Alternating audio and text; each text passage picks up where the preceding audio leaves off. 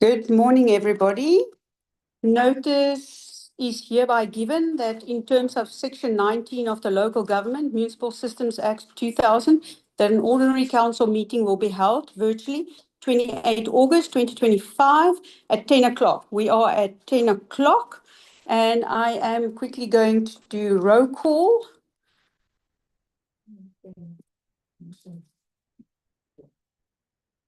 Councillor Alexander, are you present?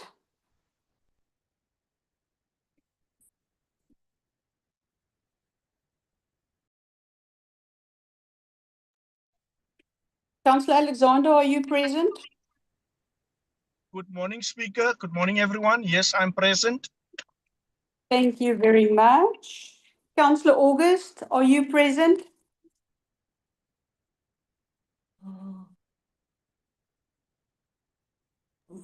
Good morning, Honourable Speaker. Good morning, everybody present. I am here, Speaker. Thank you. Thank you very much. Councillor Alderman Benson.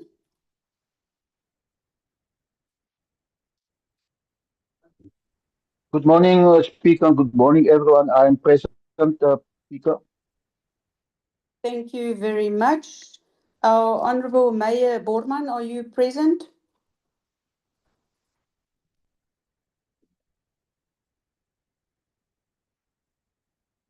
Honourable Mayor. Good morning, Speaker. I'm present. Thank you very much. Councillor Didlu, are you present?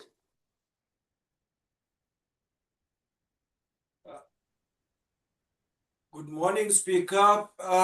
Before we even proceed, Speaker, with your indulgence, can I open up with prayer as well?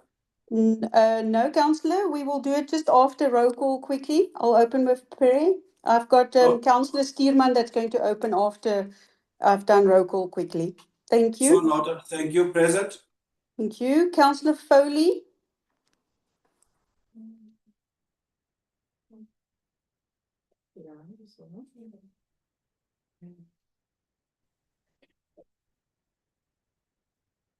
Councillor Foley, are you present?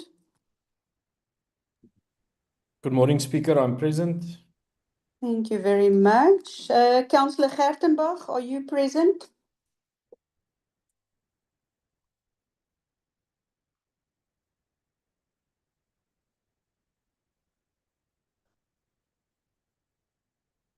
Councillor Gertenbach?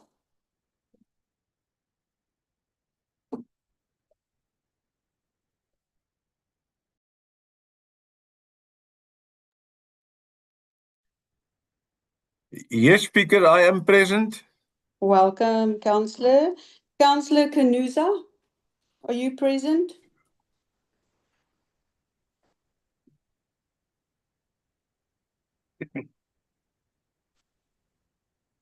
Councillor Kanuza, are you present?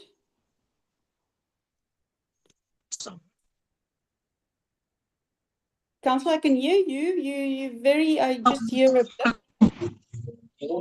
Molo Speaker Njikona. Are you present? Thank you, Councillor. Councillor Haystack, are you present? Morning, Speaker. Present. Thank you very much. Deputy Mayor Jantjies, are you present?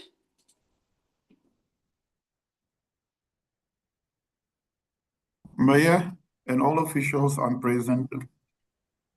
Thank you very much, Deputy Mayor. Councillor Mbandana, are you present?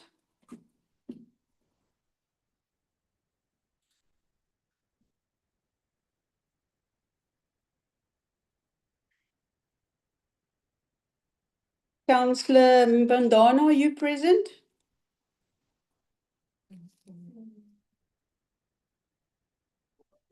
We'll come back to you. Councillor Mbuku.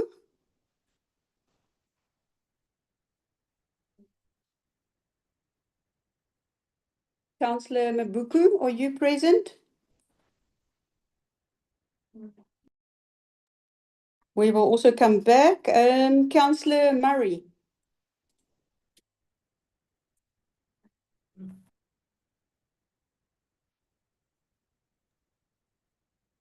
Councillor Murray, are you present?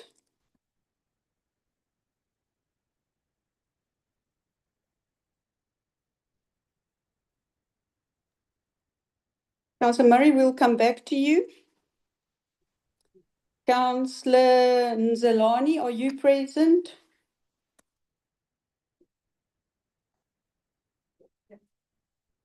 Councillor Nzelani, are you present? Molweni nonke apha entlanganisweni ndikhona Somlomo enkosi. Welcome, Councillor. Councillor Nichols, are you present? Good morning, Speaker. I'm present. Welcome. Councillor Nkilishani, are you present?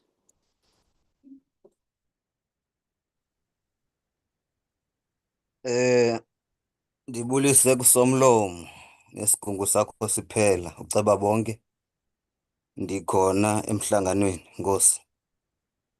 Thank you, Councillor. Councillor Ntengwane, are you present?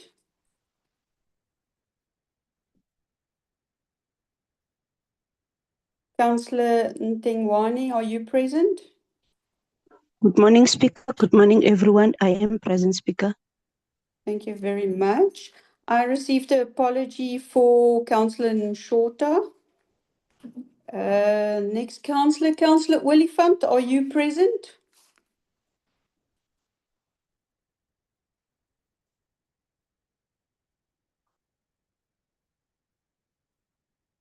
Councillor Oliphant?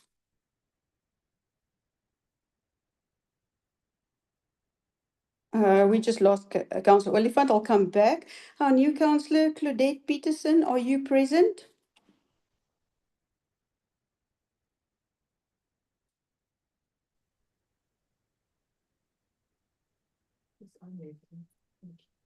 Councillor Claudette Peterson, are you present? I'm present, Councillor. Thank you. Welcome. Thank you. Next Councillor, Councillor Wayne Peterson, are you present?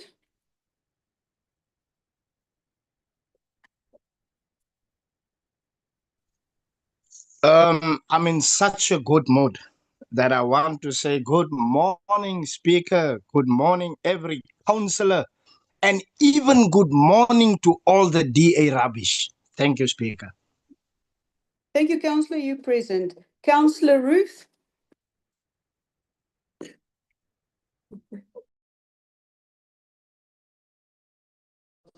Good morning, Speaker and councillors. I'm present. Councillor Stearman, are you present?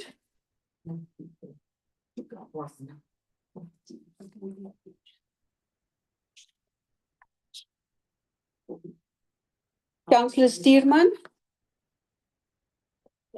Good morning, Honorable Speaker, Mayor and everybody. I'm present, thank you. Thank you. Welcome. Councillor Volji. Good morning, Speaker. I'm present.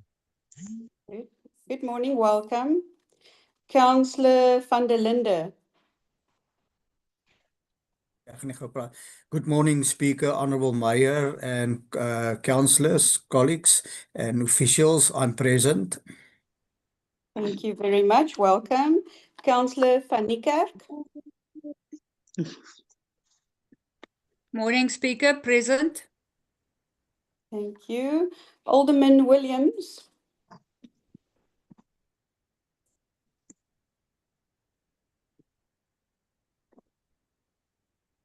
Alderman Williams.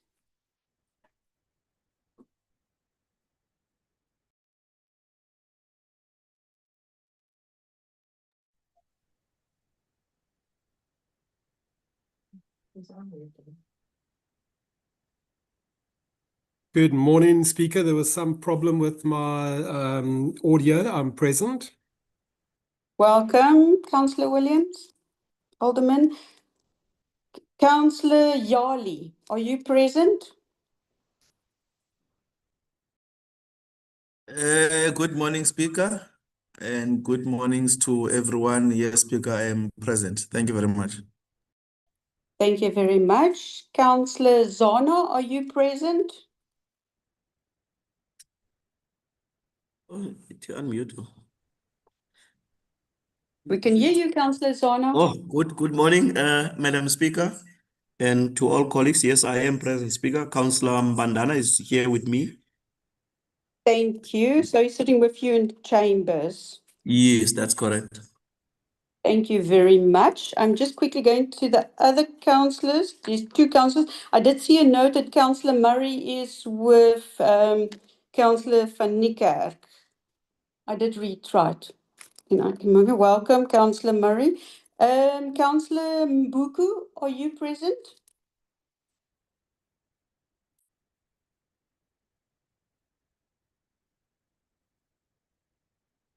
Councillor Mbuku.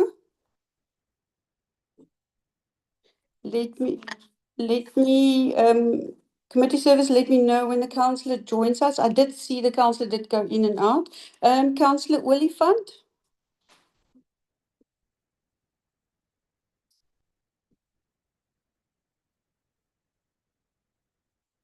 Councillor Olifant, are you present?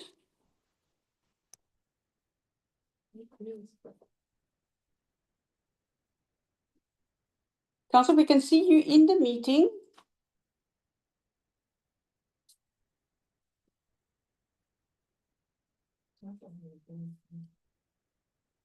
Okay, then I'm going to move on to the administration community services. Please let me know when these two councillors are present again. Yeah, Yes. Diva. Welcome. Dikona, Mola, sister. Kunjani. Good morning, Councillor Olifant. So you are present. Welcome.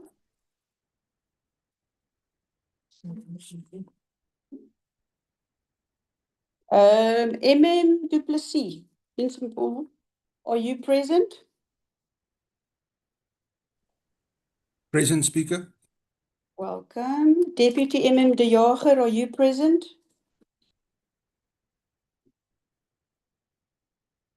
Morning, Speaker.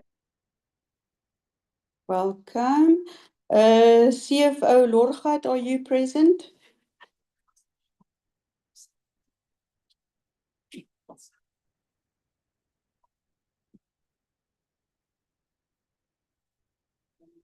CFO Lorgat, are you present? Good morning, Speaker. Present. Welcome. Community Services Director Makalesi, are you present?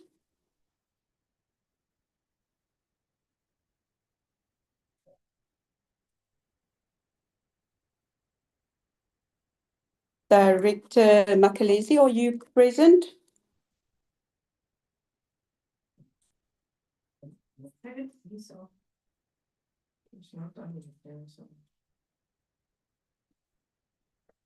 Good morning, Speaker. I'm present. Thank you. Thank you. And then Legal Services Opperman is sitting with me in the office here. Director Ramakawela, are you present?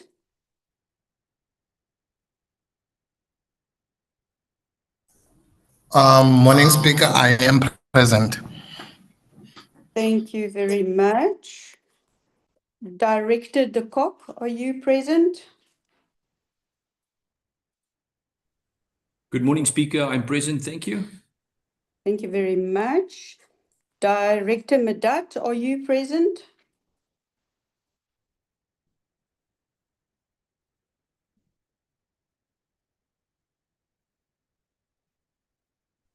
Good morning, Speaker, councillors and colleagues. I'm present. Thank you very much. And then the rest of committee services are sitting with me.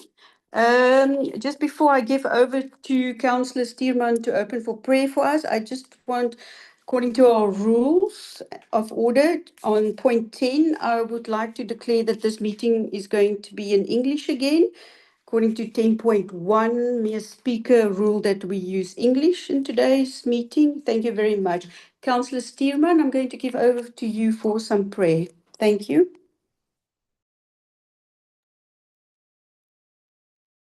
Thank you once again, Speaker, and good morning, everybody. Let's close our eyes for prayer. Dear Lord, please guide us with wisdom and fill our hearts with love and our life with blessings and joy. Please grant us clarity on thought, unity of purpose, and courage to make decisions that benefit our communities. We ask this in your almighty name. Amen. Thank you, Speaker. Thank you very much, Councillor Stearman. I'm going to point 5, presentations. We don't have any. Then I'm moving to number 6, acknowledgements, condolences, and congratulations. I'll go by hand. So councillors that would like congratulations, please put your hand. Councillor Olifant, your hand is raised first. No, thank you very much, Speaker. Speaker, before I speak, on my congratulations and whatever. Are you intimidating us to speak in English because of the irrelevant and unconstitutional rule that you have just referred to now? Does that rule exceed the master of the constitution, so to speak? Are you Councillor? dictating to us to speak in English?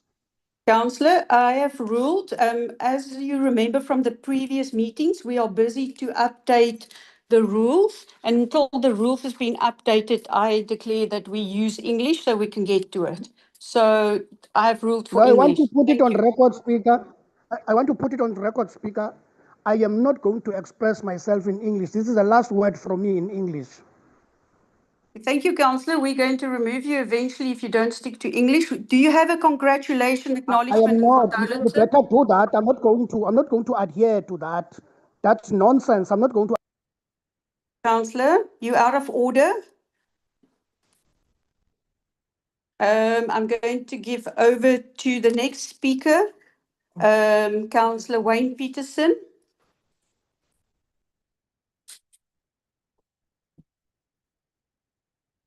Speaker, before I continue with the congratulations, I find it odd that my first name is always on your tongue.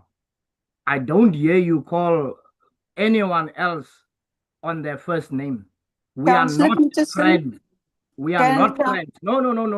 We are not friends. We are not Councillor- on a first name basis. Councillor, the reason why I called your name, because we have two Councillor Petersons, so we No, can call her. differentiate Call which that. one. Call the new one on her name. Don't call me on my name. We are not friends. And now Councillor, let do me you have proceed. Councillor, do you have acknowledgements, condolences? I will proceed with my acknowledgement and condolences. I would like to rise in acknowledging and congratulating the community of Knoflokskraal in the Western Cape, who has gone and defied all odds and attempts by this racist DA political party, who aims and seeks to evict them from land that has never belonged to any white man. So I am rising in solidarity with that community in saying, as the Khoi and San nations of this country, we will never find ourselves in a position where white people will come and dictate to us what will happen in this country. They have come here on a boat, not with any land on that boat. Yet Councillor? today they want to lay claim to what belongs to Councillor us. Peterson, So you're busy I with the salute speech. you in Councillor, you're busy with speech. That's not acknowledgement, a condolence, or congratulations. I am going to the next speaker, Councillor Nkilishani.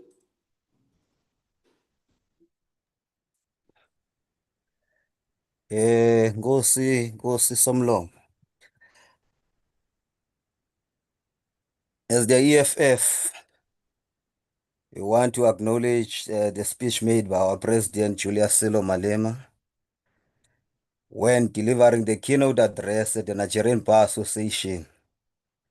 He delivered a revolutionary and progressive message that touched on African unity and industrialization to grow our economy as one Africa. Ngenye imini nizawuthi bhuti. We also wish to extend our condolences to the family and friends, colleagues of a broadcaster and a journalist, CD Madia. Ndiyabulela Speaker. Nkosi.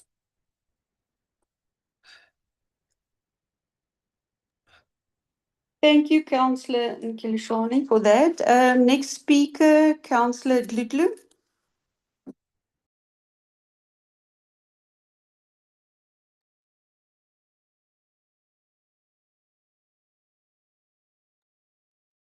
Speaker, before we even get there, Speaker, I'm not happy with this. You are in breach of Rule 1.1 and 1.2, Speaker, for not allowing us to debate or even raise point of orders on certain statements. So please, Councillor? Speaker, Councillor Gleeson, I'm do not you happy have with the an current setup. acknowledgement? No, that's it, Speaker. I wanted to, with Councillor Peterson to withdraw his statement. He just referred to all gay councillors as rubbish. And I'm demanding that you withdraw that statement. Thank you. Councillor, thank you, but noted. I'm now on acknowledgements. Councillor Mbandana, do you have some acknowledgement, condolences, or congratulations?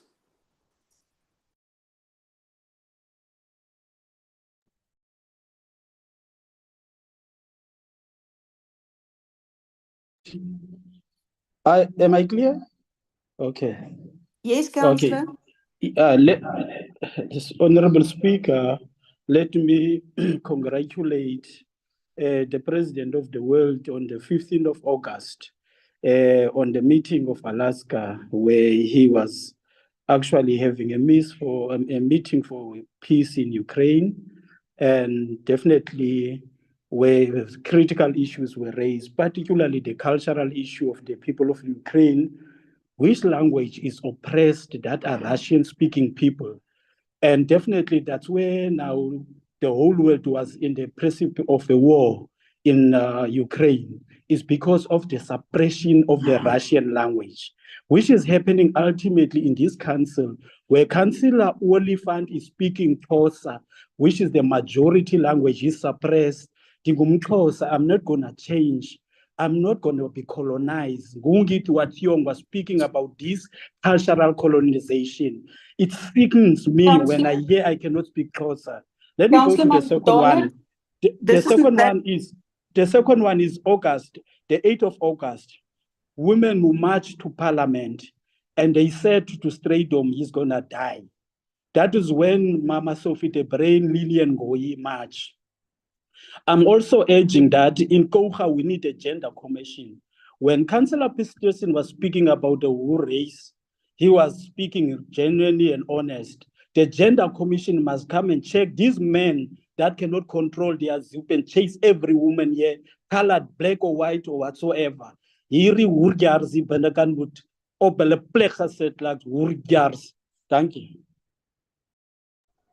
Thank you, Councillor Mbandana. Councillor Alderman Benson, you the next speaker.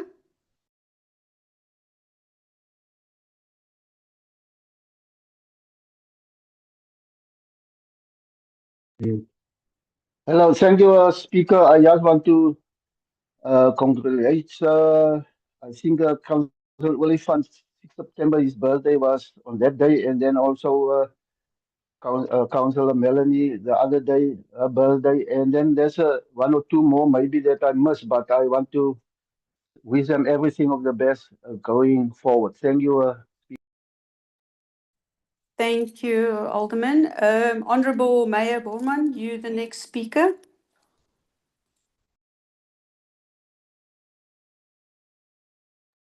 Thank you very much, Honourable Speaker.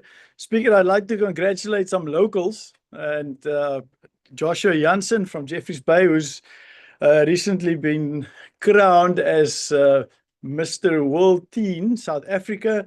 He's going to represent not only South Africa, but Kocha and Jeffreys Bay in Lima, Peru, as well as in Cairo in Egypt at the World Teen competition, which is really wonderful for our local people to be just recognized on such a massively global scale, which is really wonderful for our town, for our area, and we're really proud of the work that he has done. Then I also want to congratulate Naledi Pandor for speaking out against all the wrongs that's happening in her own party. Thank you very much. Thank you so much, Honourable Mayor. Next speaker is Councillor Ruth.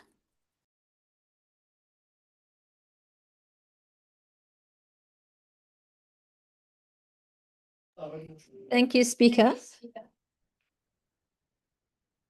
I'd like to, as a woman, echo Mayor's sentiments on Naledi Pandor speaking truth to power within her own ranks. That's really refreshing, and it's the Naledi Pandor that we know and salute as a true warrior for women and against corruption in this country. And Also on women, I'd like to thank the women who have been walking the sunrise to sunset, the 100 kilometers walk that includes Coger every year.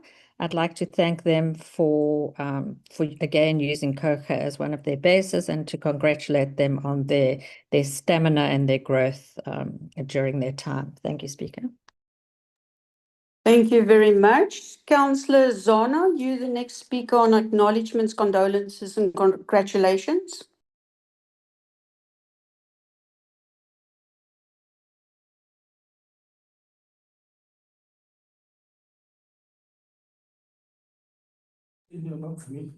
Oh, the host have now finally allowed me to speak, Madam Speaker.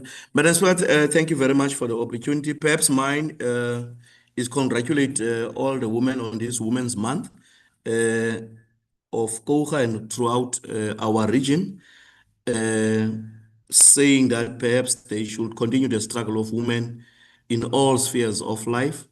I also want perhaps to come to something that is very profound to our hearts as African National Congress, the killing of journalists that is happening in Gaza, in Palestine.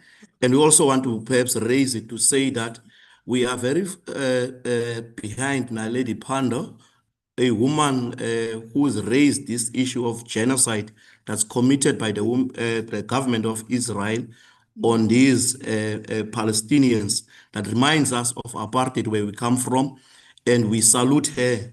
That still, that in the African National Congress, we are not barred from talking the truth.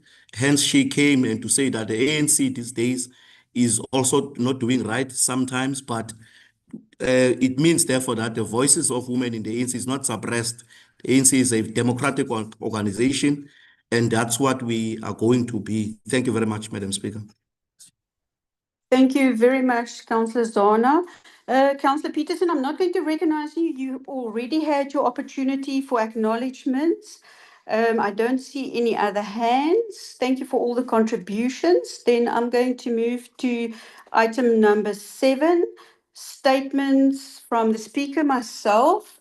Honourable Mayor, members of Council, officials, online guests and colleagues.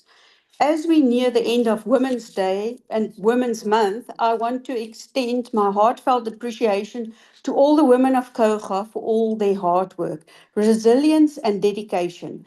I've also been inspired by the wisdom shared in all the video clips on our Facebook page, a true reflection of strength and insight of our community women. A special congratulations goes to Cape St. Francis local, Hayley Ace, who has been inducted into the World Transplant Games Hall of Fame for her incredible contribution to organ transplant athletics. With over 10 World Transplant Games that she led for South Africa, she has earned no less than 29 gold medals, 9 silver and 1 bronze. What an extraordinary achievement, and she makes us all proud. We also welcome a warm welcome to our new member, Ms. Peterson, councillor, as our newest councillor on council. It's wonderful to see that we are now 10 women strong on our council, a testament to grow of the voice of women in leadership. I'm looking forward to a successful council meeting. Thank you. Then I move over to point number 8, statements of communication by the Executive Mayor. Mayor, over to you. Thank you very much, Honourable Speaker. Speaker, it's really an honor to be here this morning with Council. To all our councillors, mayoral committee members, our MM and directors, it's really wonderful to have you here with us. I do want to start with also just welcoming our new councillor, Councillor Peterson from the Patriotic Alliance.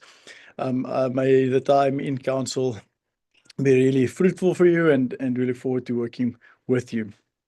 Speaker, there's a lot happening currently in Kouga municipality and things that we can really be proud of. We have large infrastructure developments and upgrades happening from an electricity point of view. We've got tenders going out for battery storage. We've got substations being upgraded, various of our substations and power stations being upgraded, which unlocks opportunities for our residents to have a better life. It increases our capacity for future development.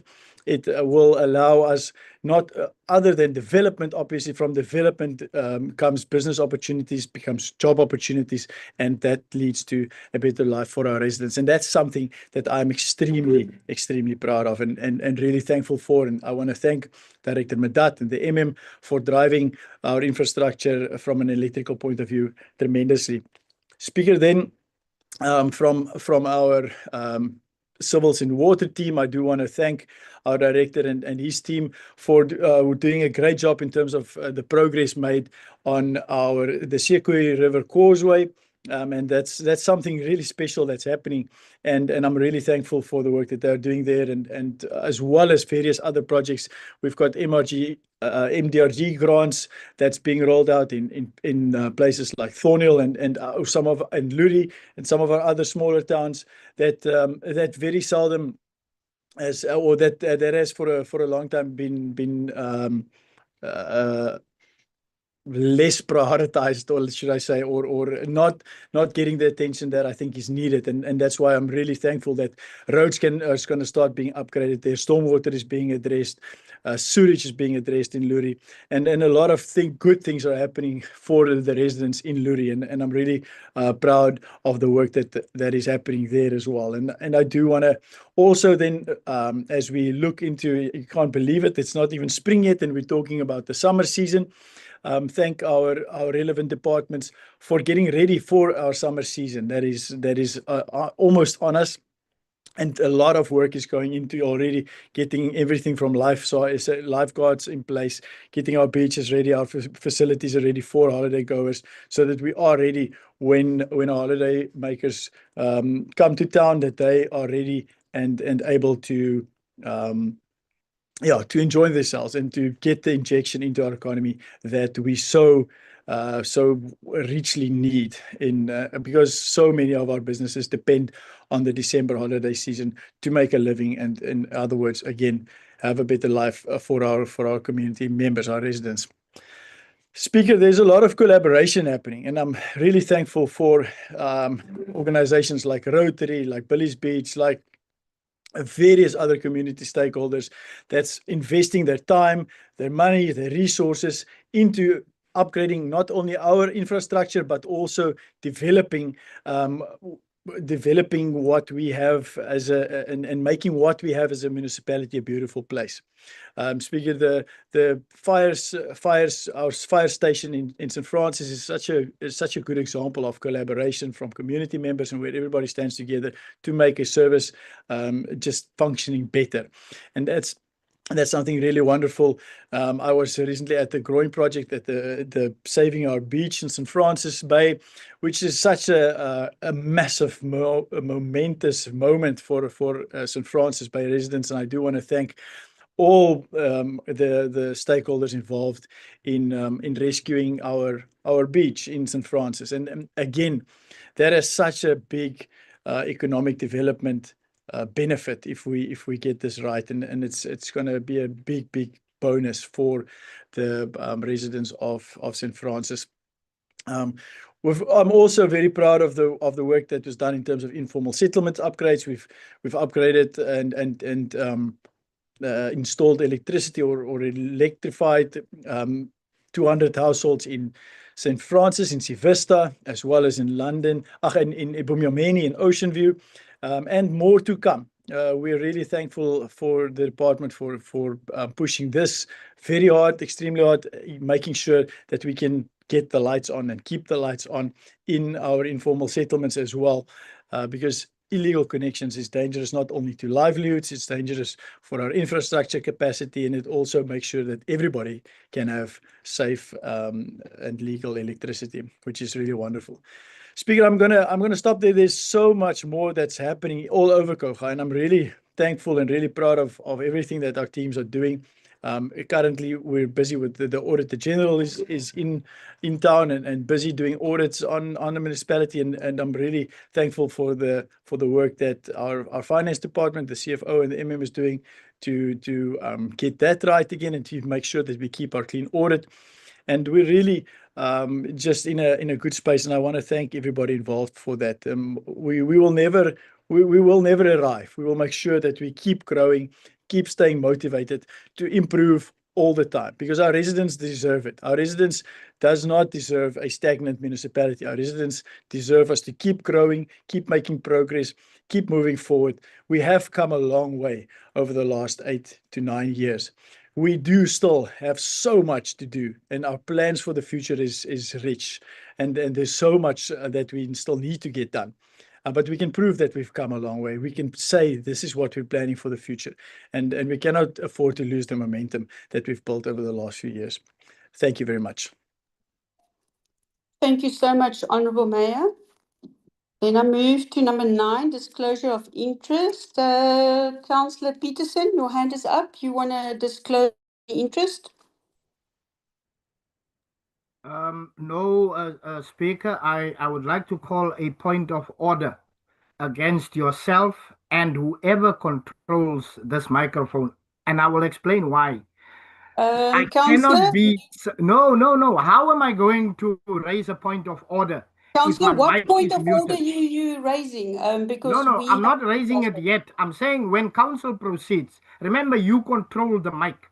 How will I raise a point of order when you mute my mic? Councillor, please raise your hand if you want to raise a point of order, and we will acknowledge you. Thank you. Anybody else? There was no point of order somewhere else. We were busy with speaking. I was raising it because how can I raise my hand and how can I speak when it is you who controls the mic? Remember, you made a ruling, and we can go back into record, where you said that when it's a point of order, you are allowed to just speak without raising your hand. You said so. Councillor, I'm going to mute you. I overrule you. And please remember Rule 31.3. When I speak, you must be silent. So if you would like to have a point of order or somewhere to talk, please raise your hand and we will unmute you. Are there any disclosures of interest? I don't see anybody. I do note, yes, Councillor Peterson, your hand is up. Do you have the disclosure of interest? I would like the mayor to just think before you proceed whether he has any disclosure of business interest or not. Thank you, Speaker. Thank you, Councillor. I also referred to items that is later regarding to Councillor Peterson and Councillor Oliphant, MM6 and MM7. Could I ask committee services when we do those items that those councillors will be put in a waiting room? If there's no other disclosure of interest, I will move over. Let's see, Councillor Mbandana, do you have a disclosure of interest? No, Chair, I'm just indulging on the part that actually argues when it's the time of Councillor Peterson and Oliphant to actually discuss their item, because that's actually referred to as disclosure of interest. I'm sure when it's about Councillor Oliphant, Councillor Peterson can engage. And then when it's about Councillor Peterson, Councillor vice versa. So I just wanted to raise, because it's not a matter that affects them directly on a single charge, whatever it's brought forward. So I just wanted for those that are in control of our technology to give each and everyone a chance on the term that says, audi alteram partem rule. Thank you. Thank you, Councillor. Just to be clear, on MM6, we're only going to ask Councillor Oliphant to be in the waiting room, and on MM7, we're going to ask Councillor Peterson to be in the waiting room. All other councillors will still be present. I hope that's clear enough. Thank you very much. Then I'm going to move over to number 10, statutory matters, which we don't have. 11, we didn't have a mayoral committee, foreseen there's no minutes of those. We'll have them next time. Number 12, confirmation of minutes of the previous council meeting. 12.1 is the minutes of the ordinary council meeting held on 26 June 2025 from page 7 to page 37. There was a request to check the minutes of the meeting and the recordings, and the administration did check it for us and did confirm it is true. I would like to know if there's anything else and if there's somebody that would like to propose these minutes.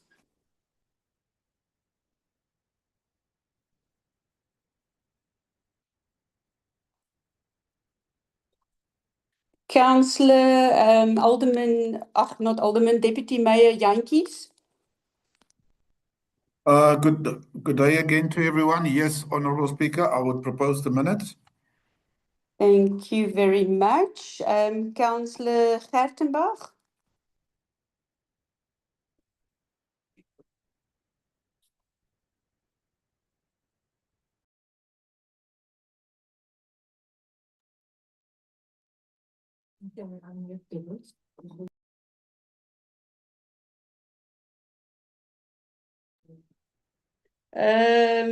Councillor Gartenbach, I will second, Speaker. Thank you very much.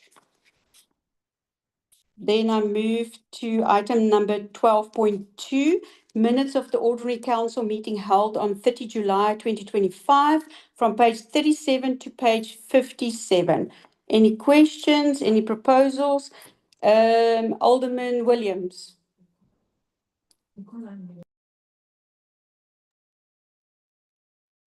Thank you, Speaker. Just a question of clarity on page 47. Under 2507 MM2, the item was withdrawn and the correct report was supposed to be submitted to council, but I don't see the Q4 performance report in the council agenda. If I could just get some clarification on that. Thank you, Speaker.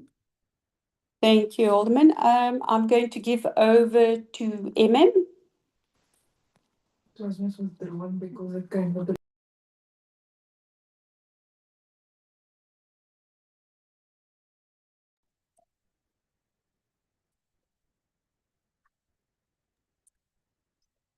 Thank you, Speaker. The fourth quarter performance report is the same, exactly the same as the draft annual report that is on for consideration on our MM reports later on today. Thank you, MM. Alderman Williams, I hope that is clarity. Any other questions or proposals?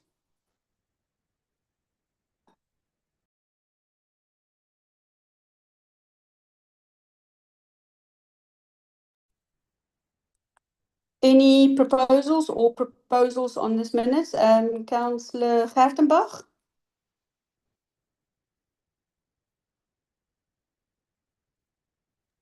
I would like to propose that we accept this minutes. Thank you. Thank you very much. I need a seconder.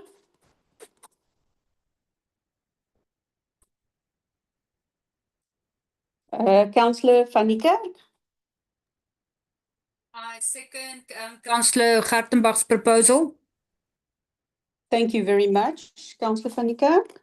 That ends item number 12. Then I move over to 13, reports of committees of council. Report back on SARA District Municipality. I just want to give council some feedback on it. We're in discussions with Councillor Kanuza, and she is busy with the administration to prepare for next council a report for us. So that's wonderful news. Thank you, Councillor Kanuza, for all those feedbacks. So we're looking forward on that. Councillor Peterson, your hand is up.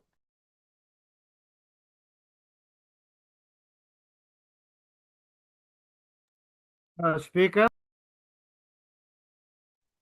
Yes. I don't know. Someone is muting me every time. I don't know why. You need to control your animals. Someone is muting me and I don't know why. Councillor Peterson, that's uncalled for. Did you want No, some but clarity? they need to be kept on a leash. I wanted to ask, how is it, or let me rather rephrase the question.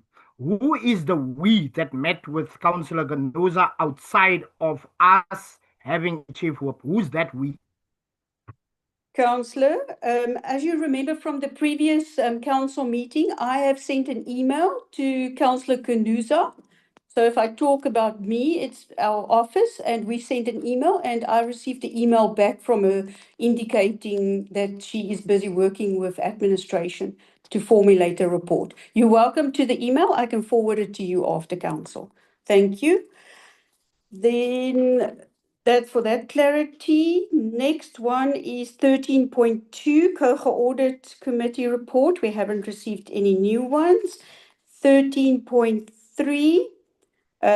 We haven't had a Rules and Ethics Committee in a while, so there's no reports at the moment. Then 13.4, Municipal Public Accounts Committee. We also haven't had that meeting, a report from them yet. Then Municipal Bylaws and Policies, we had in the previous one. We don't have any today. Reports from Minimec, we haven't had one either. Then I'm moving over to item number 15, reports by the Office of the Municipal Manager. For MM1, I'm going to give over to MM Du Plessis. Thank you.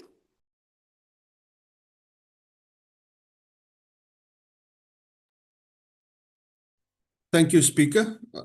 The first item then, 2508 MM1. That is Council Resolutions as at 30 July 2025. The items run from pages 60 to 120, and the recommendations are on page 61. Thank you very much, MM. My first speaker of today is Councillor van der Linde.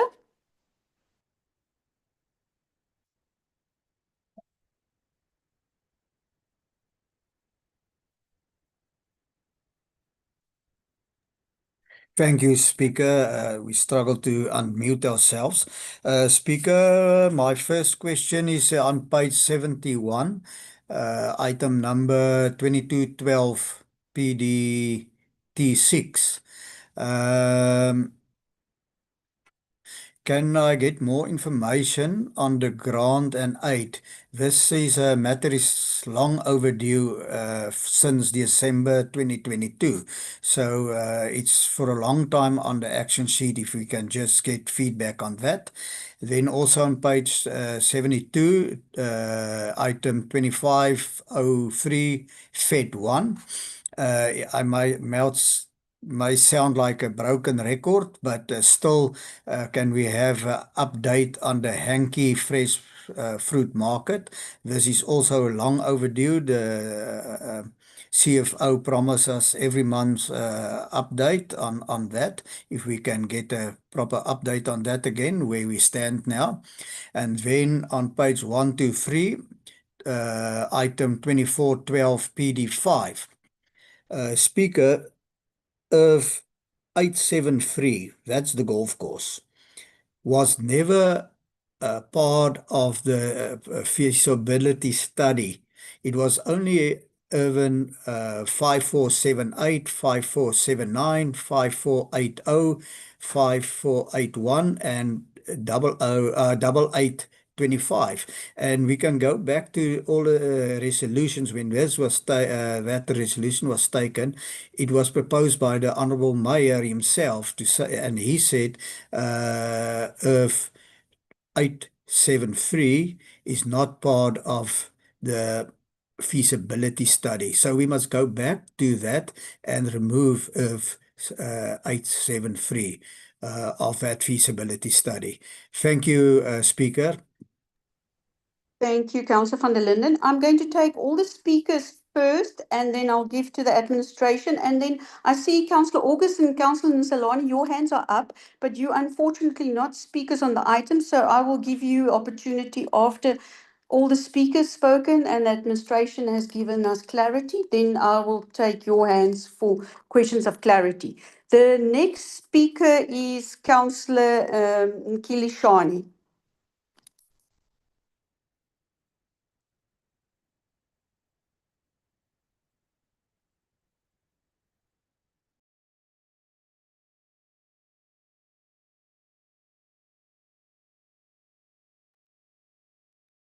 Councillor Nkilishani, I can see you unmuted.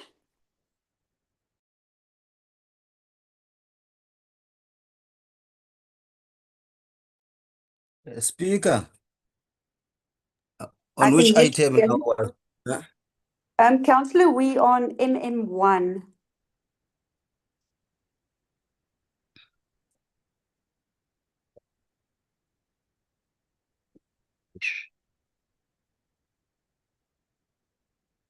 Councillor, the floor No, is you yours. can move to the next speaker. Okay. You can move to give the next speaker, then I'll come back later. Okay, I'll come back to you, Councillor. The next speaker on the list is Councillor Zana.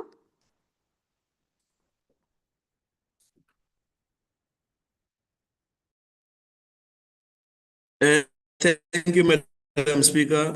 Perhaps mine is on page 65 and 68. I just want to understand, Speaker, in terms of the report here, it says that issue Councillor Pearson appeal to the MEC as required by legislation.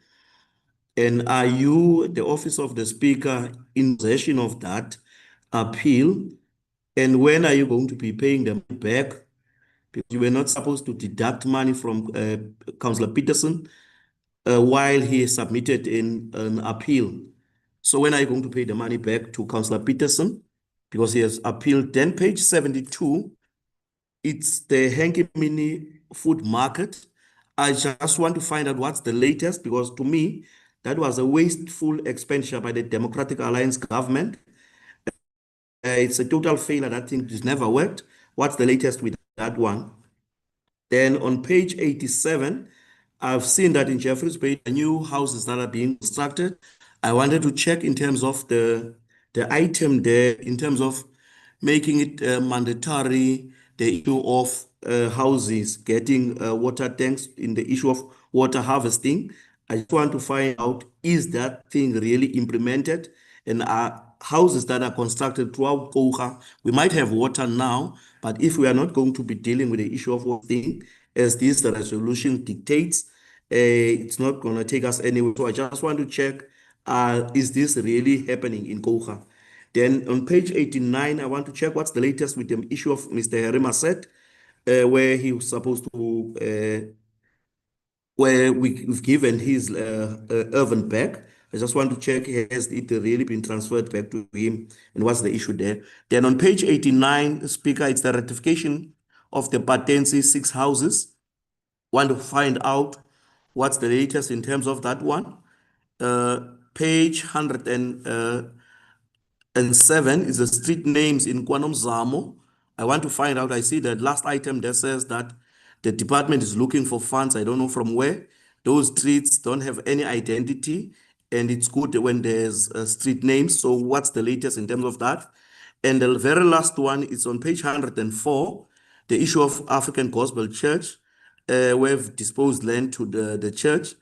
I just want to find out what's the latest in terms of that. Has there been contact made with the leadership of that particular church in Patensi? I thank you, Madam Speaker. Thank you, Councillor Zana. The next speaker on the item is Alderman Williams.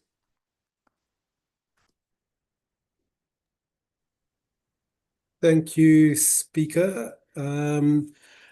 Speaker, the DA caucus is very concerned about the number of outstanding council resolutions. So we'd like to make an added recommendation 10.3 that the administration supplies the Speaker with top management minutes over the past 3 months to facilitate oversight. I'd like to add that in as a 10.3. Thank you, Speaker. Thank you, Alderman. Do I have a seconder, Councillor van der Linde?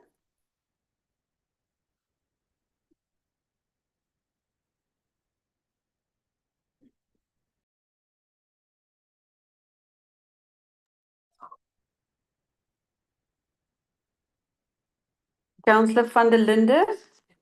Thank you, Speaker. Speaker, yeah, we struggle to unmute ourselves because you have control over that, so it's difficult for us. But I will second that proposal. Thank you, Speaker. Thank you very much. I'm just going to carry on with all the questions and then we will decide on it at the end. Then I've got Councillor Foley as the next speaker.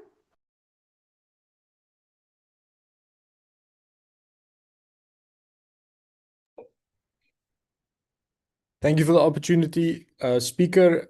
Speaker, I am partially covered by one of the previous speakers, but just on page 71 regarding the SMME forum, the point that is there under PDT 14 and again with PDT 6, the grant in aid policy, and then also on the tourism and marketing plan with FED 7. Speaker, I do want to ask that we get execution dates for all of these items. Like Councillor van der Linde said, we have been waiting very long time for some of these items. So, Speaker, just through you to the CFO, I just want to ask that we put execution dates for when these items can be expected in the portfolio meeting and when they will be executed. Thank you so much, Speaker. Thank you, Councillor Foley. Councillor Nkilishani, are you ready now with your questions before I give to the administration for answers? I will speak. Right. Yes. Covered. Are you covered? Thank you very much. Du Plessis, I'm going to give over to you and you're probably going to ask your directors to answer. There's quite a lot of questions. Thank you.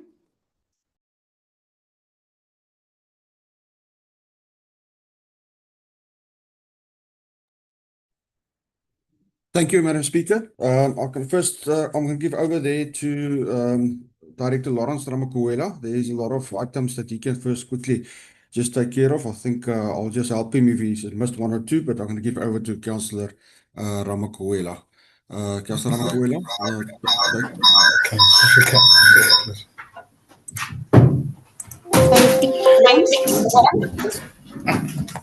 Thank you, and Speaker. Okay, let me start with the harvesting tank one. The question by Councillor Zana. Councillor, that resolution was taken during the drought, which I believe was intended to resolve the issue of the shortage of water. We discussed it internally and we want to relook the whole proposal to see if we should still continue with that. So we're having discussions internally as per the notes on the action sheet. Currently, it's not being imposed for all households or all building plans being approved because it's got financial implications which we need to reconsider. So we're going to have a meeting internally at top management, see a way forward, and then come present it to council. The issue of the same tanks in the RDP houses, it was not mandatory, but I think it's a good proposal which we can discuss with the department, depending also on the financial implication of having a harvesting tank on each dwelling unit. The issue of the 6 houses in Patensi, Opatla, we were informed by the Provincial Department of Human Settlements that Opatla was appointed. They are finalizing the SLA, so that is in progress. The issue of African Gospel Church, yes, we are in contact with them. On the 1st of August, communication was sent to them. There's few information requested from them by the appointed conveyancer. So it is in progress. I think they're expected to, they were requested rather to submit their FICA information and constitution. The same with Mr. Maseti. We are in contact with him, so that is also in progress. I think the conveyancer, there was a condition that he makes, that they be a part of a payment from him, which was communicated to him, and we are awaiting that payment for the transfer to go through. There's a question about the street names. I'm not sure if I captured it right, Councillor. What I can confirm is that in KwaNomzamo, we had approved the street names. The installation was to follow what we're busy with currently with our GIS department is capturing those names on GIS because we noted that they are not appearing currently when you Google a street, which is a challenge. I believe it's also affecting our civilian water department when there's a call out for them to go and attend to a certain street. So we have instructed the GIS office to capture the names so they can be easy to find on Google. What is to follow is the installation of the street names, just the pole and just to have that installed in all those areas. There was a comment by Councillor, I believe it's Councillor van der Linde regarding 873. We're noting that. I think I'm going to sit with the legal department to relook at how the resolution read. And I'm noting his comments. An appointment was made. However, if he is correct, and we can engage him also just so that we are on the same page. If indeed he is correct that 873, because as the mayor indicated, the intention is not to develop that property, but a feasibility does not necessarily mean that we're going to develop, but I understand his concern. We can always descope the work that is to be done to deal with the surrounding properties, and that's how we can deal with it. But I can confirm that he is right, that the intention was never to develop that property. Thank you, Chair. I think those were the questions to planning and development. Thank you, Director. Eamon, back to you. I'm not sure if CFO is going to answer the other ones and Leanne, the other one of the MEC. I'm going to give over to the CFO first, and then we give over to legal to respond. Thank you very much.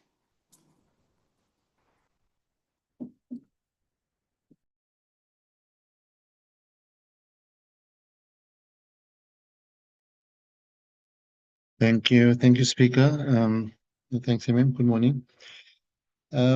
Two issues from my side. The one was page 27 in terms of Hankie Mini Fresh Food Produce Market. My comment over there was we were waiting for, obviously, responses internally from all the departments.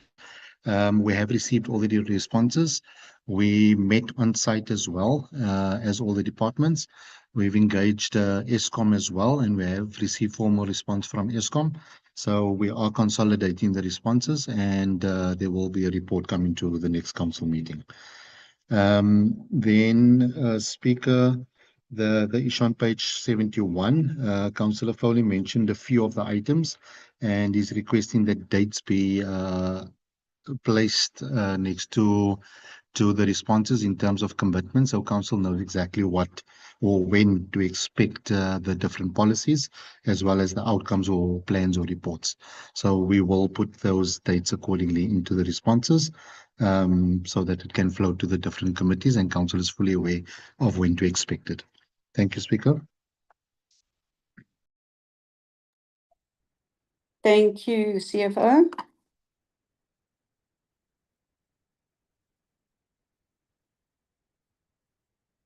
Eamon, if it's okay with you, Leanne is sitting with me, then she can comment on the question regarding the MEC. Thank you, Speaker. In respect of the question regarding the appeal matter, just the fact that there is an appeal being lodged by Councillor Peterson to the office of the MEC does not mean that the money would be paid back. The municipality is considering the application or the appeal received, and there are grounds for the review of the decision of the MEC, which will be addressed in the litigation report that will be submitted through the mayoral committee next week, and then will obviously filter through to the next council meeting. Thank you, Speaker. Thank you, Ms. Opperman, for that update. Okay, I'm going to take questions of clarity. Councillor Nkilishane, your hand is up first.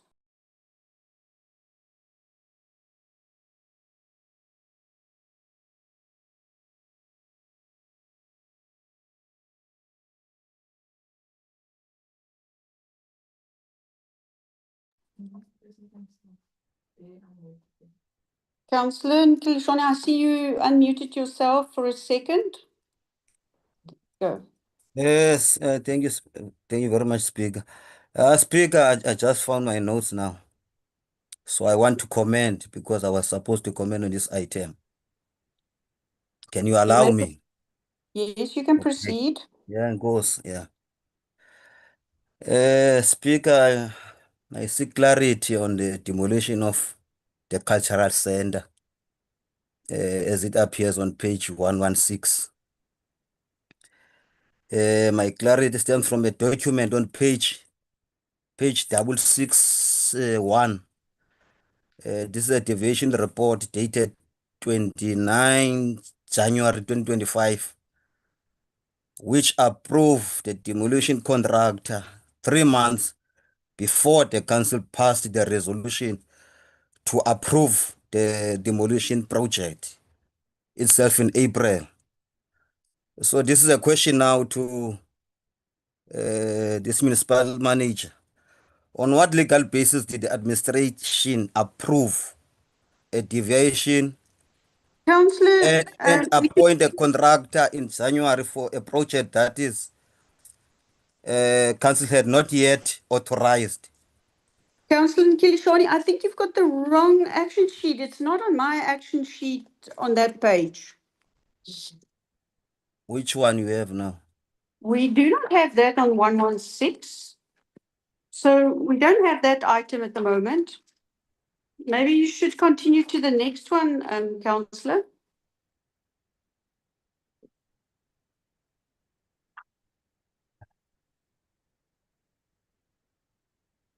Councillor, you may proceed to the next item. It's on page 117, Councillor. Thank you. I've seen that. Thank you. Okay. 117. Yes. I have that item. Do you have another question? No, not yet. It's fine.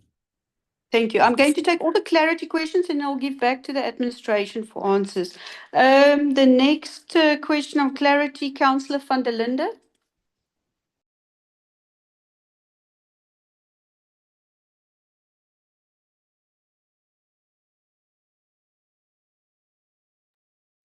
Thank you, Speaker.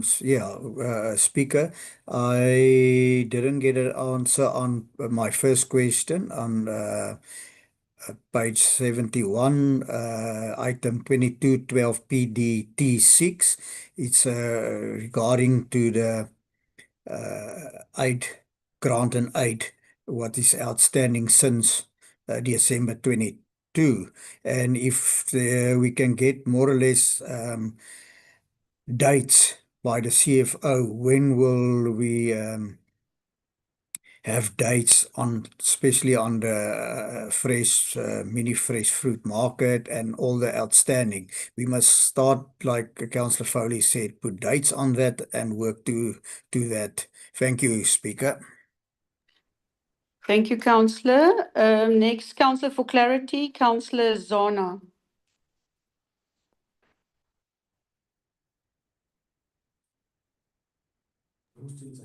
You can get host, yeah. Thank you, Speaker. Yeah, we are still trying to get used to this thing of not unmuting ourselves. Speaker, perhaps my clarity is just, I did not get Ms. Opperman quite clear. Did she say that it's correct to impose a sanction while there's an appeal? I just want clarity in terms of that. So does it mean it was correct to deduct money while the council has appealed? Then my second one is clarity and final clarity is on the issue of the Henki Mini food market. is it correct to think or to, I don't want to say it's an assumption, Speaker, but from the CFO that was indeed a fruitless and wasteful expenditure? Can we come to that conclusion as councillors? Thank you. Thank you, Councillor, for that clarity question. The next speaker on clarity is Councillor Peterson. I don't even want to say thank you, Speaker, anymore, because it's because of these thank yous that you think we are your subjects. I hate this idea where the DA has moved to Eckers Bar's DA's class. When I say you can speak, you shall speak. This is council. It's Councillor? not DA's thing. No, Councillor, what Speaker, is I'm your coming to the point. question? I'll ask the clarity. I'll ask the clarity questions. I'm just raising this because somehow the DA thinks that COGA belongs to them and not council. We are part of council. We have equal right to speak whenever we need to speak in council, same as Councillor, Hatem you've Borman. got 30 seconds I'll to ask the ask the question. question. I'll ask the question. The drought relief initiative with the water tanks, was it a council resolution? And if so, how is Councillor, it that which administration... page? Councillor, what page are you on for that question? I am speaking on the response that was given by the director Ramakwela.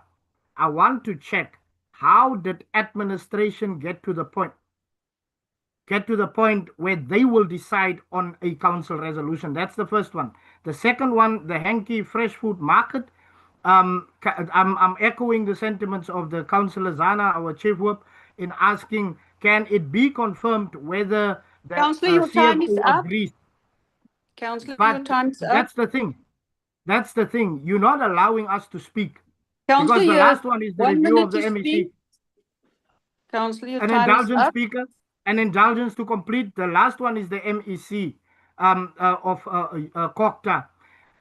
Is that a decision? Is that not a decision of council to bring the MEC's recommendations on review in a court of law? Should it not be council's decision to decide that, or whether is it the MM's decision? That's all I Thank you, want to know. Councillor Thank you, Speaker. Peterson. We note that. Next speaker is Councillor Mbandana. Yeah, thank you, Speaker. Speaker, just one on the Patin C6. I heard the director saying a contractor has been appointed, so by the human settlement. However, there was no clarity as to why has the work not begun, because the budget is there and definitely the appointment is done. What are you waiting for? I just want the clarity on that one. Let me go also, is it page 65 or on the review on appeal from Ms. Opperman? Ms. Opperman, I'm sure a verdict was given against Councillor Oliphant, and definitely the recommendations were sent to the MEC. He also submitted his reasons for the fact that this matter should be dismissed because it was baseless charges against him. So the point that I want to raise from Ms. Opperman, there is a Latin term that says nemo iudex in sua causa. I'm sure here COGA brought a prosecutor from Western Cape. The same prosecutor was a judge of Councillor Peterson. So the MEC has rejected this on those grounds. So I'm sure if the MEC has rejected the recommendation of COGA municipality and the appeal is approved of Councillor Peterson, he should be paid back. What are we waiting for? Thank you, Councillor. And definitely on the DA's fruitless exercise in Hanky. You build a mini market for the Councillor, people your where time you is did up. not I'm even going to ask them mute where you. do they want a market. Thank you very much. Honourable Mayor Borman, your questions of clarity. Thank you, Speaker. I just wanted to comment that I've had a discussion with the MM about action sheets in general, and these action sheets that's in front of us, and the fact that we need to deliberate on it more. And I want to make a proposal that we also send these, or that we send these action sheets to the M&E portfolio or the M&E committee, monitoring and evaluation committee, to engage on this in a lot more detail, because as council, we don't have enough time in a council meeting to fully ask questions and engage further. And that would give a platform for a lot more deliberation, for a lot more integrated feedback, back and forth, answers and questions and clarities and so forth. I think that would definitely assist a lot. And then secondly, I want to thank you for the way that you conduct these meetings. Everybody that puts their hand up is allowed to speak, and that is as easy as that. Thank you very much. Thank you, Honourable Mayor. We have a proposed recommendation for these action sheets to go to monitoring and evaluation so we can scrutinize them even more. Do I have a seconder?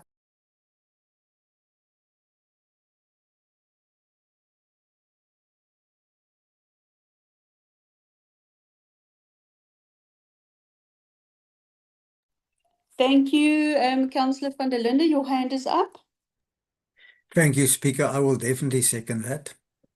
Thank you very much. So we're going to ask for all these things to go to monitoring and evaluation. But I'm also quickly going to give back to MM so he can quickly ask CFO Director Ramawala and Leanne to comment. Thank you, MM.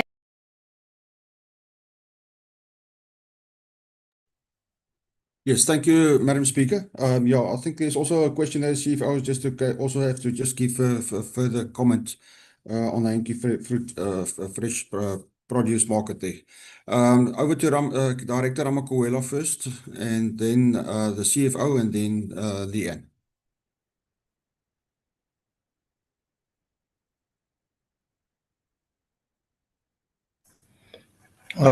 Thank you, MM.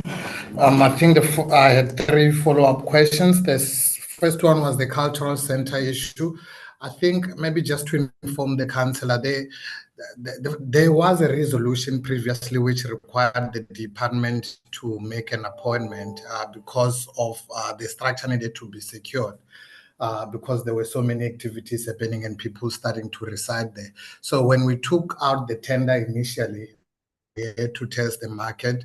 So the main objective was, how do we secure the property and doing a test on whether the budget, which was already provided and approved by council, was sufficient. So the deviation had to cover all that scope of work. And after a resolution was made that it's much cheaper to demolish, which will save council a lot of money. There was a resolution previously which required us to make an appointment so that we don't get more people on the property. With regards to the question on the water tanks, the resolution was not saying it's mandatory. As I captured it right, how I read it, it was taken to be done. And then that the study was to whether the implication of those on municipality water bills and stuff. But then during the study, that's where the whole drought issue got to be better. And that's why I mentioned that we are now relooking at that resolution to see if the study would go the direction that was intended initially. It was not mandatory, just to confirm. It was to say a study must be done. Regarding the 6 council, I think I did mention it, that yes, a contractor was appointed. But we were informed that they are finalizing the SLAs. It's part of the process. We do follow up. We follow up frequently. We did follow up even this week in preparation of this meeting. We talk to Nkosi regularly because and it's been coming for so long. But he confirmed that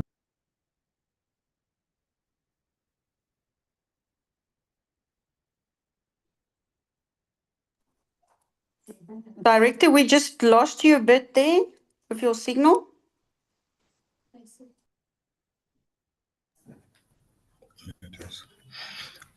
Speaker, can you hear me? Yes, I can hear you now. Okay, now better. I'm not sure at which part, Speaker. Was the first questions captured? Were the first questions captured? Yes. Responses rather. I was responding to the issue of the water tanks that the resolution was that a study be done, which is what I mentioned that we are discussing it internally to see which direction we must take now that the situation has improved. And also the implication of doing making it mandatory. That's on the water tanks. On the patents, that an appointment was made, but he confirmed that they're just finalizing the SLA. And I've further mentioned that we understand how urgent this is, and we keep following up with the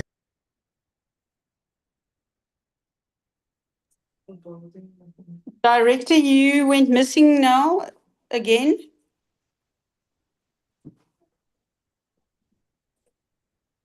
I'm not sure if you want to take over, but I think I understand that the director was saying they are coming up with things, and if there's new changes, they'll come to council with an item.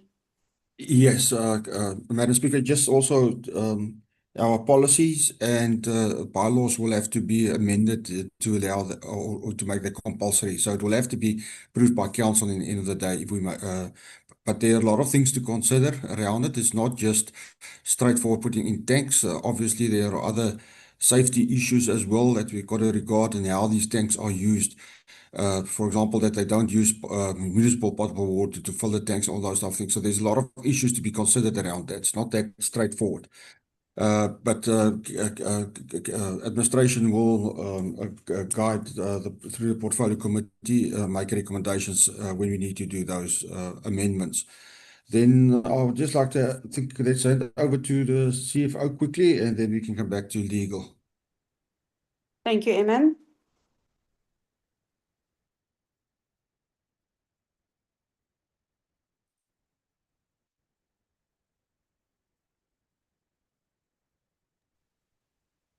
Thank you, Speaker. Speaker, on my side, there's two issues. The one on granting aid, that policy. So what we're doing, we are looking at it in terms of bringing it as a funding policy, which incorporates various types of funding. So whether a community wants to do a project internally, how do we then formalize that in terms of sponsorships and granting aid, all the different type of funding. So we're definitely working on that. I have noted it when Councillor Foley raised it in terms of having specific dates. So we'll definitely provide the updated dates for each action. And then the issue on Hanky fresh food produce market. The question, and for me to say that it's a fruitless expenditure at this point, unfortunately, I cannot do that.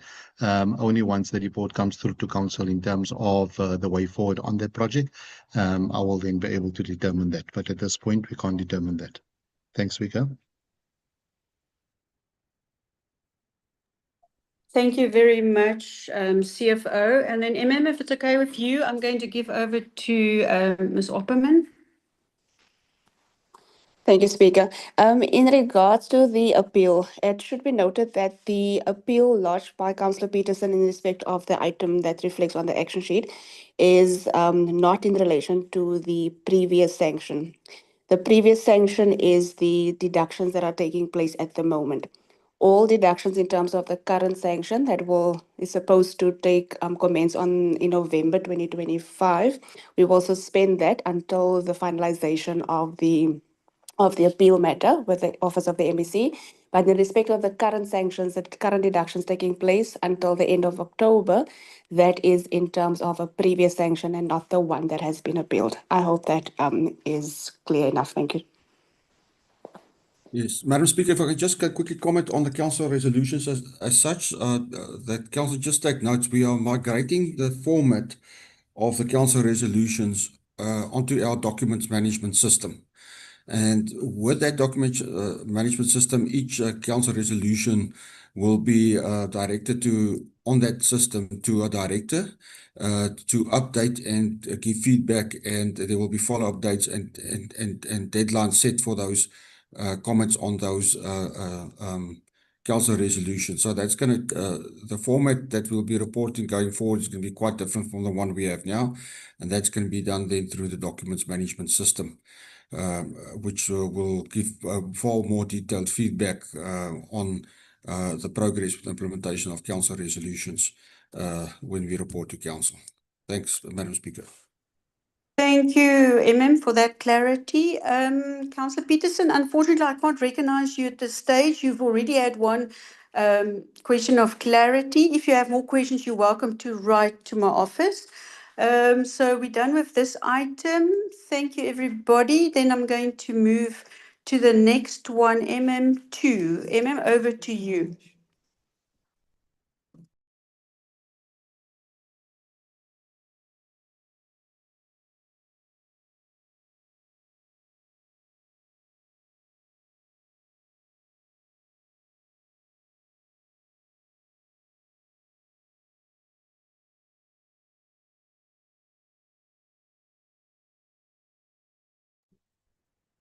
Over to you for MM2.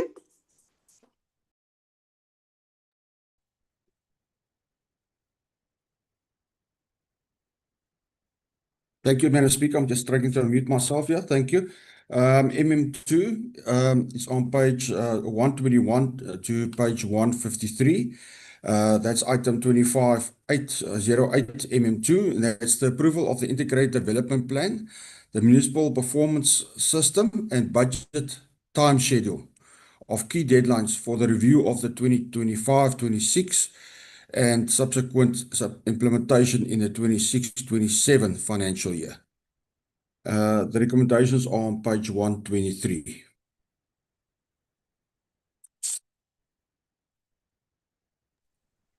Thank you, I'm going to go over to the speakers on this item.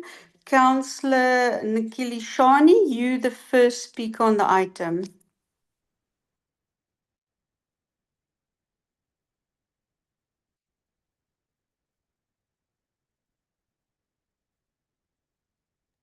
Councillor Peterson, unfortunately, you can't have a point of order at this stage. I'm giving over to the first speaker at the moment, so there's no raise for a point of order. Councillor Nkilishani, the floor is yours.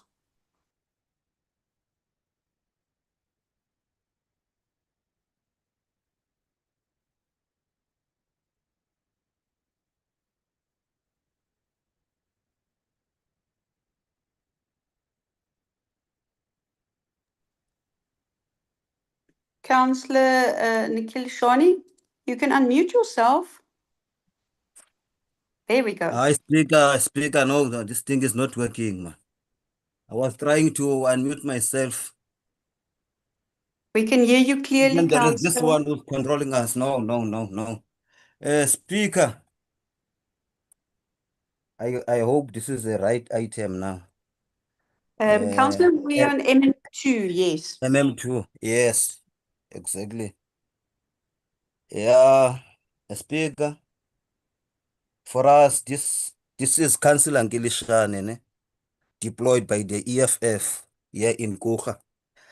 This IDP process plan looks like a good on paper, but the Q3 performance report, we noted earlier, it shows we are failing to meet many of the current IDP targets, especially for the capital projects in the disadvantaged areas. What concrete steps will be taken this year to ensure the new IDP is realistic and that the projects we plan are actually delivered on time and within the budget? The plan talks about the public participation, but we constantly hear that some communities like Fontaine, Hange, even here in Ocean View, feel excluded from the IDP process. Question now, how will this year process be different? Can we get a specific word by word plan for public meetings to ensure truly inclusive participation, not just a tick box exercise? The action sheet shows we have a long list of unfulfilled resolution, some dating back 3 to 4 years, that are directly tied up to our IDP goals. How can we have a confidence in planning for 2026-27 when we are still failing to implement the core projects of the previous IDP cycles? What is the strategy to clear this backlog? That is a question from the EFF. My name is Kobutile Nglishane. Thank you. Thank you very much, Councillor, for your questions. The second speaker on my list is Councillor Yali. Floor is yours.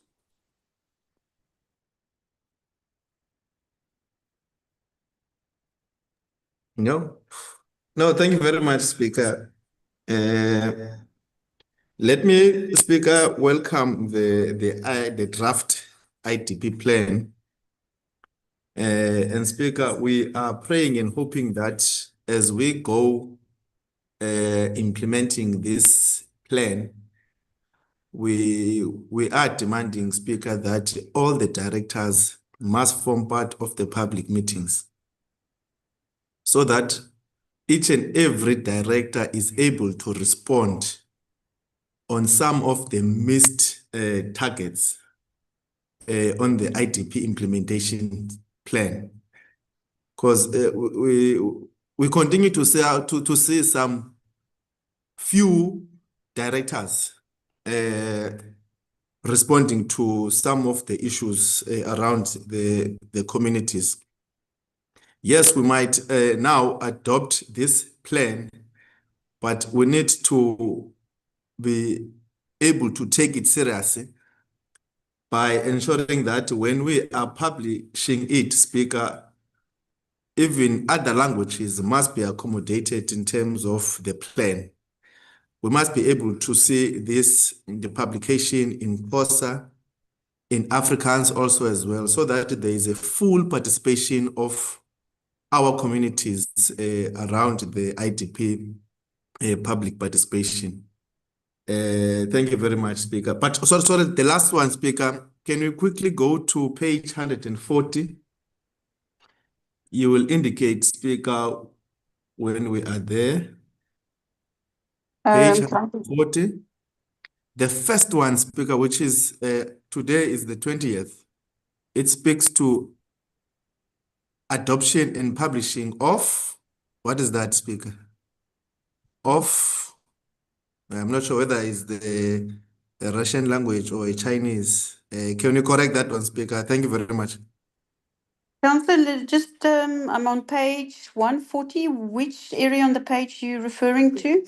The summary below illustrates the different phases of the draft of the 2025 IDP review with key milestones. The first one, you see the first one there, August, Yes. adoption and publishing of The IDP process plan, time what's schedule. that?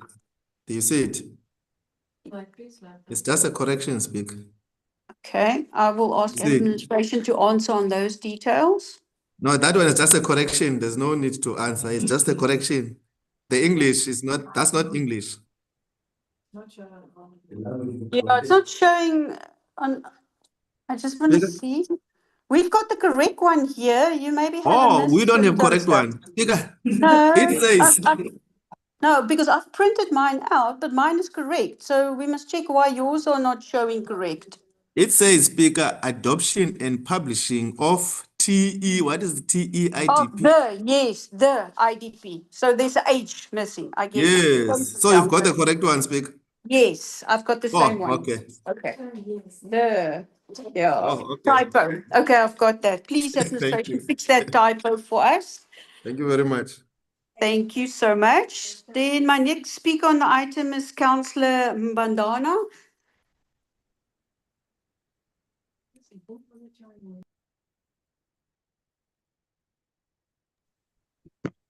Thank you, Honorable Speaker. Honorable Speaker, the posture of the African National Congress is still similar and the same. We are staying in these communities. Nobody tell us better than we, the poorest of the poor, that stays in these shacks, these squalor conditions. Let me perhaps tell you in terms of the IDP, since I came into this municipality in 2021, the IDP, we had those priorities, almost 10 of them. There's not even a single one that has been implemented. Every year we come to this process that says we must do budget deadlines, budget delivery. You know what the DA is doing? They bring junior officials, the meetings are chaos, and they end up not coming back because there's no proper support for the MM and the IDP manager. Let me tell you honestly on that. The MM knows what is developmental local government. He's been experiencing this. He knows what are the core processes of planning for local government. He knows what is performance management. He knows what is resource management. You know why the MM is not implementing these things? One day I was not even a councillor. I stumbled at one thing to the supply chain management. There I saw cross emails. The MM was trying to set up his authority that everybody was Councillor, reporting to 1 him. minute left. Yes, he was reporting to him. They were reporting to him. And there was an email again sent by the same former mayor Horatio saying supply must reporting to him. You could see officials going in and out. The reason that this municipal manager cannot perform, it's political influence. The MM has no problem here. He can implement all over his experience. But why? Every councillor in this MMC say you must report to me, except those that are not clumsy. You must report to me, or else the worst thing Councillor, that you can do, I'll show 30 you where you seconds. think dia opdrag. Dia opdrag. How is he gonna do when you do dia opdrag? You are going to stuck in this one place and do nothing, and you fail regularly because you want him to fail. Thank you, Councillor. Your time is up. My last speaker on the item is Alderman Williams.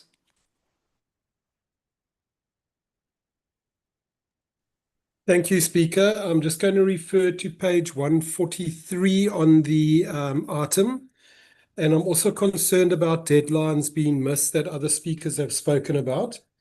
If we look at point 3 on the schedule of key deadlines, you'll see specific mention of section 52 reporting, which is why I raised the issue under minutes when I queried why the section 52 report was not in this agenda, even though it was supposed to have been in last month's agenda. I'd just like to refer Council to section 52, which, sorry, let me just get there. Section 52D says that within 30 days of the end of each quarter, and this quarter ended the 30th of June, so that means by the 30th of July, which was the last month meeting, a support must be submitted to Council on the implementation of the budget and financial state of affairs of the municipality. It makes it very clear that this is the end of each quarter. There's no differentiation between a financial year-end quarter or any other quarter.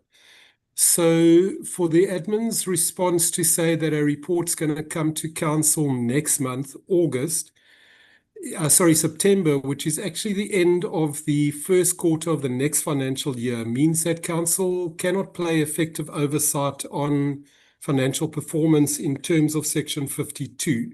So my question is, why are we not reporting as per section 52 to Council?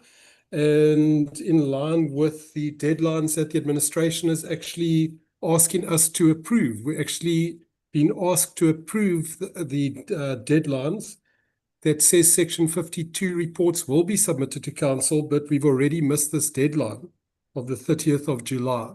So if I could just get reasoning so I can try and understand why we're in this situation. Thank you very much, Speaker. Thank you, Alderman. I'm going to give over to the administration, then I'll take questions of clarity. MM du Plessis, over to you.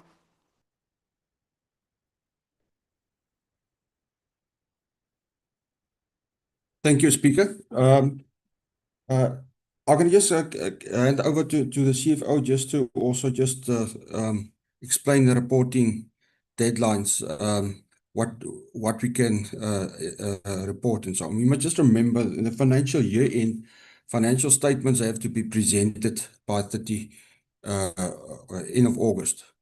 And there are journal entries made to finalize the financial year quite late into the period. So you cannot have a final performance report submission because you don't have the final figures for the fourth quarter. But we must also remember there are other reports, Section 71 and Section 72, coming to council as well, that reports the financial statement of the municipality for every month and then also for the financial year. Riaz, CFO, can you quickly just come in and give just guidance on these deadlines reports?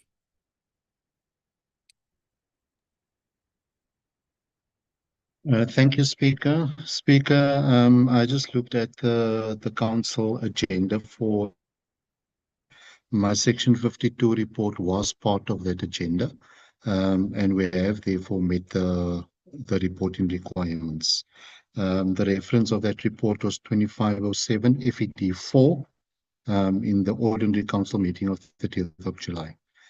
So what we do consolidate it in terms of monthly and quarterly report.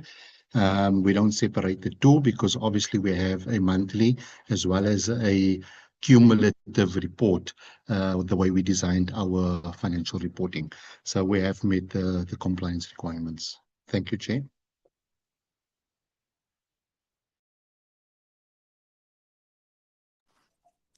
Thank you, CFO.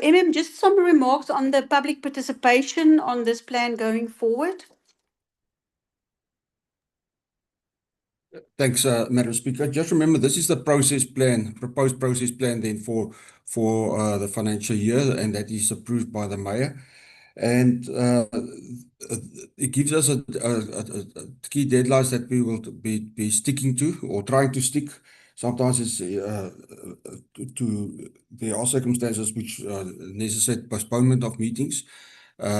Every year we have then 2 sets of consultation meetings. So yeah, in October, November is our traditional period of time where we meet with the wards again, and then also after the budget, the draft budget process, there's another round of consultation in each and every ward. I must just mention that we have been very successfully implemented also sessions where we do it virtually, and they've been tremendously successful. We have been managed to bring in figures of participants in these new methods as well that we are doing, not only just the meetings at the wards, but also these virtual meetings that have exceeded all previous figures that we have attending these meetings. So we have been a huge success on the way we're doing these consultations. Then just to give clarity as well, yes, just remember that this is the process plan. The SDIP, which is also brought to council as is the actual implementation of council's budget, and there the deadlines for those budgets obviously is the end of the financial year, but the SDIP then gives the key focal points on each and every project that we will be implementing in the municipality on the budget. Just remember that also we've gone over to a new performance management system. We've got now in excess of 3,300 performance indicators that will be monitoring implementation of the SDIP on a high level and also on a departmental level. So yeah, I think there's enough feedback just to give some clarity to some of the questions. Thank you, Speaker. Thank you, I'm going to take questions of clarity. Councillor Peterson, your question of clarity. Speaker, you were praised by Harting Borman in the method of conducting council meetings, primarily because it gives you that control of Eckers Baas and JS Class.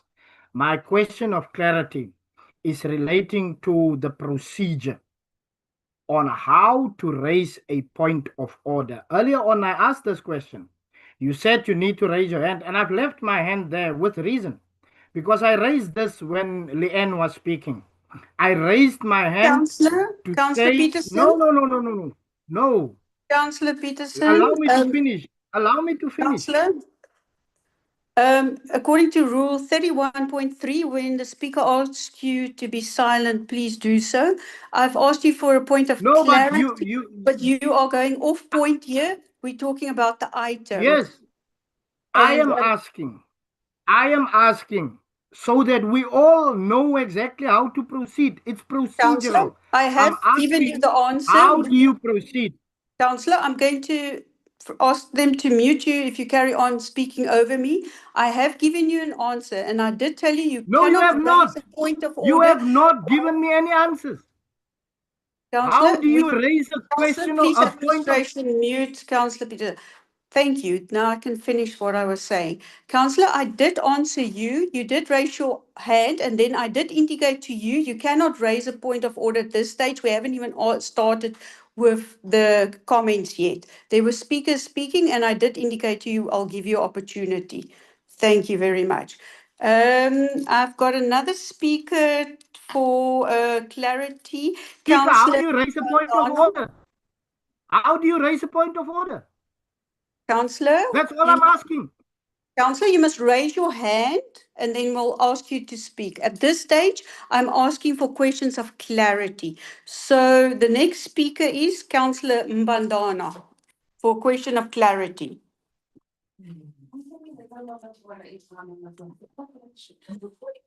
Yeah, thanks, Honorable Speaker. With a low tone, Honorable Speaker, this process is disadvantaging us.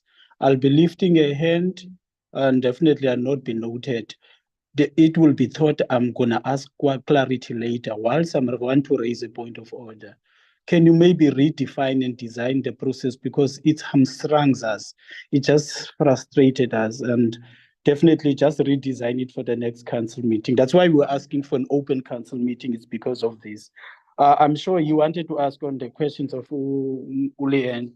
I'm sure with the process plan, for sure the mayor is getting now that all processes are followed, and definitely and the CFO explained it so clearly to him that there's nothing that is late. Consolidated reports were given in time. I just to fail, Mayor, do you read these reports when the CFO drafts this consolidated report? Thank you. Thank you, Councillor. I'm not sure if the Mayor wants to respond on this comment. Honourable Mayor.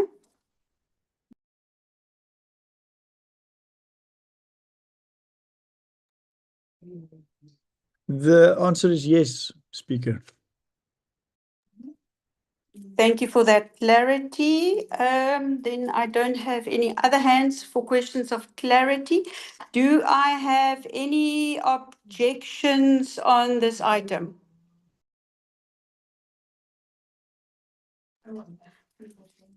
Councillor Peterson, do you have an objection on this item? Speaker, how do I raise a point of order? I need to know. I do not like to repeat myself. I have told you to put your hand up. And the last time you did and you wanted to raise a point of order, it was the wrong place to place. You couldn't place a point of order. No. We haven't presented it. Councillor, I have asked a question. On time. It was when Leanne presented, Speaker. It was when she presented, I raised my hand. And then you proceeded. Councillor, they were giving feedback. I have asked a question on this item. Are there any objections on this item? Can we set a procedure so that we all know, Speaker? Councillor, I raise my hand. Wait. I raise my hand. And then after I've raised my hand, do you acknowledge the raised hand and ask, is that a point of clarity or is the point of order? Then we know. Thank you, Councillor. We will make the process in the inbox so you can understand clearly how it works. So, Councillor Mbandana, is that an objection on this item or an old hand? That's an alternate, Honorable Speaker. Thank you very much. So there's no objection. So this item carries. Thank you, MM2. MM, over to you for MM3.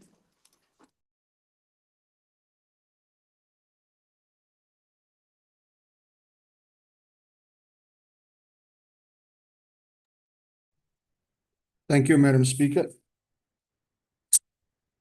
We're now on MM3. MM3 is on page 154, and that is the 25-26 Service Delivery Budget Implementation Plan amendment. Okay, sorry, that's what we had. Now we're on MM4. That is the submission of the performance agreements for Section 56. No, and section- MM, we are still on MM3. Okay, all right, sorry.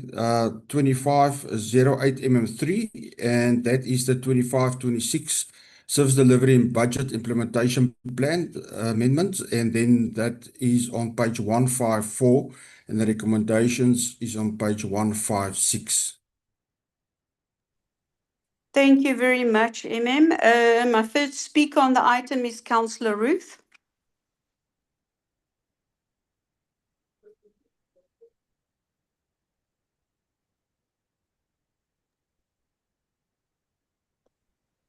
I give up my speaking opportunity. Thanks, Speaker. Thank you. Then I move to the next speaker, Councillor Dludlu.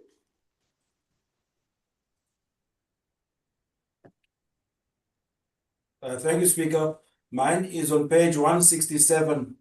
I note that the battery storage has moved up from 20 million to 25 million for provision. I know when it was presented, we were looking at 20 million rand. Just want to find clarity on that one. Thank you. Thank you, Councillor. My next speaker is Alderman Williams.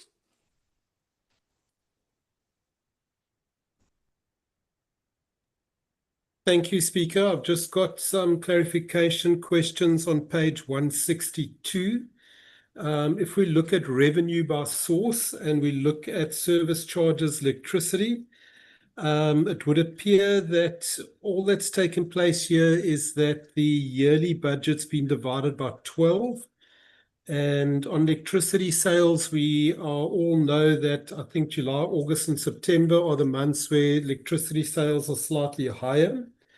If we look at page 165 under expenditure, we'll see that this is borne out, where July, August, and September, the sales of electricity is 49, 49, and 41 million, and then it drops to 32 million in October. So there's a problem with the electricity figures. It's exactly the same issue is taking place with water, where everything's just been divided by 12. As well as property rates. You'll see property rates on page 162 under non-exchange revenue is divided by 12. And we get a lot of annual property rates in to start the year. So it's difficult to understand how this is going to be used as a management tool when the figures are clearly incorrect. If we go back to page 165 under inventory consumed, which I assume is water consumption, if we could get an understanding of why we budgeting 3 million in July, 13 million in August, 3 million in September, 22 million in October, 5 million in November, and again 5 million in December, when technically we should have our highest water sales. These figures are just really not making much sense to me. If I could get some clarification on that. Thank you. Thank you, Alderman. Councillor Mbandana, you the next speaker on the item.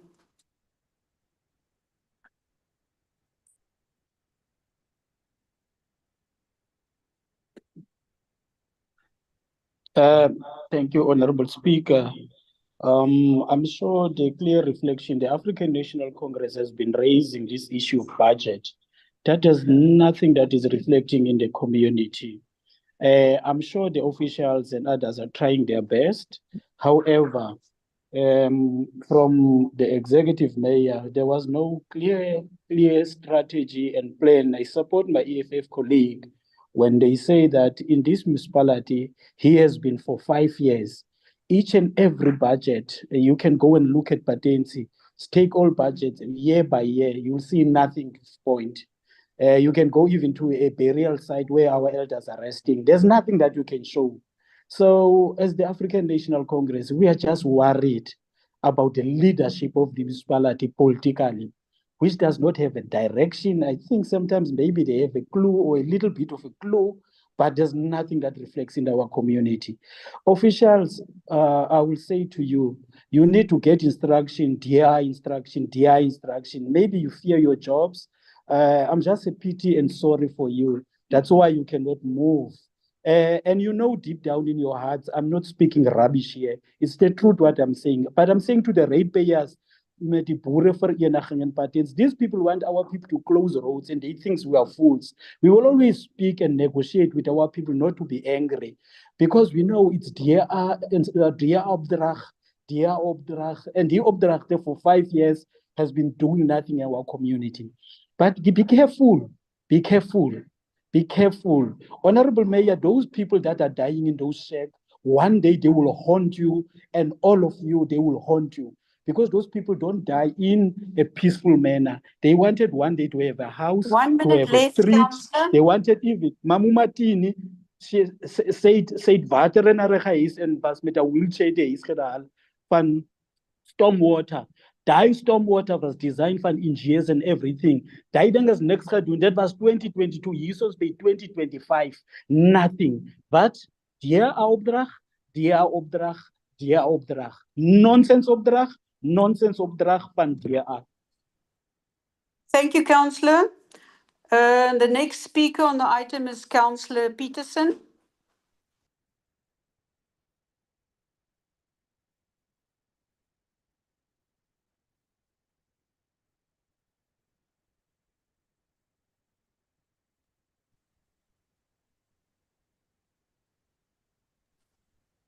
Councillor Can you hear Peterson? me? Yes, I can Speaker, hear you can you hear clearly. me? You really need to put your dogs on a leash because every time I click to unmute, that same person clicks to mute. So how must I speak? Councillor, your time has started, so you can ask your questions. Do you really want me to speak? Because it seems like you are trying everything in your powers to suppress us from speaking the Councillor, truth. do you have a question? Councillor, I've muted you now and I've asked you now nicely, so I'm going to put you on back. Please ask your question. Thank you.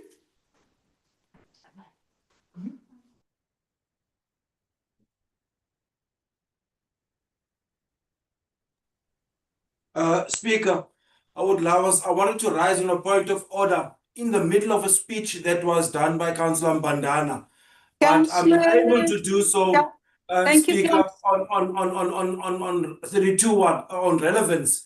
But On the relevance? speech is already done, yes, on relevance, but he's already continued, Speaker. So we've got to change the current system or go back to the old. Thank you, Councillor. Thank you, Damage. Councillor. I've noted you on that rule. I have to ask him to come back and ask the question because he's not on Rule 32 relevance. Councillor Peterson, would you like to have your 3 minutes to ask questions on the relevant item?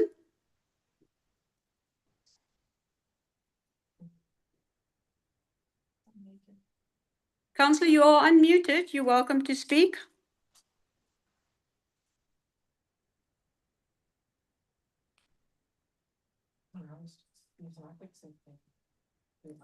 Councillor, you have to unmute yourself to speak.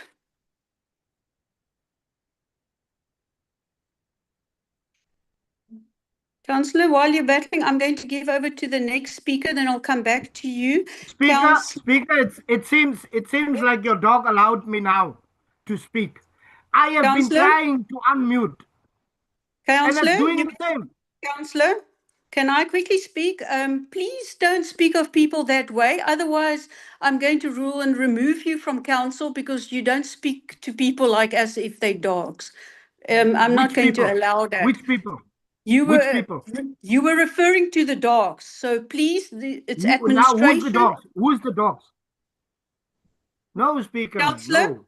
Councillor, it's my Okay, right, last let's warning to proceed. you. Let's Yes. proceed. Let's Please proceed. ask your questions. Thank you, Councillor. Proceed with your Speaker, questions. Speaker, I have to clarify this. Am I a speaker on the item, or am I speaking or asking clarity questions? Let's please start there. Am I a speaker on the Councillor, item? Councillor, your Chief Whip indicated that you are speaker on this item. So how can you tell me I must ask questions? I have to do a presentation on the item of our position as the ANC caucus. I'm not here to ask questions. I'm a speaker on the item.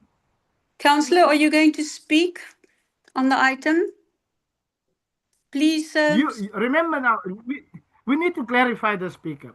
You asked me, am I going to ask questions? And I keep asking and telling you that I'm not asking questions. I'm a speaker on the item as delegated by the African National Congress. Now, how can I be asking questions?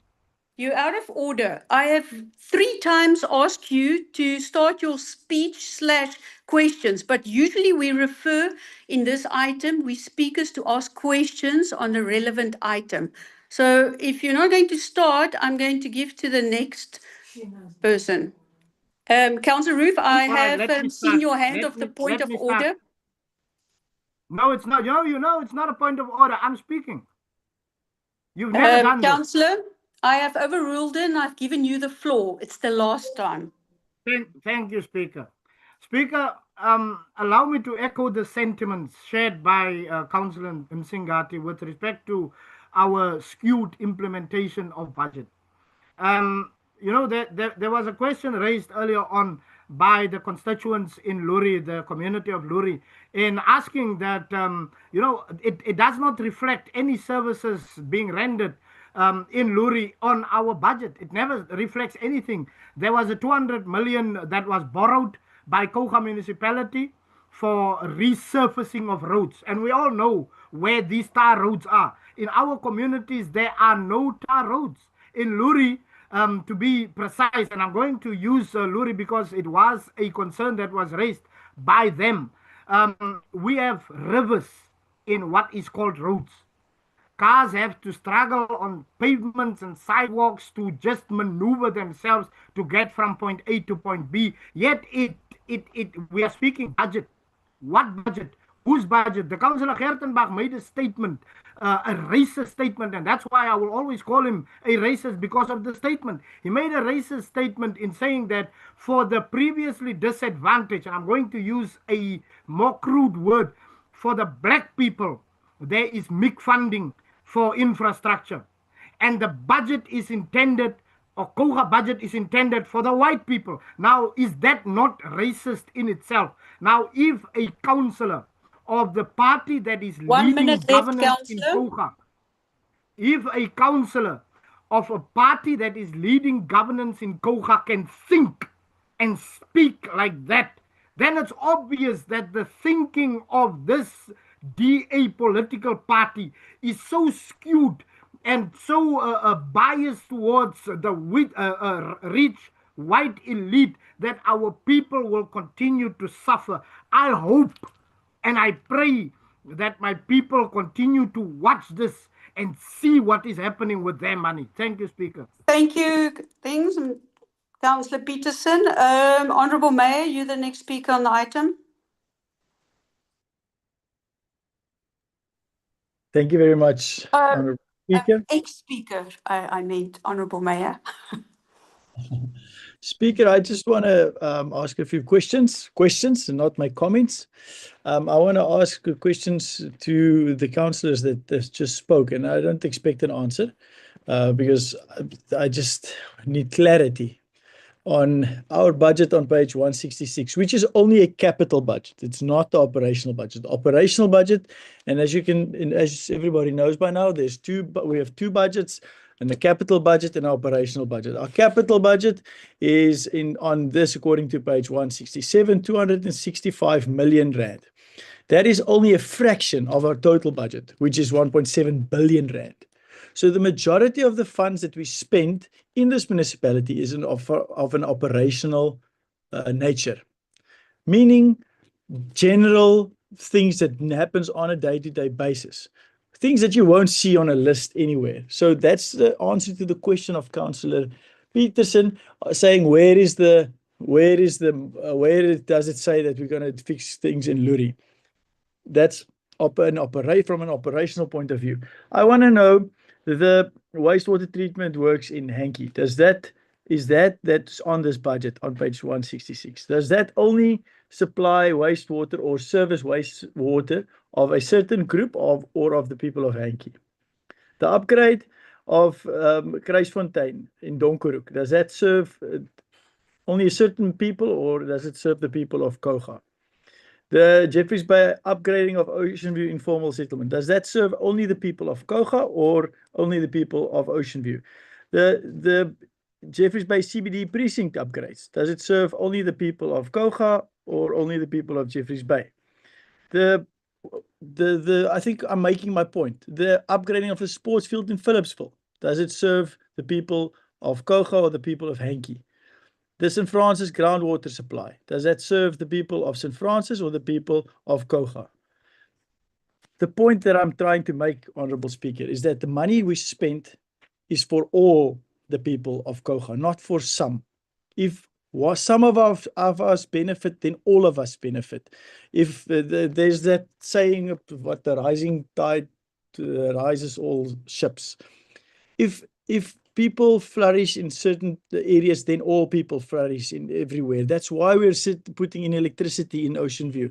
That's why we're putting in electricity in Sea Vista. That's why we're graveling roads all over the place. That's why we're resealing roads all over the place. That's why we're upgrading stormwater all over the place. So to insinuate that this council does not deliver services to all people is just not true. And that is just plain lying. Not even misleading council, it's just plain lying, because it is not the truth. Because I can take you physically to the places that we have delivered services to all these people that these councillors are referring to. So for Councillor Mbadala to say that we are not delivering services in Ramaphosa Village is lying.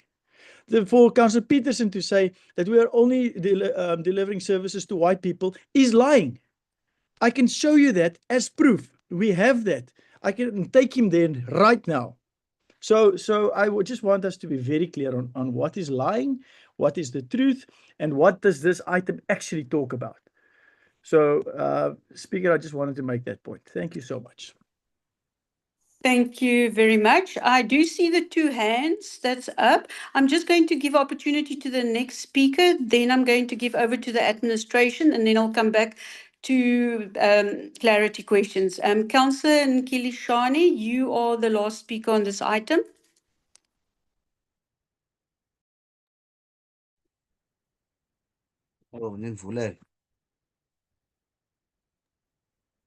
Thank you, Councillor. We can hear you. Okay. Speaker,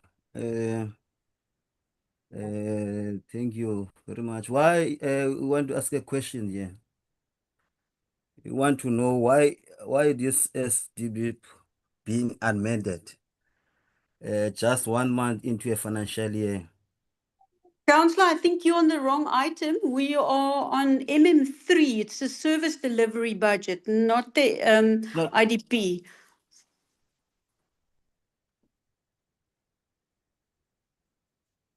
It's the implementation plan, Councillor.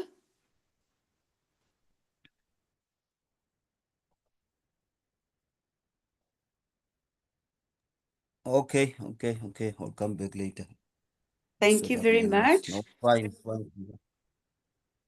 Thank you, Councillor. I'm going to give over to the administration. If you just want to take those questions that was asked and some clarity.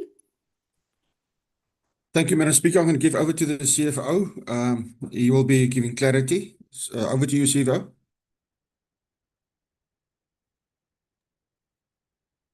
Thank you, Thank you, Speaker. Speaker, there's a few issues from my side. The first one in terms of the budget for battery storage. The budget was always 25 million and it remains 25 million. So I'm not sure where the 20 million comes from, but the budget has been 25 million. Then the questions in terms of, you just go to the page. So when it comes to water, right, we have budget on a straight line, and I hear the comments from the council in terms of December, January. In terms of the escalation, in terms of that, we haven't gone into that in terms of assessing that particular months. All other months appear to be reasonable. There are various, obviously, people coming in throughout the year and people not here. So I do understand December, January, there should be a slight variation in terms of water consumption. If you look at electricity and property rates, I agree 100% there should be a difference. Property rates should be higher in July because we do bill annual, and the amount we billed this year was 55 million, which should then be increased in July and then straight lined for the rest of the year. Electricity, I agree, July, August, September is our higher months, and that can be reflected on page 165 with the expenditure. So with the expenditure, we have taken the seasons into account, but from a revenue side, we haven't taken that into account. So if you look on page 165, bulk purchase electricity is 49, 49, 41, and then 32, and then June is the 44. That's taken into account the winter months.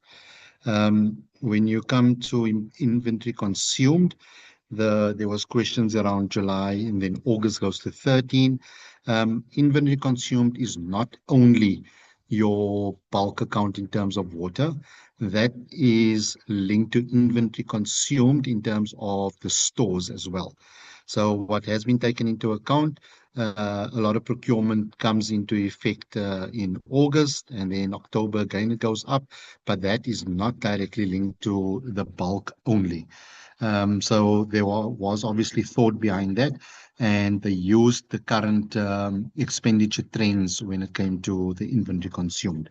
So yes, I do acknowledge that the omissions in terms of aligning it to the actual or rather a projected expenditure, and we'll definitely amend that when we do the adjustment budget. Thank you, Speaker. Thank you very much for that clarity. I'm just going to take questions of clarity. Councillor Mbandana, your question of clarity.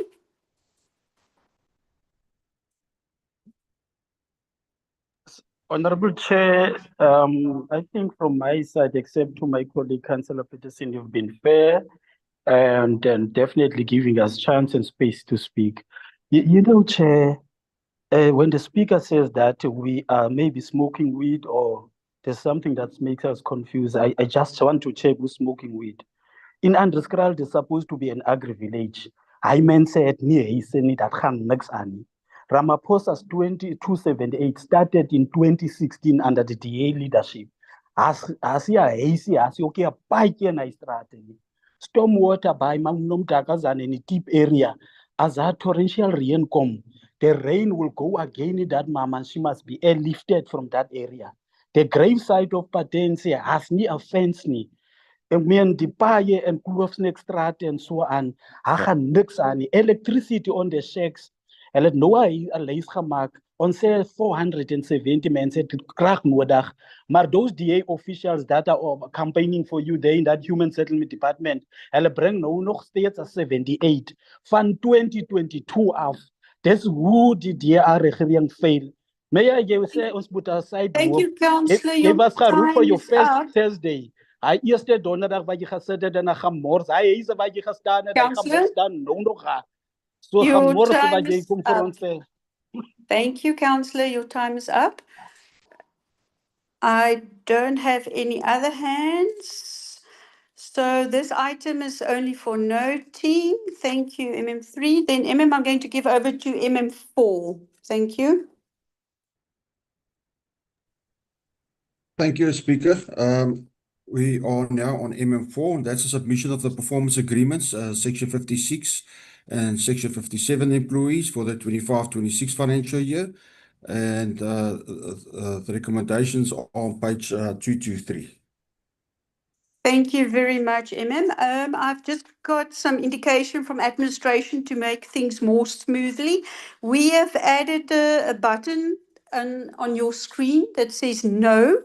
So if you would like to do a point of order, please press no, and then we'll note it.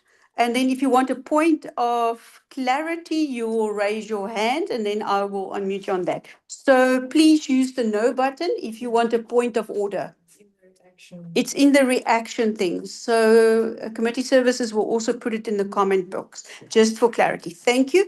Then I'm going to give over to the first speaker, Councillor Olifant.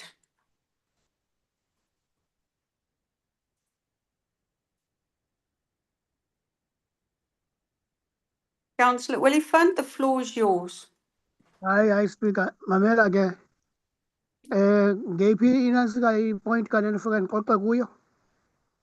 Councillor, I have asked you in the beginning of the meeting to speak English. We speak English in the meeting. Are you going to carry on in Xhosa or are you going to speak in English? No, Mamela sisi. I am asking you intoba ngephi point engizoqoqa kuyo. Councillor, unfortunately, I cannot allow it if you're not going to speak in English so everybody can understand. And we have made clarity. We are busy with the... Ngecacayo isiXhosa awusifuni speaker. Councillor, Ngecacayo awusifuni isiXhosa. Councillor, if last chance, are you going to speak in English? Otherwise, I'm going to mute you. Andizothetha English apha speaker, ndizothetha isiXhosa esindisithethayo. Unfortunately, Councillor Olifant, I'm going to mute you. Thank you, because I've asked you 3 times. Thank you. I'm going to go to the next speaker, Councillor Zana. The floor is yours. Okay, yes.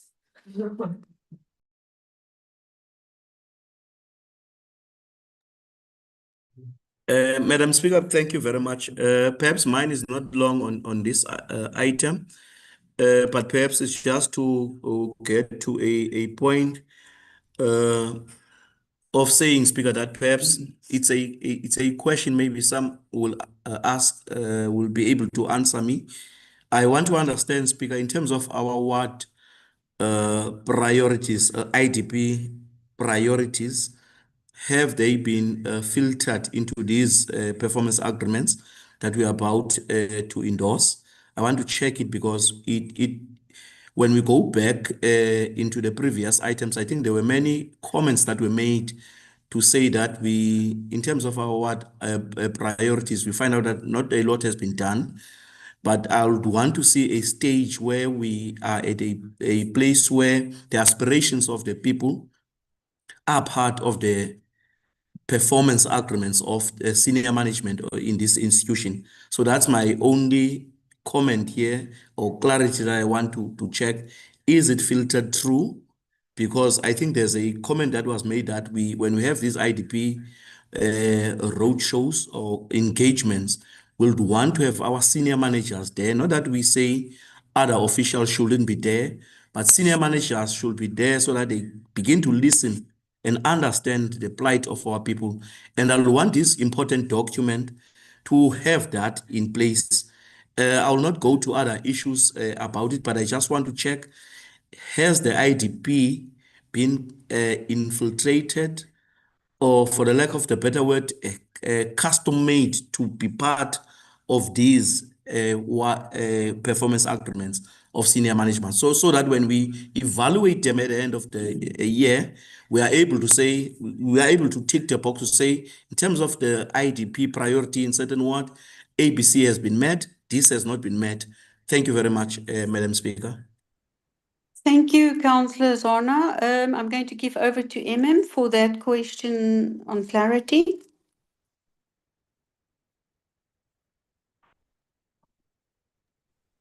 Thank you, Madam Speaker.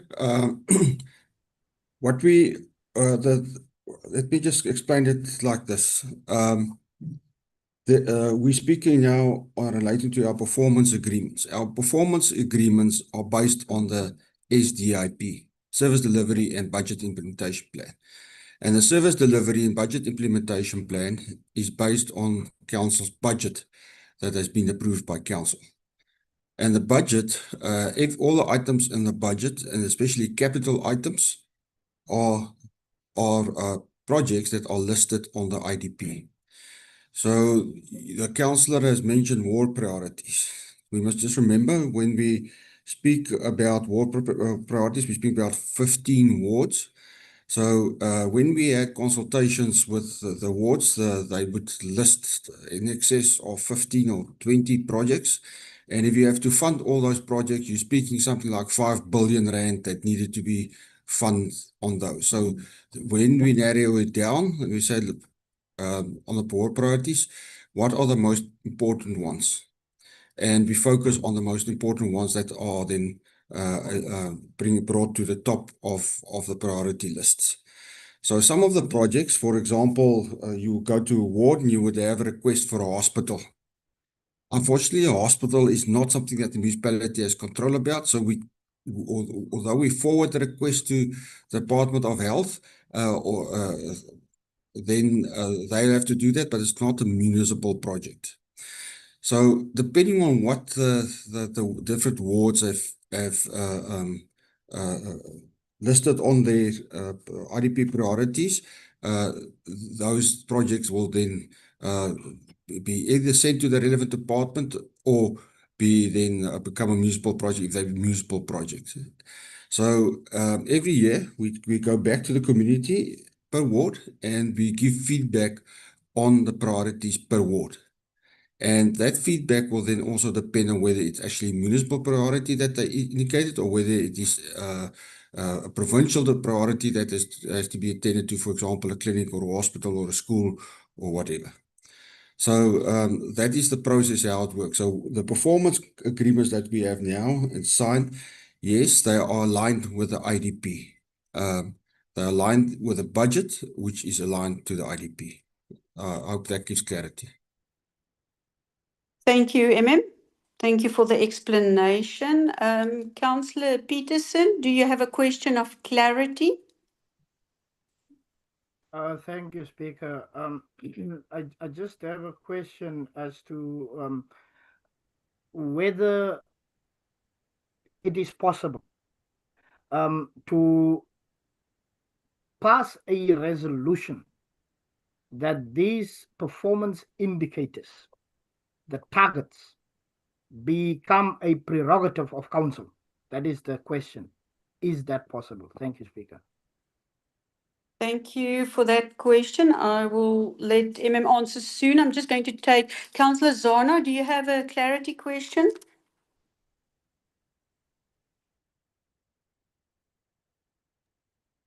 Yes, Madam Speaker, thank you very much. I think what the has responded to partially covers me because I think it's something that I do understand. But I want to ask as a clarity for, I'll make an example, Madam Speaker, that in Henke we've asked in Ward 13 that we have a day hospital. And I'm now asking, I know that there is an IGR that we are excluded from, that we are not sitting on, that's supposed to be pushing these things now. Whose baby must it be to ensure that these what priorities are happening and they are also part of the senior management issues. The last one I'll ask also perhaps is the mainstreaming of designated group issues into the performance agreements of people or of senior managements. So those are the kind of things, because when I read the performance agreement and versus to what the actual work that was done, will not be able to score and say we are happy such an ABC has been met. But mine is just on those that I wanted to clarity on. Has these things been mainstreamed? Can we safely say we know all that it's not possible that all what priorities are going to be met, but we want to see them as a council that they are what priorities that are part of senior managers' performance scorecard. Thank you very much, Madam Speaker. Thank you, Councillor Zana. Honourable Mayor.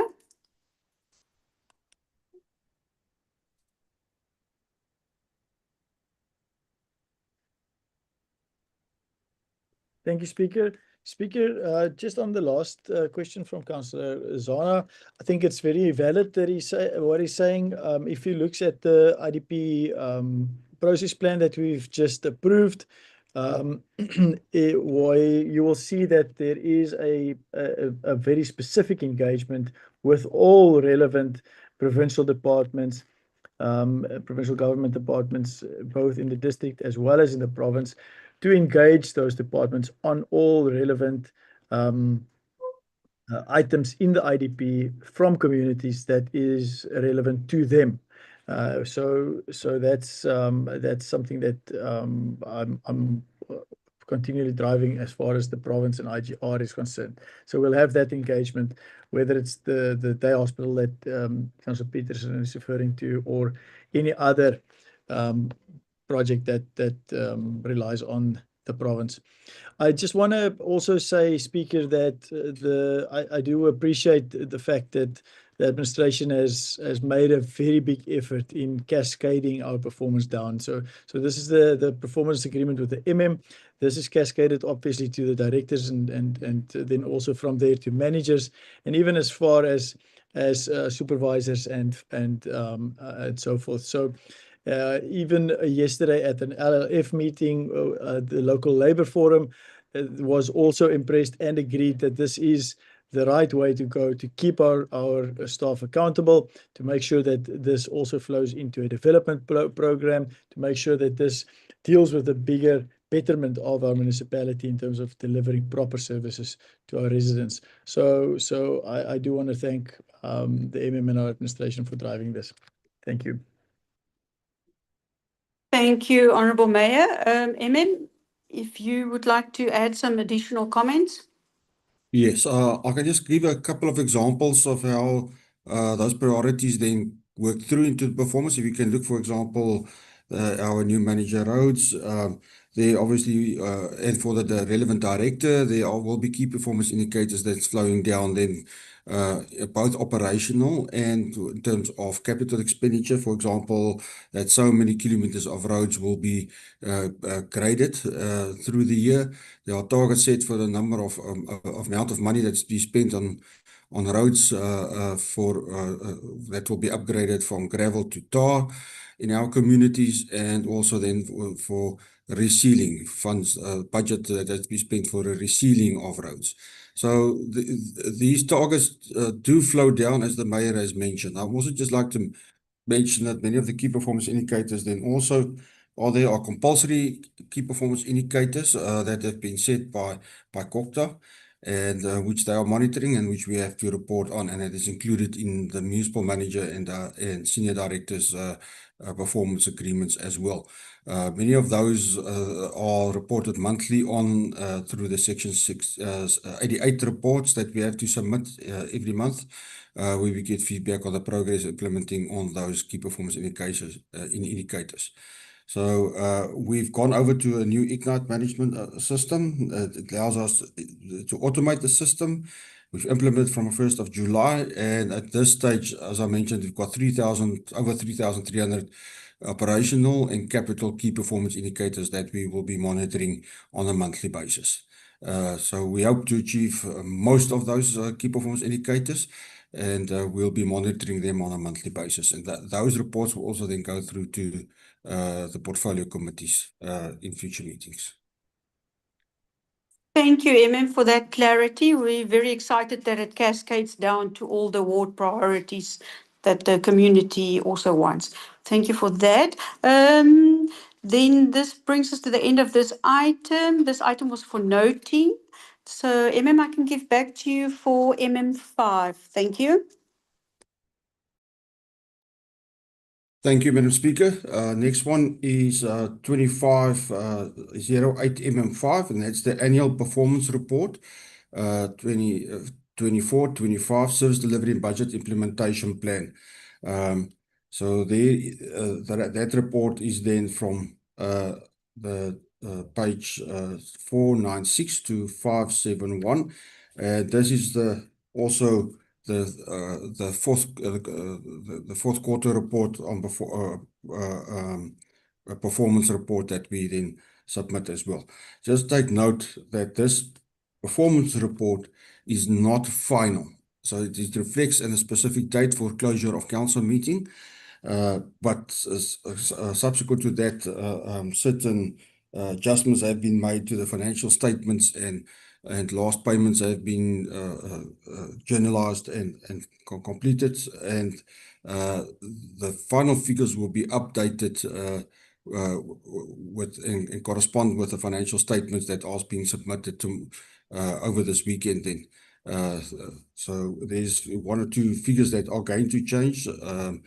Capital expenditure figures are going to change a bit because there's large journals that have been passed in for the financial year, and that is going to reflect in the final figure. So the draft annual report and performance report will then be updated after this weekend, or towards this weekend and after this weekend. We're also ready to take the performance report to the IMPAC to start scrutinizing all the inputs that have been made into the annual report as well. So yeah, the recommendations are on page 507. I don't think if there's any questions. Thank you very much, I have a couple of speakers. My first speaker is Alderman Williams.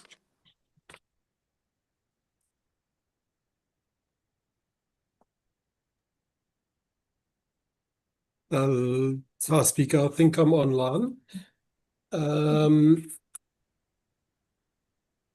Sorry, I'm just trying to get to my paperwork here. Yes, I just got some queries on page 497, where the first one mentions, what starts on 496, the water losses. It mentions in the comments that the increase in demand over festive season is not reflected the same in billing numbers. If I could just get an understanding what's going on there. And then, Speaker, on page 498, 1, 2, 3, 4, the fourth item down, the completion of the SCADA system. The comment says that the project is partially completed, but standard does not make provision for progress. If I could just get an understanding what it means, but by standard does not make provision for progress. Thank you very much, Speaker. Thank you, Alderman. The next speaker on this item is Councillor van der Linde.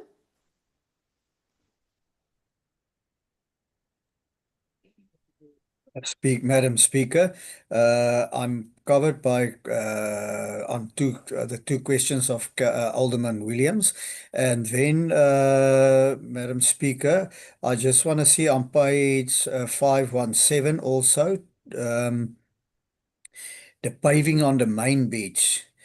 Say it's complete by but it's 75%. What is still outstanding? That 25%, do they mean there's still paving to be done, or that we save 25%? If we can have clarity on that. And then also on the same page, the water and this roads and stormwater. George Street is 3,7%. Phillip Street, 3,96%. Sea Vista Access Road is 4,25%. Kestel Street is 4,07%. And so there's a lot of only Meyer Street and is 4.3%. Can we have an understanding why is the low spending on that? And then also on the same page, KwaNozama pump station 0%, beach pump station 0%. If we can only get clarity on that 0% expenditure on that also. Thank you, Madam Speaker. Thank you, Councillor van der Linde. My next speaker is Councillor Bandana. The floor is yours.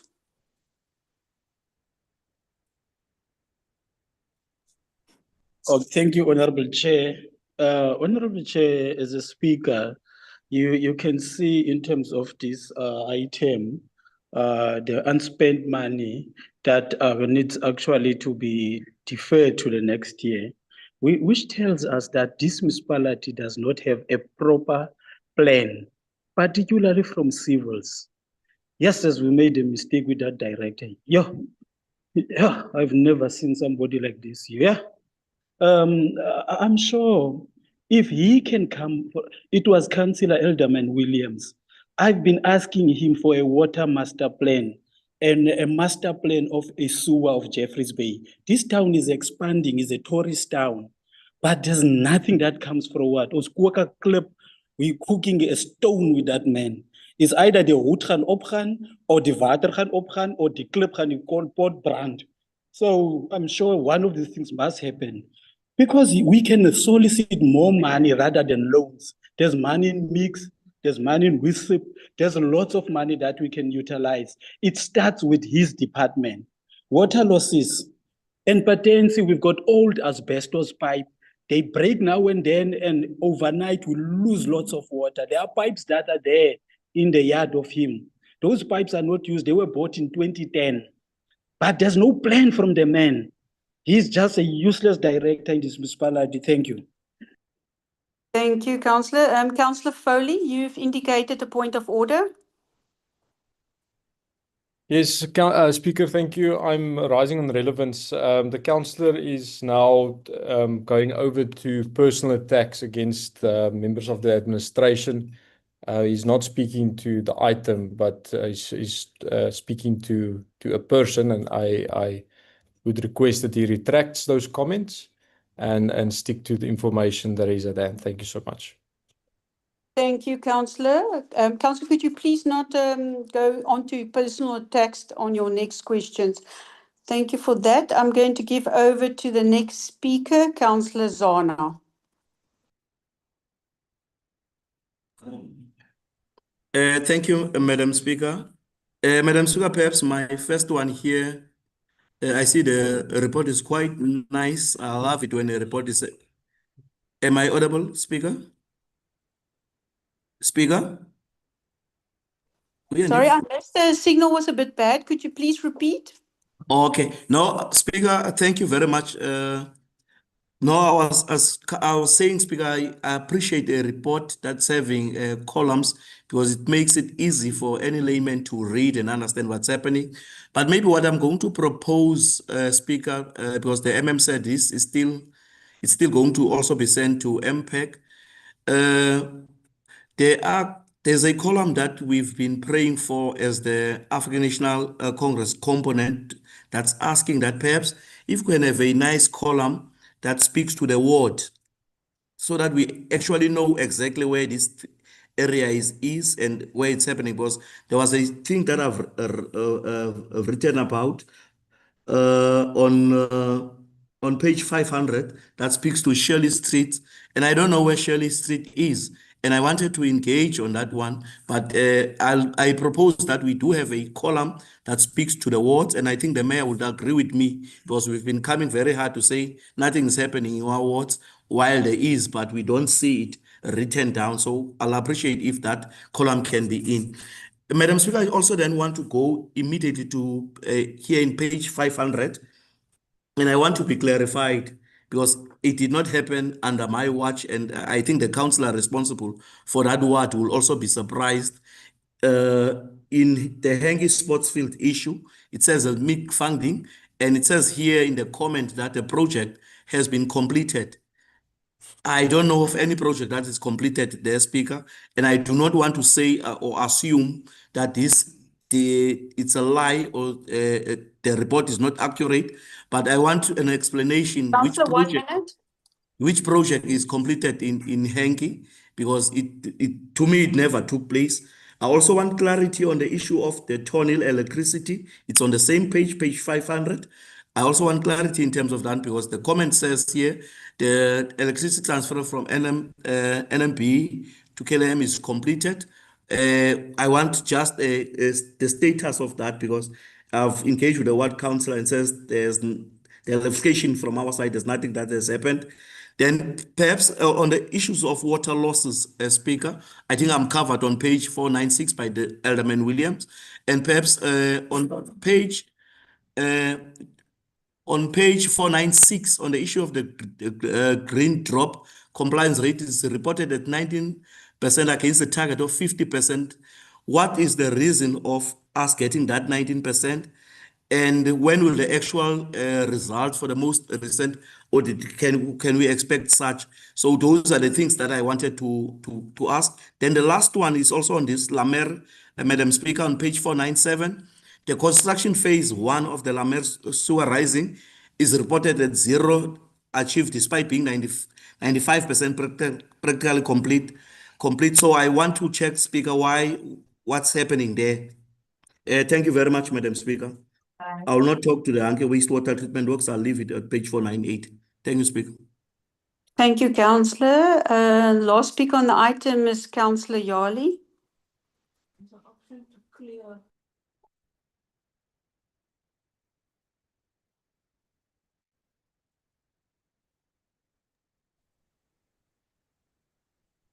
Councillor Yali, the floor is yours.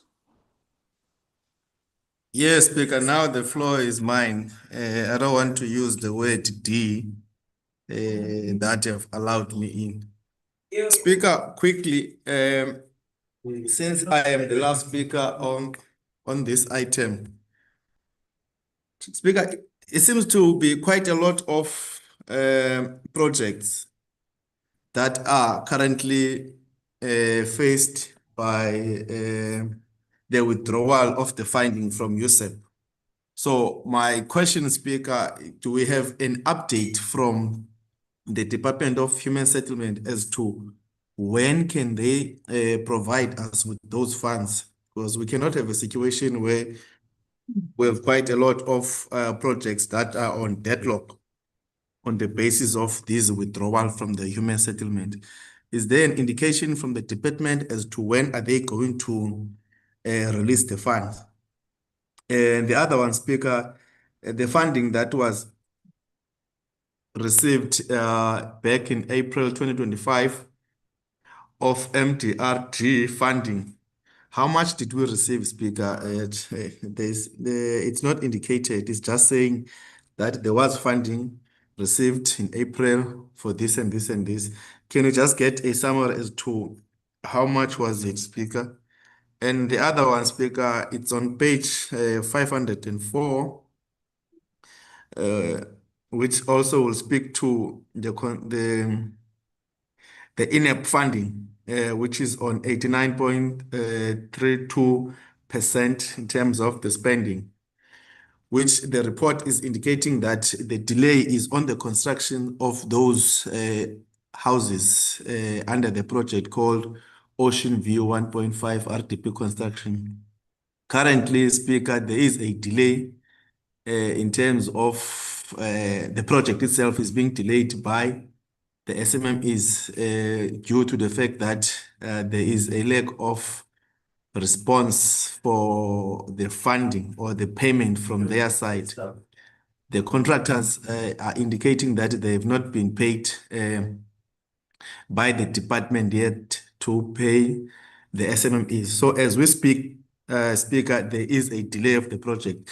This will also mean that there will be a delay on the contractor of the electrical department coming back to the site to electrify those houses. So we are going to have a delay also. This delay of human settlement funding. 30 seconds, Councillor. It's also affecting the electrification of those houses because they cannot electrify the empty houses. The last one, Speaker, when is the high mast light project starting? I know that the planning of it has been completed, which is also on page 504. When is that project starting? Thank you very much. Thank you, Councillor. I'm going to give over to you that the relevant directors can give some feedback. Thank you, Madam Speaker. I will first give over to the CFO, then I would like to give over to Director De Kok and then Director Theo Madat, just to answer those relevant questions that they know that they can speak and prepare so long. Over to CFO on the financial questions. CFO, just before you start, Councillor Peterson, I see your hand is up. I will take clarity questions after the administration have given us more clarity. Thank you. CFO.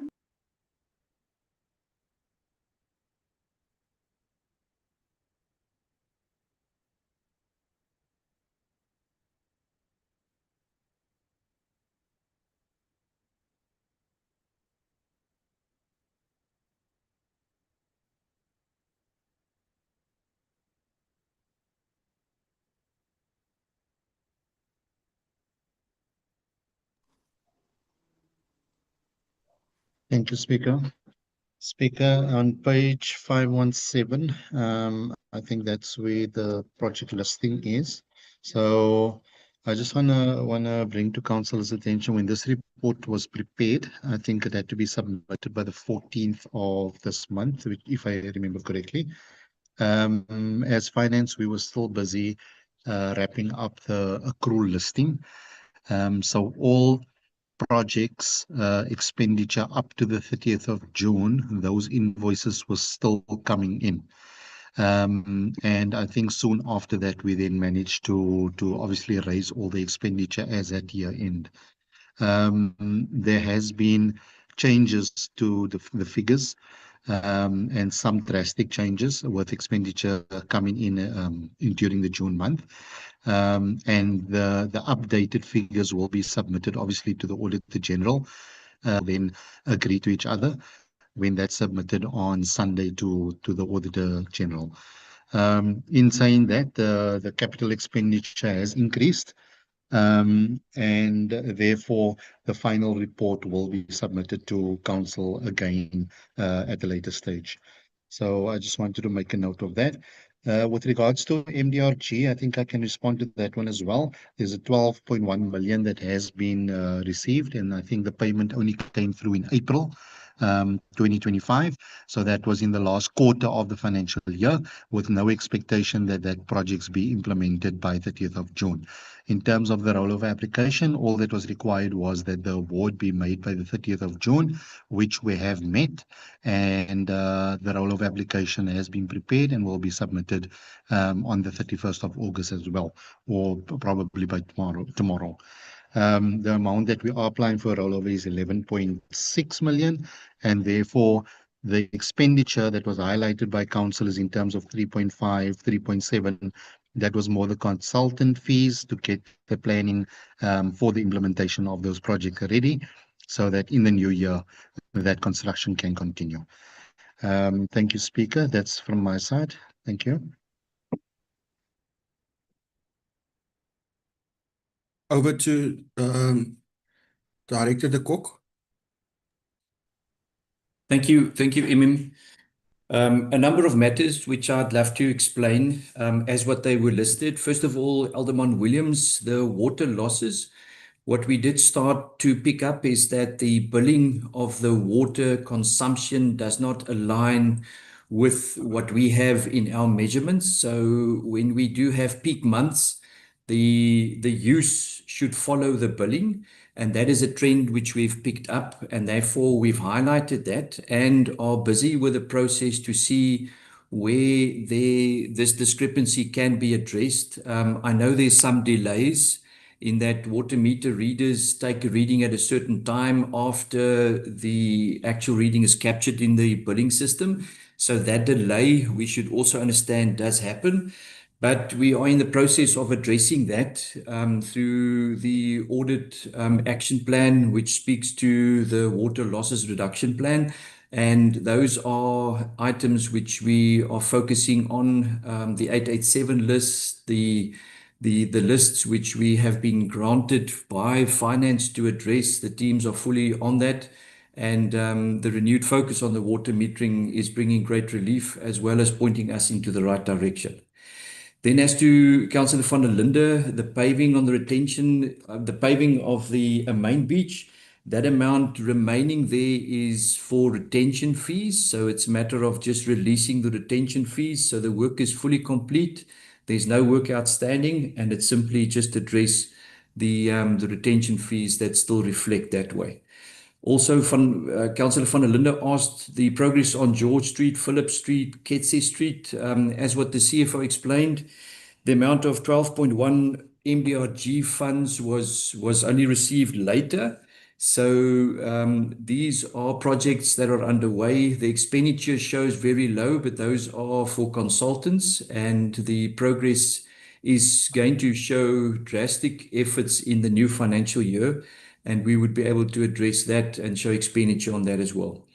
As to the KwaNozamu sewer and the beach sewer pump station, the KwaNozamu sewer pump station had its challenges in that the site was difficult to access. There were security issues. There were matters which made it very difficult for the consultant and the contractor to actually address the upgrade. Subsequent to that, the site has been handed over and there was a lot of progress made. And I think the comment by the CFO to say that these are preliminary figures, there's huge expenditure shown, and that project will also come to a completion. As to the paving, I mean the beach sewer pump station, it's planning phase, and the planning came into my office and I was not happy with the consultant's way in reporting. There were aspects in the scope which he did not attend to, and I was not happy with signing off on that. Therefore, there was no expenditure on that. The process of engaging them is ongoing. We will have them conform to the scope in which we would require them to do so. And only when I'm happy, then I will be in a position to be able to sign off on that expenditure. And then the green drop, Councillor Zana asked on the green drop. The green drop score of 19% was a result of an audit that was conducted in 21-22. I think we all know that of late the audit had taken place. There's no actual indication as to when the new green drop result will be released. However, it is said that it would be released towards the end of this financial year. Then the Lamer Phase 1. The Lamer Phase 1 project, we did receive the practical completion, so the pipeline is in operation. The remainder amount is to conclude the Lamer Phase 2 project, which the remainder works will be completed. We had to terminate contract because the works were of unsatisfactory nature. The new service provider will then be appointed to conclude, which is minor works, and that is the result of what's showing there. Councillor Yali requested the USIP update. I'm sure Director Lawrence will indicate some feedback with regards to that, and I'm sure that INEP will be addressed by Director Madat. Thank you.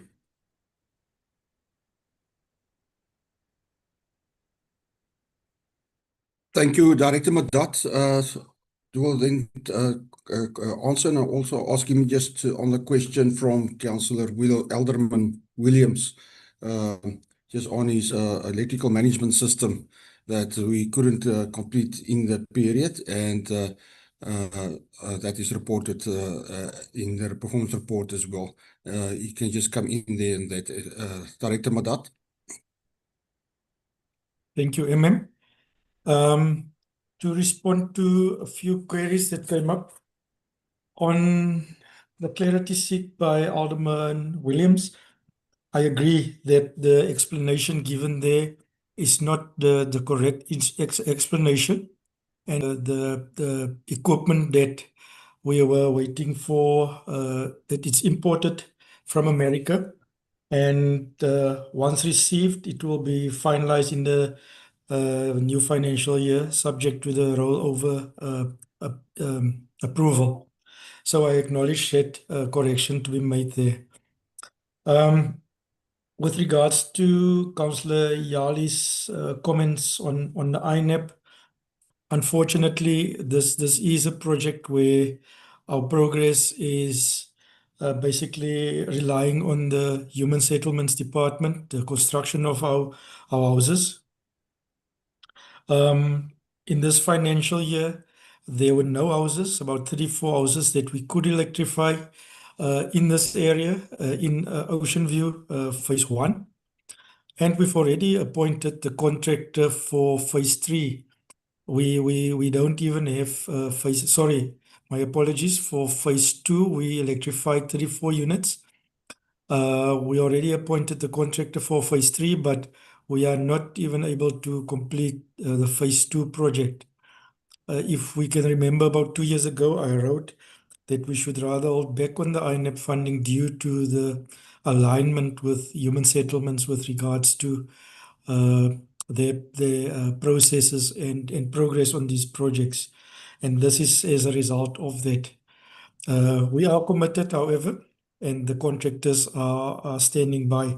The current contractor is threatening with delays, penalties, but we are busy trying to negotiate with them to mitigate that as well.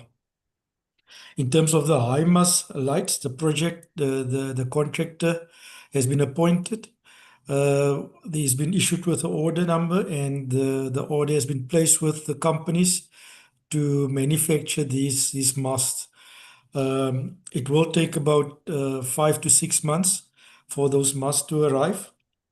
And what we've done in the interim, I engaged with all the relevant board councillors where the masts will go up, and I received all locations or possible locations from the relevant councillors except for Thornhill, but I will engage with the councillor again with regards to that location. So that project will be finalized within maybe the 3rd quarter of this year.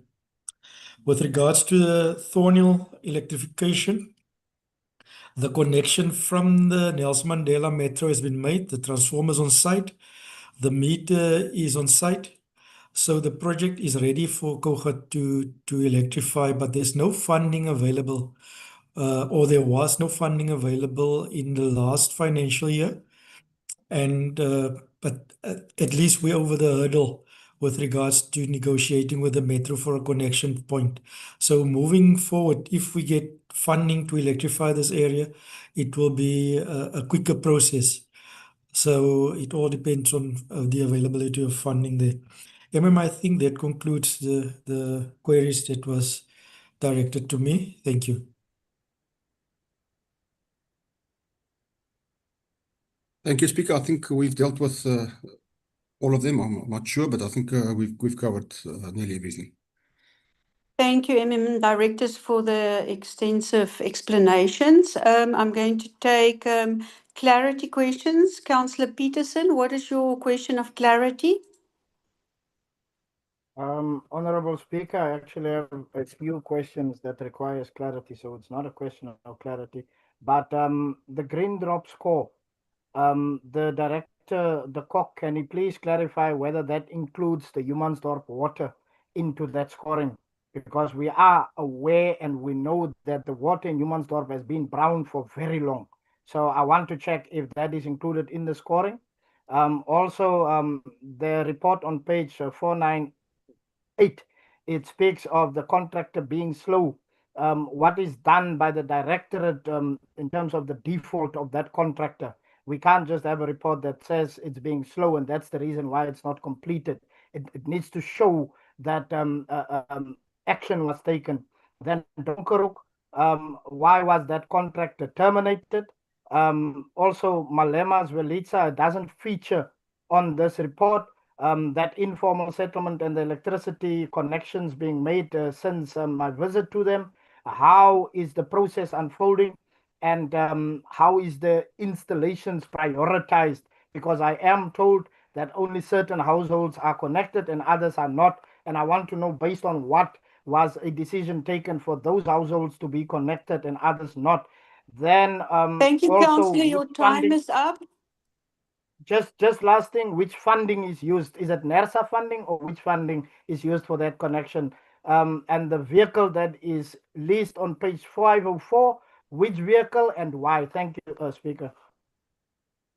Thank you very much, Councillor. Councillor Zana, your questions of clarity.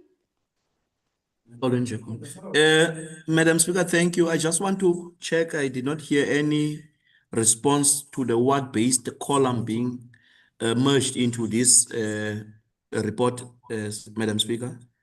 I just want clarity in that because I think it will assist everybody to see, in particular ward councillors, to see which projects are done in their wards, and also for the communities that are reading these public documents.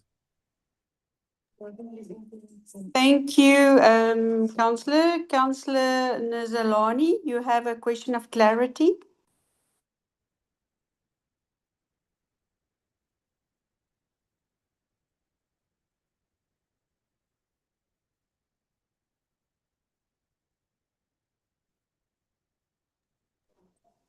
Thank you, Speaker. I'm struggling here to open my, to unmute me. Speaker, I heard what the Director de Kock said, but I didn't hear about the overflowing of water waste treatment works of KwaNomzamo here, because I walk around and I see it's still overflowing to the Dieprivier farm, and also the Vergenoeg pump station. I didn't hear how far is it, and the overflowing of storage main thing that is over in the yard of our people. And I did send some photos to Director de Kock about it. Can he please explain us, give us clarity about that? Thank you very much, Speaker. Thank you, Councillor. Councillor Yali, your question of clarity. Oh, thank you very much, Speaker.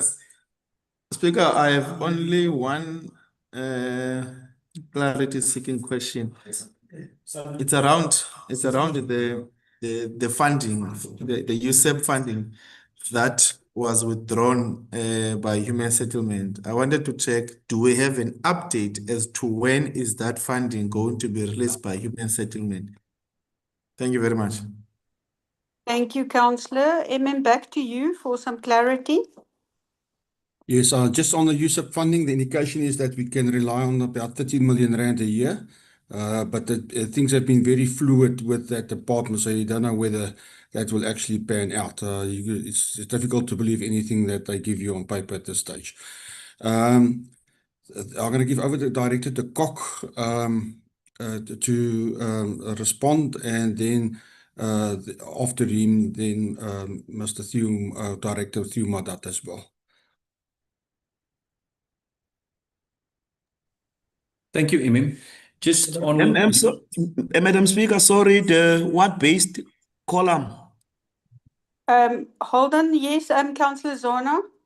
Yes, we'll investigate. We can bring it in. We can bring it in perhaps in the performance, on the key performance indicator, just give indication there which wards that refers to. So I think it is possible. We'll investigate that and try to bring it in. Thank you. Back to Director de Kock. Thank you, Speaker. As to the question of clarity on the slow progress on Hankie wastewater treatment works, we should remember that the progress or the process to follow is to issue letters to expedite the work, in which we indicate certain aspects which are trailing behind. That indeed did take place. We are in close communication with the service provider, and there's been huge progress made. However, there are items which we do feel we had to highlight for him to come and return and bring back again the level of service which we expect of the service providers for that. So the letters to expedite work has been issued, and the progress there is of such that I'm happy we are getting to the conclusion of that project. Then the next question was to the 90% of the green drop. Now, the green drop speaks to the wastewater treatment sites, and every time when there's an audit, all our wastewater treatment sites indeed are audited on key performance areas, and all of them are included. So the councillor be assured that all of them are indeed included, as well as the fact that they were again all included in this last audit that took place. The outcome, as I said, would be expected later in the year, and the outcome will also be based per wastewater treatment works, so that we can also see exactly where the KPIs indicated certain scoring, and that accumulates to a general percentage at the end of the year. The Councillor Nzalani on the KwaNomzamo wastewater treatment works, just progress on that. We have on the 19th have started with the dry run. So the consultant has started up the works, which we are very excited about. The agreement with the consultant is that the contractor will run the site for a period of 1 month, following then the practical completion. There are startup challenges, as what we know in a construction site. When we start up a process, bacteria needs to grow. Some spillages are still taking place, but council be assured that as in the past, those spillages are contained within the earthen dam downstream and are being used for irrigation purposes, all within the license conditions. So that is the progress with that. So we are happy with the progress. It's been 3-4 years coming. And it's going to be an exciting project to hand over, and also to see the investment that was made would bring great relief to the beneficiaries of that area. Speaker, I think I've touched everything. I don't know if Director Madat wants to give progress on the sewer pump stations ver genoeg in Arcadia. Thank you, Speaker. Over to Director Madat. Thank you, to address the issue with regards to the release of the vehicles, that is with regards to the Director, can I just hold you a second there? Councillor Peterson, you can't have a point of order while administration is giving us feedback. So please, I'm going to take your hand off. Director Madat, you can continue. Thank you. Thank you, Speaker. So the vehicles that's currently in the minutes here is the current fleet that we procured. The 51 million rand is an indication of the lease we paid in the past. So we channeled that money into the procurement of this new fleet. It's a lease to own contract over 3 years. And that's basically what's being explained in that column. So it's additional vehicles that basically cancel the existing old vehicles and replace them with new ones, and also cancelled out the leases that we had in the past. With regards to the Ver Genoeg pump station, these pump stations was refurbished recently, but due to the ingress of foreign objects going into this pump station, we have constant failures in the network. So the pump station, the pumps for Ver Genoeg is currently with the service provider. That will probably replace it in the next few days or so. We're servicing those pump stations with our current fleet suction tankers. Arcadia pump station was also badly vandalized. It has been repaired at a cost of about 150,000 rand to get that pump station operational again. Within a week, it was vandalized once again. These are the challenges we have on our infrastructure with regards to pump stations, and in Humansdorp, the electrical network as well, Speaker. So, those are my comments at this stage. Thank you. Thank you, Madam Speaker. I think we've covered everything.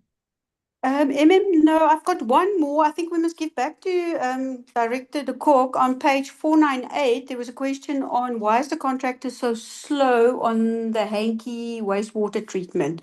Just some clarity question there and what's being done. Thank you. Director de Kok.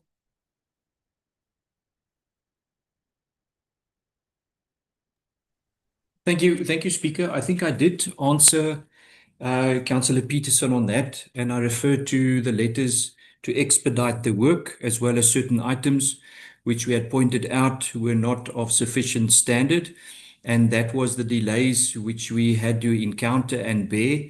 But the progress is of such that we would conclude those works. The site is operational, although there, as I said, there are items that we still are addressing. So that is the progress on the Hankie and also the reason why there were delays. Thank you, ma'am. Thank you for that clarity. Councillor Peterson, I cannot acknowledge you at this stage. You've already had one point of clarity. This brings us to the end of this item, and it's also for noting. Thank you, councillors. We moved to MM6, but I would like the administration to please take Councillor Oliphant to the waiting room. Please indicate when. Thank you. you may proceed with MM6. Thank you, Madam Speaker. MM6, and that's the request for Council to investigate the alleged breach of Code of Conduct. Councillor Oliphant, that item is from page 572 to page 576, and the recommendation is on page 574. Thank you, Councillor Peterson, I cannot acknowledge your point of order because nobody has spoken yet of council. So I'm going to give to the first speaker, and you also speaker, so I will give you opportunity soon. Alderman Benson, you are the first speaker on this item. Thank you, Speaker. Yes, you know that this item's coming because of discipline of councillors. So, and then there's a motion that to say that it's certain councillors that is always targeted. But I want to make just clear that we are guided by the Code of Conduct for Councillors, Schedule 7 of the the amended act, which actually are amended. The act is 1998. It's amended. It's a Municipal Structure Act, and it's because of maybe misconduct or ill discipline, which can be disruption in meetings,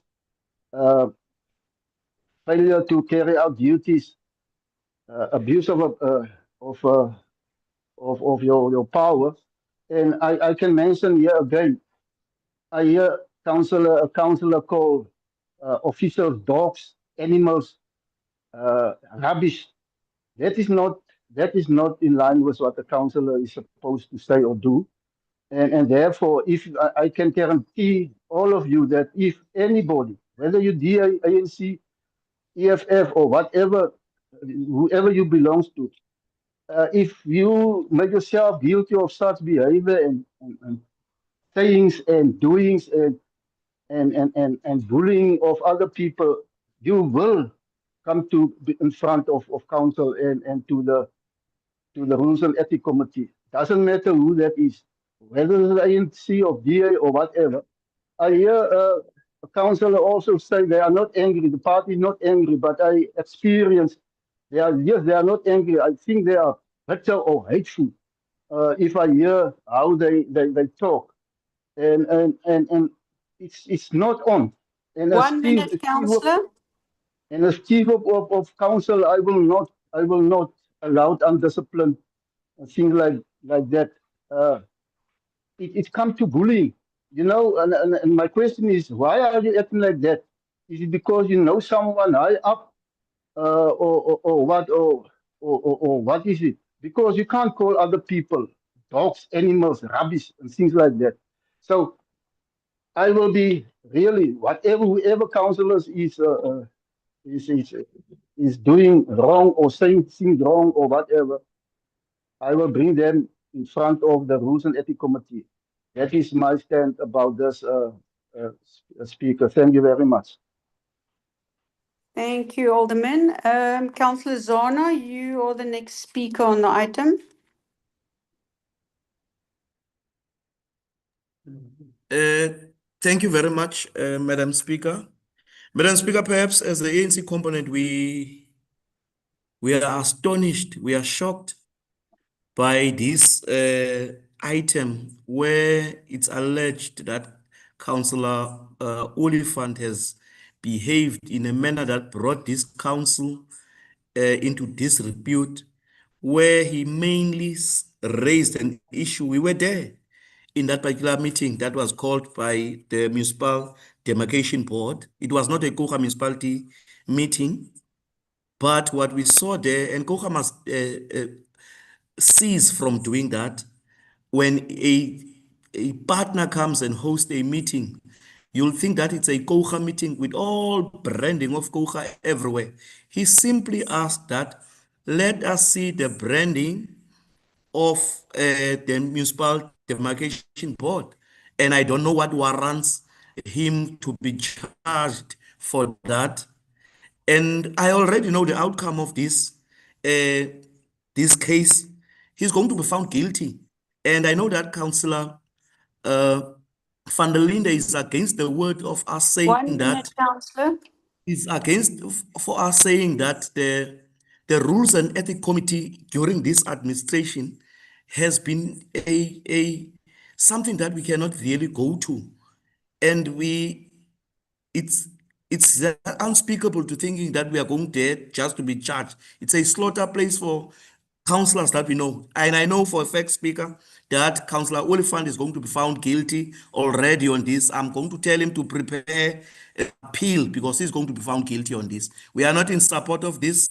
It's a witch hunt against Councillor Oliphant, and we are not going to go to that Rules and Ethics Committee as an ANC component because we already know the outcome. Thank you. Thank you, Councillor Zona. Before I give to the next speaker, I just want to answer, there was a comment in the box that they still had to answer on another question on electricity, but unfortunately I couldn't give it over because you can only ask questions of clarity of things that was already discussed. Councillor Peterson, you're the next speaker on this item.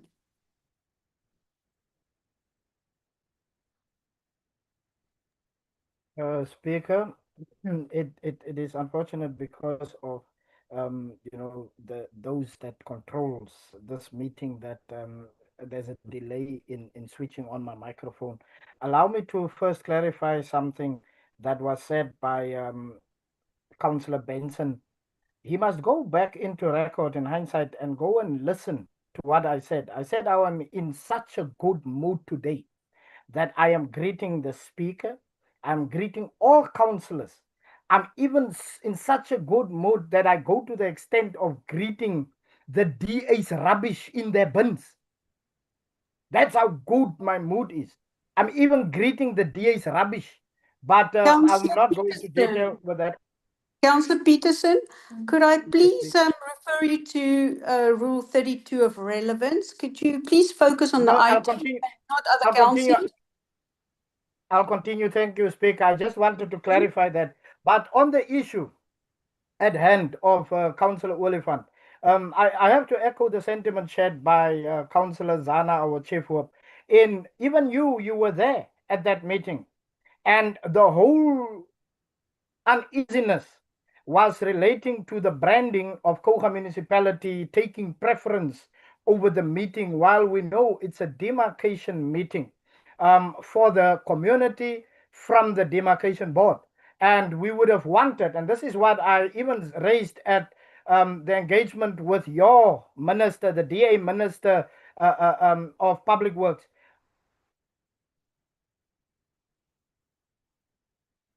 We were only seeing KOGA municipality, but there's insignificant branding in it. And I agree with Councillor Zana, we need to move past the stage where we want to grab every opportunity and put blue wherever we want to, because it's not a DA municipality.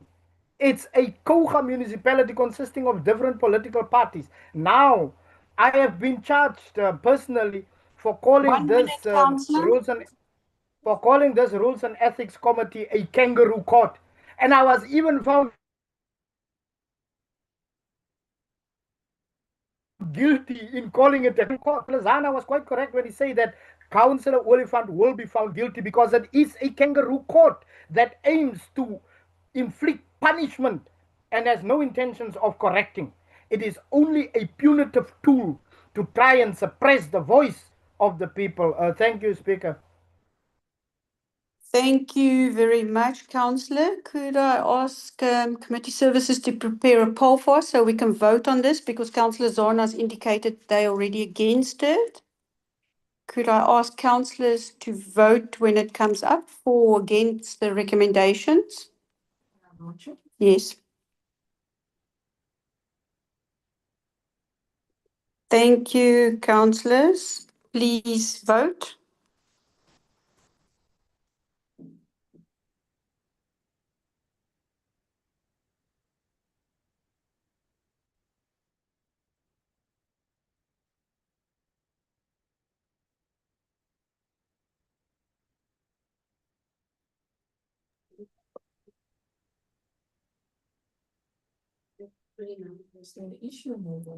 Councillor Zana, do you have an issue? We're busy voting.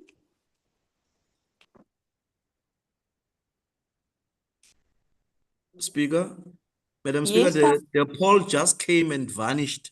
I'm looking everywhere for it and I can't see it anywhere. Thank you, Councillor. It Thank happened you. to me. We're going to relaunch the poll quickly, councillors.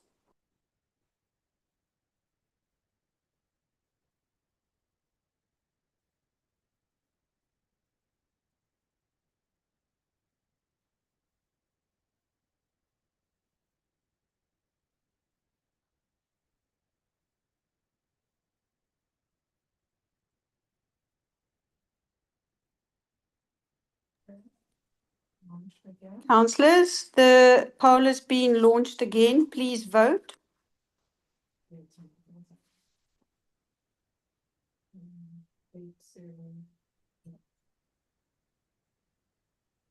You can see the vote now.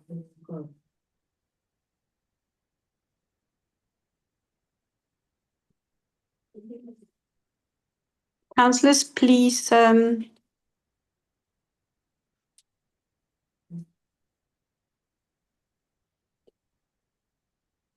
Councillors, I'm just going to give 10 seconds so you can finish your voting.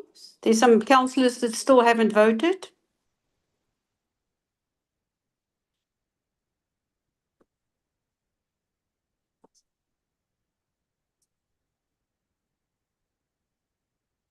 Thank you, councillors. We're going to close the voting. Administration has just indicated 16 in favour, 9 not in favour, and 1 abstaining. So this motion carries. Thank you, councillors. Before we go over to MM7, could the administration bring Councillor Oliphant from the waiting room and move Councillor Peterson to the waiting room?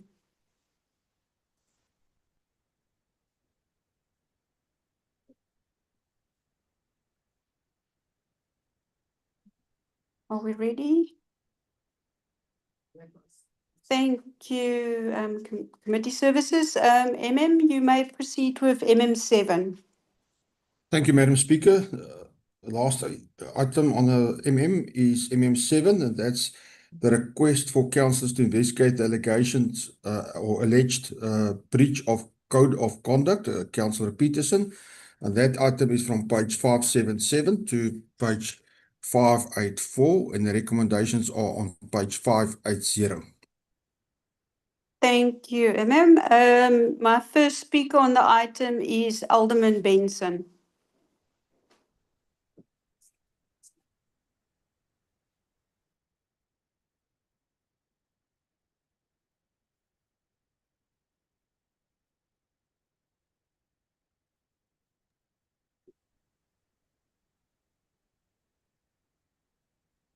Alderman Benson. Thank you, Speaker. I'm connected now. Now again, I'm just saying that it's uncommon for councillors to breach the Code of Conduct, Schedule 7 of our Act.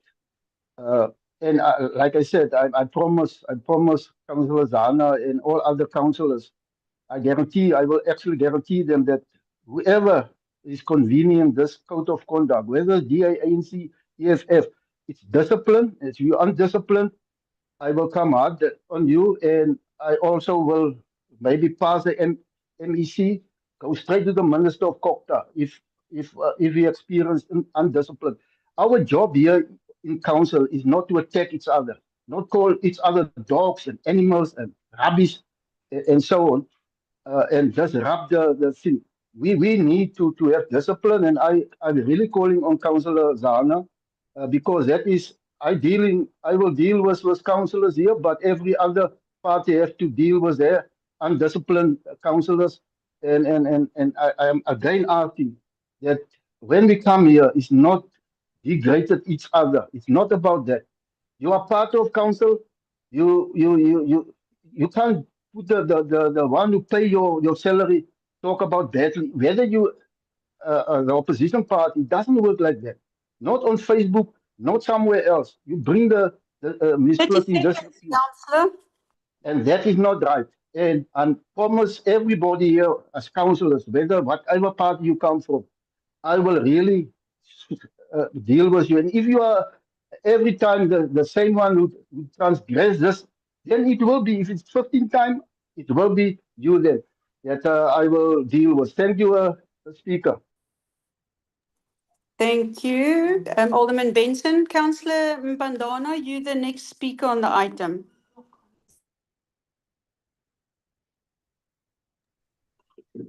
Honorable Speaker. Okay. Thank you, Honorable Speaker. Honorable Speaker, I'm sure in terms of our discipline, we are a lowest parliament, which means local government. So our role in council as councillors is to engage each other on any issues because we're a developmental state. We know from where we are coming from very serious challenges of institutional racism. And then most of the Afrikaners in 1994 or before, they went to a referendum. Afrikaners, English speaking, because they wanted South Africa to be an inclusive country. So we developed also new legislations. I'll cite one, Council of Review, SADF and others, Morning and others, 1992, Volume 3, South Africa, page 482. There, just on that, based on personal factors, if there's institutional bias that is recognized in anything, that case is gonna fall. And definitely for my learned friend, Leanne, okay. You go to administrative law, South African, it's Hoekstra in the second edition, page 458. Actual bias, reasonable apprehension vitiates the regularity of the administrative discussion. I hear Elderman threatening us. Sorry, Elderman, we are in a parliament, the lowest parliament. So everyone can express his view. I am also frustrated by the DA-led government, but patents in service here, but next on for 4 years. Do you think I can so come spinger say? Am I going to some and or titi come drink so? I must be frustrated because you open up a process where the farmers, the people must close roads for farmers in season and so on. No vol julle laat kom titi drink and kom sweet dat roeps so and darling. Nee man, dit is gemors. No, dis gemors. Thank you, Councillor. Your time is up. And it's rubbish too. Next speaker on this item, Councillor Olifant.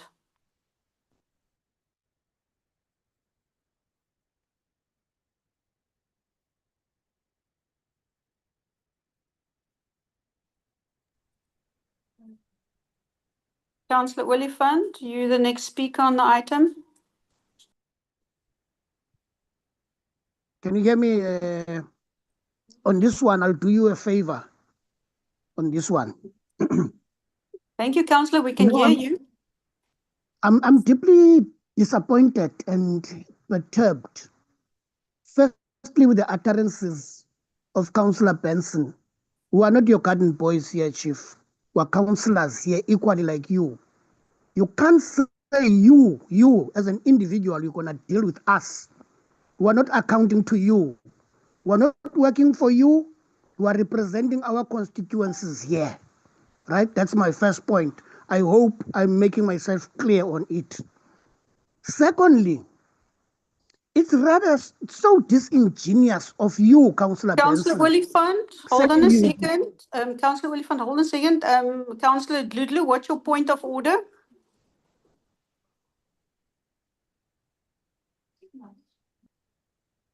Finally, yes, I can jump on a point of order. Rule 55(1) language. The you speaker is quite relevant because we are speaking about a councillor, a person. So our chief whip case has the right to say you because we are tabling an item about an individual. So yes, he's correct. There's nothing wrong there for the chief whip to withdraw. Thank you, Speaker. Thank you, Councillor. Yeah, Rule 55 relates to vulgar language. I only heard Councillor Olifant talking about you. So, Councillor Olifant, you can continue. Yeah, this chap likes to come with frivolous points of orders, you know. I don't know why are you still keeping him in the TA, you know. Now, let me move on. The Councillor Benson is so disingenuous. I was called here a monkey by very same Councillor Dludlu. I escalated that matter. What did he did? What did he do about it? Nothing. Now let me come to my last input on this matter. Who is charging who here? Because the MDB meeting was not Kocha Municipality's meeting. Let's start there. Kocha Municipality was an invitee. Like anybody else, we were all invitees of the MDB. How dare you in the DA think that you are mightier than anybody else, come and charge people who are actually expressing themselves in that meeting? I know your anger. Your 30 anger is seconds, because Councillor. your anger is based on the fact that the people in that meeting walked out when your racist speaker was refused to address us because he doesn't want to recognize isiXhosa. So your frivolous charges can continue. You'll be exposed. You can't be, as an invitee, charge other invitees in a meeting. It's ridiculous. Thank you, Councillor. Your time is up. Thank you.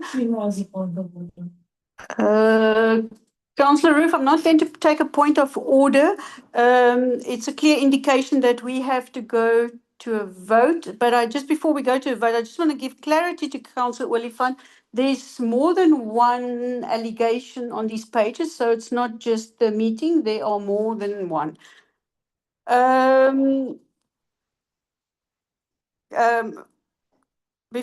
Before we go to a vote, I actually have one more speaker on here. I just got distracted by the English, well-spoken English Councillor Olifant spoken. Councillor Yali, you also speak on this item.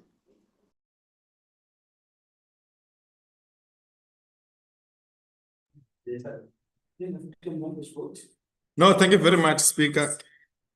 As you have indicated to Councillor Olifant, that there are more than one allegations around the council, which is I, for one, Speaker, I wanted to engage on the other allegation, which is involving the Municipal Demarcation Board.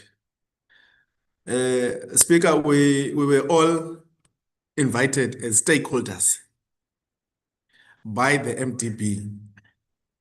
So it can't be correct, Kocha Municipality as an invited stakeholder charge one of its councillors to around the behavior in an invited meeting.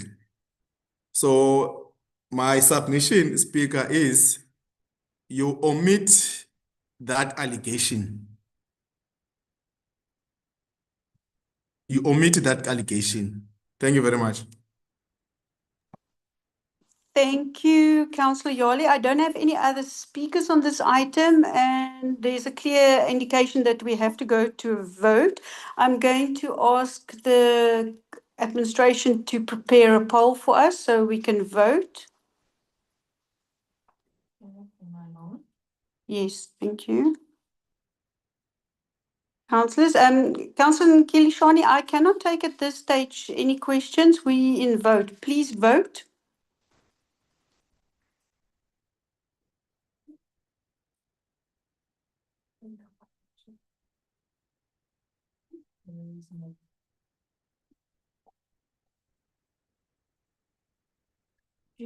Point of orders back up. Councillors, please vote. I'm not going to take a point of order. We're busy voting.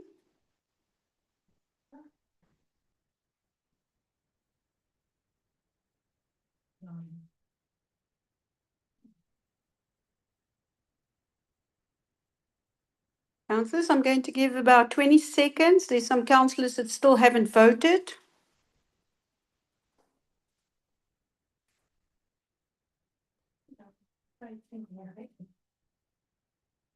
Councillors, 10 seconds, please vote.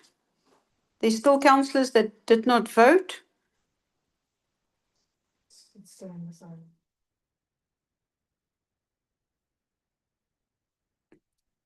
Can the administration please close the poll for us?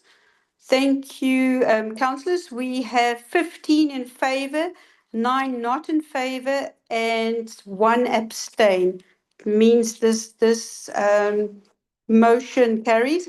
Councillor Zana, I'll give you over now, but I would like the administration to ask to put a 10-minute comfort break. But just before we go, Councillor Zana. We have 2 points of order. Tina and Leon. Councillor Zana.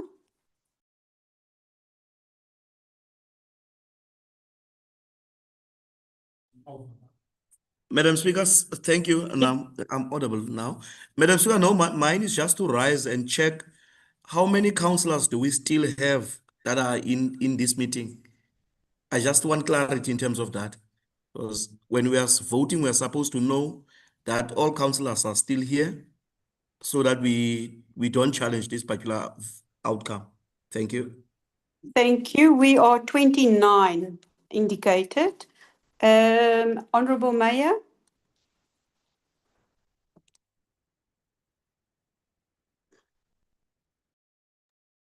Thank you, Speaker. Speaker, can I ask for an additional 5 minutes just for a caucus, please? If we can be put in waiting in caucus breakout rooms, I would appreciate that. Thank you. Thank you. Yeah, you can bring Peterson back, and then we can do a 15-minute comfort break. So we go into in all different caucuses. Thank you. We'll be back.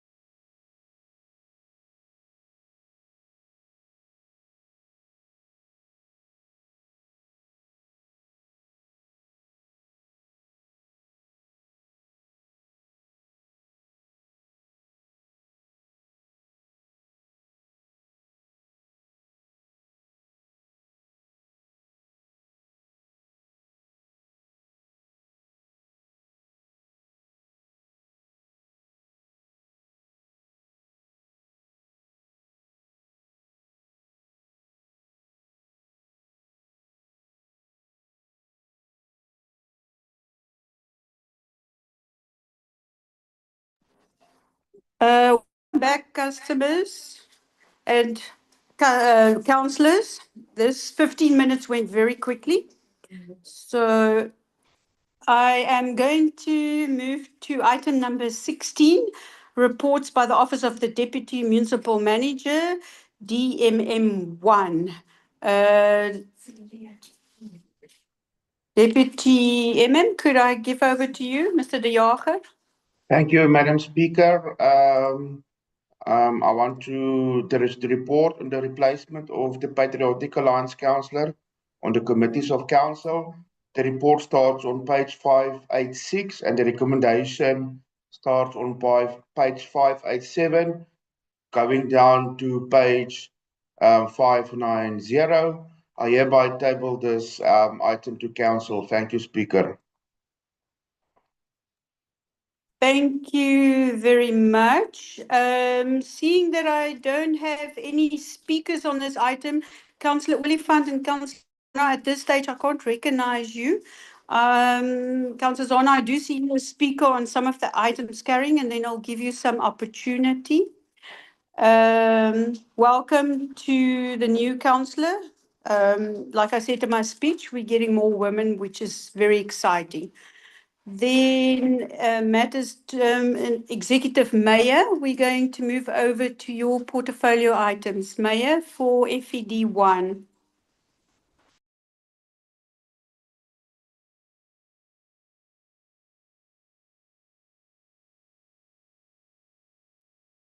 Thank you very much, Speaker. I'd like to table the items for finance and economic development, and it will be handled by Councillor Ruth.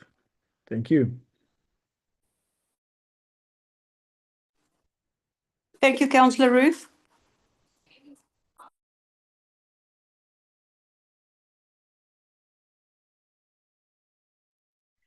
Thank you, Speaker. Thank you, Mayor. On page, thank you. I'm on, sorry, I just have to find my Word document here.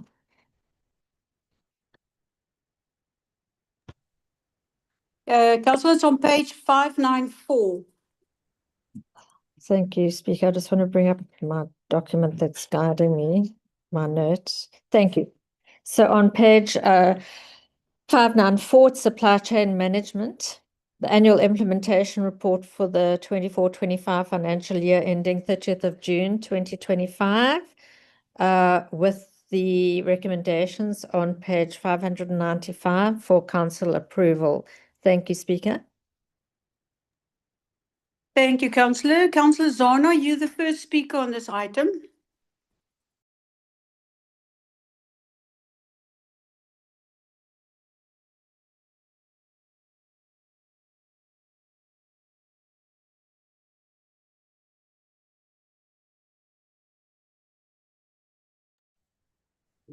Thank you, Madam Speaker. Maybe my first one was going to, Speaker, when I raised my hand initially, was on the basis of the mayor requested a caucus, and I was thinking that we are going to grant him an opportunity to report to council on that particular request, but you did not. Let me then go to this item at hand. Hopefully, you are going to respond to this first comment I've made. On page 600, Speaker, I just want to understand, I see there's no amount attached to this, but I wanted to find out, what does it mean? Because there's supposed to be an amount, maybe I'll get an explanation.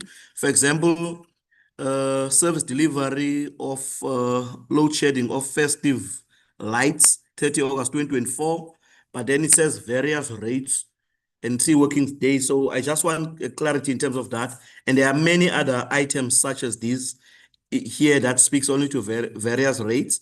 I just want an explanation around that one. Thank you, Madam Speaker. Thank you, Councillor. Honourable Mayor.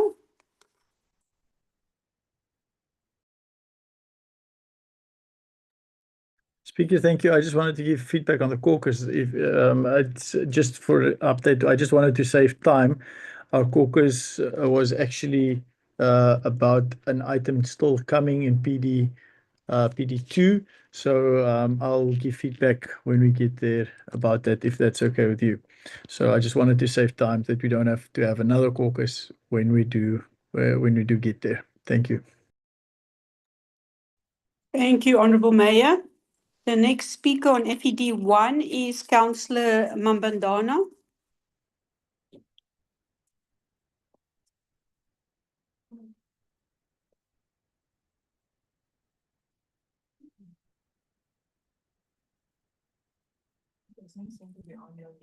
It doesn't seem like Councillor Mbandana is on the meeting, so I move to the next speaker.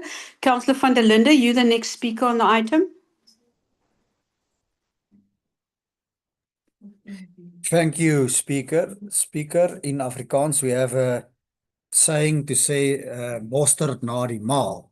So with this deviations, it's actually, like I said, mosterd na die maal, because if we say no now, what is going to happen? They already did the work and so on. But Speaker, first on page, I will come back to page 633, but on 635, we are at DM10. We have free remotes for 6,164 rand. That is berserk. Speaker, that is out of the norm to pay for free remote 6,000 rand. It can't be. It's heavy inflated. And then on 639, laboratory test, COM1, COMM1. We have every month laboratory tests in our deviations, and I previously spoke about that. And this is now for August to November, 193,000 rand. For what is that? We need explanation on that. And then also on page 695, fin 7, there's a South African tourist budget for tourism. We have a budget for tourism. Why a deviation on 101,236 rand? And then I want to know, what is the annual subscription for meltwater solution? 207,000 rand. I want more detail on that.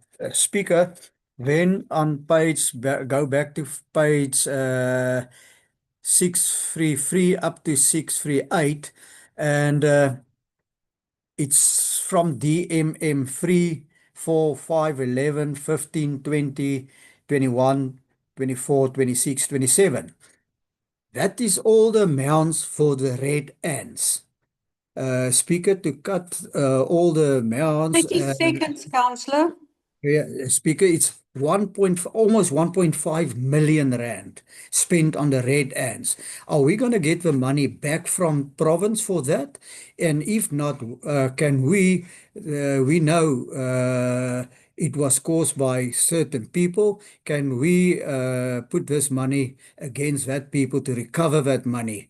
Like they always say, pay back the money. That's now time for pay back this 1.5 million almost. Thank you, Speaker. Thank you, Councillor van der Linde. Councillor Mbandana, I see you back in the meeting. You are a speaker on this item. Okay.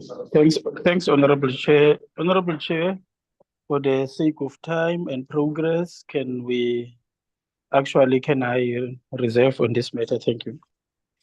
Thank you, Councillor. I'm going to give to CFO to answer some of the questions. I'm not sure if he wants to refer back as well. Councillor Mbandana, you're not on mute yet. You can switch me off. Thank you. CFO, you've got the floor. Councillor Peterson, I'm not going to acknowledge you. You're not a speaker on this item, so I'm going to give the CFO back. Thank you. Thank you, Speaker. Speaker, the Councillor went so quick through his queries, but I'll try my best to respond. And if there's any one I missed, please let me know. So the first one that I picked up was page 600. This one talks to 174/2024, supply, delivery, and offloading of festive lights. The issue raised was various rates. So this is a 7-day tender, which is an informal one, a request for quotations. But we obviously formalize the process in terms of the requirements, and the limitation of this is 300,000. So when we don't have specific quantities or that might vary based on implementation thereof, we tend to include the rates in terms of service providers providing rates. We then evaluate the rates against each other. And then we put the various rates when we make an award. So when we spend and we make out an order, we then keep record of that, and the limited amount to that service provider is the 300,000 in terms of this SAM regulations. So sometimes we don't need a lot, but we might need it later on in the year, and that allows us then to be more efficient in terms of supply chain processes by having the rates. When we go for once off and we have a value, it's for a very specific supply and delivery or specific service that has an amount. So if you look on top 163/2024, for example, a complete engine overhaul, that is something that can be quoted and delivered at once, and that's why you'll have a fixed price. So it's just the mechanism that we use to make sure that we're efficient within our processes. Then the second one on page 635 is DMM 10, talking to ERS Bio, procure of 3 remotes for security and councillors at Voltemade. I know the councillors say this is inflated, but it's not a remote as we know to open a garage or something like that. This is linked to the biometric system, and it's basically your access remotes, which had to be implemented at the Voltemade building because of the risks that security risks at the building. So I do know it was downstairs, one was installed, at the back of the building one was installed, and upstairs one was installed, and those mechanisms was 6,000 rand. And because we have implemented that biometric system, we have to deviate to get the same supplier to provide that particular one that can then be integrated with the current system. Then the next one is, I think, on page 637. No, 639. Let's go to 639. Talking to community COMM1, the National Health Laboratory Services. If you see under nature of goods, laboratory test water samples from the 1st July to June, amounts spent reflected in next column. So what we do, we don't request the department to submit a requisition on each invoice or incident, right? We tell them provide a bulk deviation, so we do a bulk order, and then as the monthly expenditure come or when the invoices come, we then recognize the expenditure against that deviation. If, for example, you come to May and the deviation that we initially entered into based on the previous year's estimation, then we add another deviation just to top up in terms of what is required. So if you look in the last column of the notes, it says requisition number 151, and it goes right down to 243, and those are all the requisitions against that particular deviation. So that amount of 193 is not for one particular sample test for a month. That is for the year. Then the issue on Meltwater Solutions. So Meltwater is a platform that you get your media monitoring on. And it's an international platform that keeps track of all events. It links it to social media platforms, and that gives us the information that we need to report on. And we include in our reports when it comes to sponsorships and your closeout reports, as well as specific information required by your publications, your media, to keep track of critical information that we need as an institution. Now, Meltwater specifically will not register and they will not tender because they one of the only providers of that service. And if you need their service, then ultimately you're the one that need it, not them, and they will not be registering. Right, so that's what that service is for. Then Fund 7, I think page 659. Let me just have a look at 659. Fund 7 talks about South African tourism, destination marketing. So when South African tourism invites the municipality to take part in any indaba or any, indaba or a destination marketing, and this one specifically was part of a council approval for Country Beers where the team went overseas. So obviously there's a co-contribution in terms of the stand that is set up for the country, and then a payment need to be made to South African tourism. So in that case, obviously supply chain can't be followed because it can only be paid to a particular institution. And that was, I think it wasn't just for the one. I know there was 3 different places that the team went to, and that was the all-inclusive amount that we had to contribute towards SA tourism. Then I think there's one more, and that talks to the issue on page 633, the red ends issue. I think the question is not about the deviation, it's more about the payback and the process thereof. If I can request maybe a DMM if you can assist there. Thank you, Speaker. Thank you, CFO. DMM De Jager, would you be able to give us some feedback? Thank you, Speaker. Yes, Speaker, the matter has been lodged at the High Court against the people who's illegally occupying 319 Papiesfontein. And then the municipality will also, in that process, apply for recovering all the costs incurred on behalf of the Department of Human Settlements, stopping and protecting the illegal evasion occurring there. So yes, that is confirmed. Thank you. Thank you for that clarity. Do I have any questions of clarity? Do I have any objections on this item? Councillor Zana, you have a question of clarity? Thank you, Madam Speaker. I think I did not capture the Deputy Municipal Manager clearly. Can you please just repeat what he said with regard to the red ends Papiesfontein? Thank you, Madam Speaker. Thank you. I will ask him to repeat. Just before that, Councillor Peterson, you have a question of clarity? Yes, Speaker. I just wanted a few items to be clarified. Page 599, subdivision and closure and rezoning from public open space to private space. Can I perhaps be informed when the public participation process happened, since it is public open space that is now wanting to become private open space? Then page 605, item 52, 2025.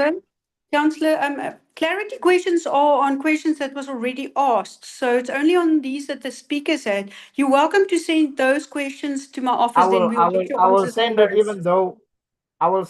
even though the response I always get is nothing, but I'll send it. Thank you, Councillor. Deputy MM De Jager, could you just repeat? It seems like Councillor Zana and them had some connectivity issues.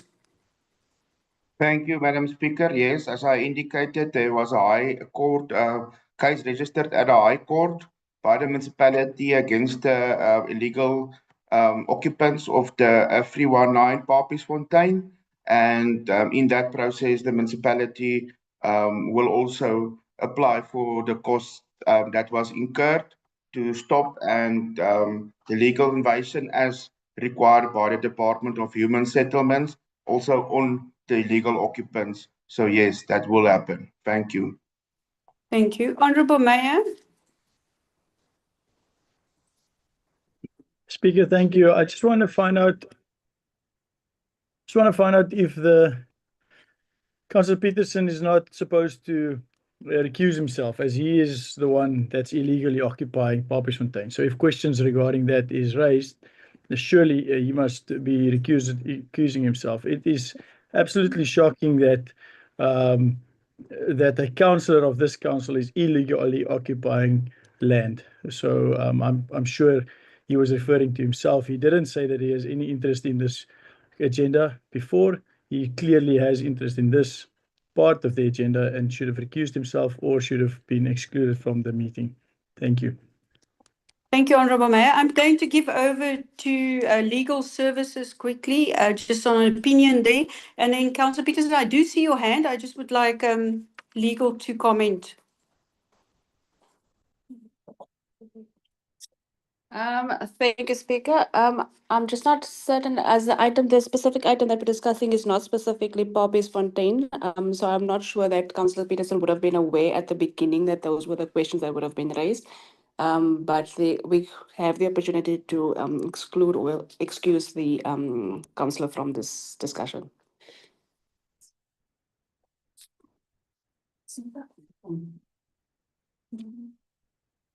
Okay, so it's not an item, it's a rule. It's just it's a cost and it doesn't refer to a specific item. Councillor Peterson, you have your hand up again, but unfortunately, I'm not going to acknowledge you at this stage. You've had your question. No, Speaker. Speaker. Councillor Peterson. I don't know if I'm audible. Speaker. Yes, Remember, I cannot recognize. You said the red cross is when you want to raise a point of order. The Councillor Borman is out of line, and it was corrected by Leanne in saying that the item speaks of the red ants. It does not speak of a specific property. The red ants was appointed for more than one function in Kouga, if I understand it correctly. So it is Thank you, incorrect. Councillor. Yes. Thank you for making that. I think Leanne has made it clear for us. Thank you. Are there any objections on this item? I don't see any objections, so this item carries. Mayor, over to FED 2.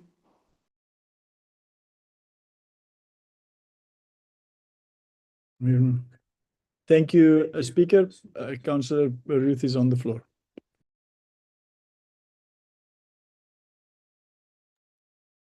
Thank you, Mayor. We're on page 662, FED 2. It's the budget amendment of the 25-26 approved capital and operational budgets in terms of the 2024-25 unspent internally funded capital rollovers and the reduction of various operational items.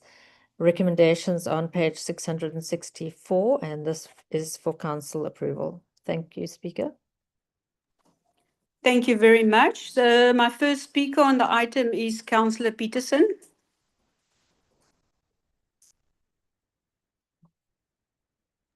Speaker, can we move to the next speaker quickly? I'll come back now. Okay. The next speaker on this item is Councillor Oliphant.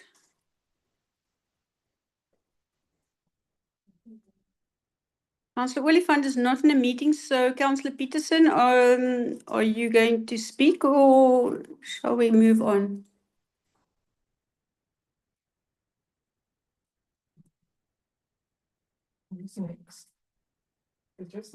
Yeah, I only have the two speakers on this item. Councillor Apologies, Speaker. I was just distracted in a brief moment. Which item are we speaking of? Councillor, we're on FED 2.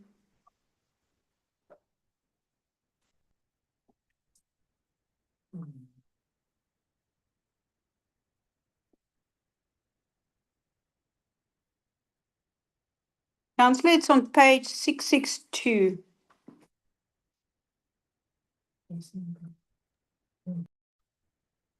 Just give me a second, Speaker. 662. We'll give you a few seconds.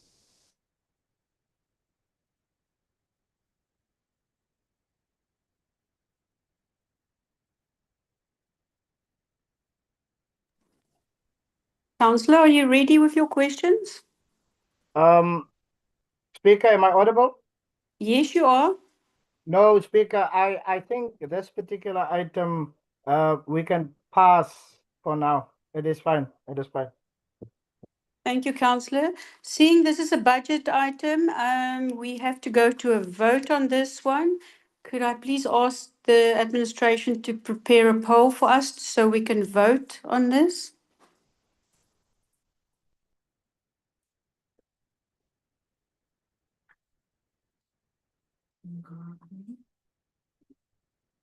Thank you, councillors. The poll is up. Please vote.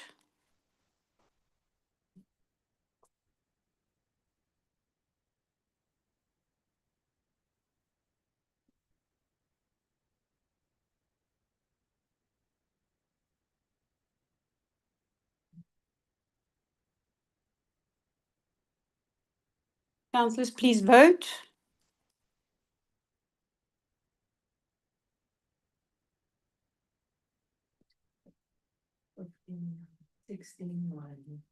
Thank you. I'm going to give 10 seconds. Then the administration can close the poll.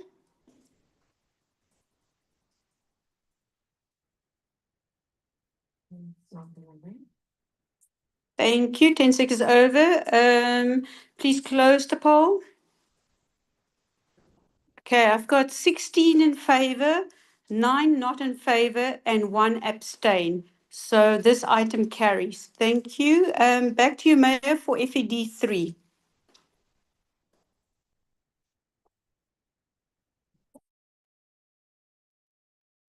Thank you, Speaker. Councillor Ruth still on the floor. Thank you, Councillor Ruth. Thank you, Speaker. It's very sad to see that some of our councillors do not want to be sending additional funds to Hankie 990 housing and to upgrading of sewer treatment works, etc. So that's a very sad day in council. Nevertheless, I'm now moving on to page 667. FED 3 Supply Chain Management. It's the section 36 deviations for the month, July 2025, with the recommendations on page 678 for approval. Thank you, Speaker. Thank you very much. First speaker on this item is Councillor Nkilishwane.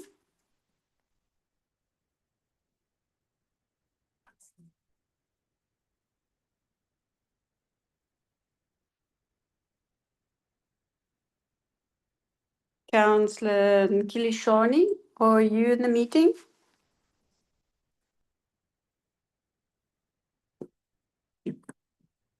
I'm going to move to the next speaker. We'll come back to Councillor Nkilishwane. Councillor Yali, you the next speaker.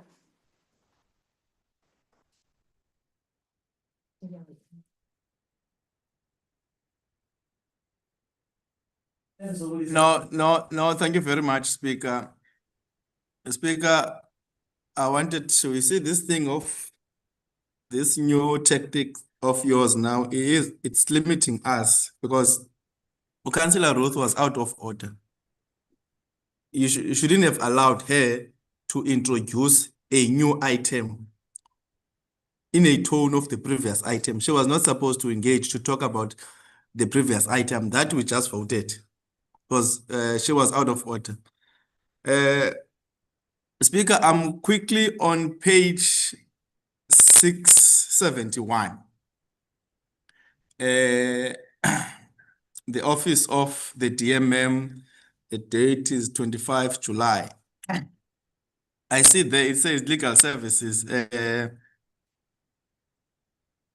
and others. but the amount is 0. And it's indicating the last column as NA. Can you give us clarity around that one? Because we also see Mr. Van Rooyen's name. Also, Councillor Peterson's name as in reflecting Copter and Councillor Oliphant Copter.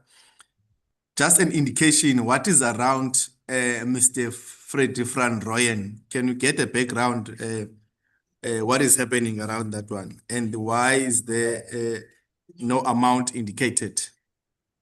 And also with the one of the Papisfontein, why are we not having an amount indicated?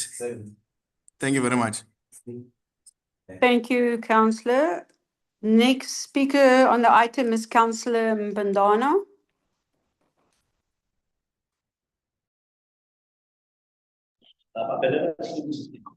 Thank you, Honorable Speaker.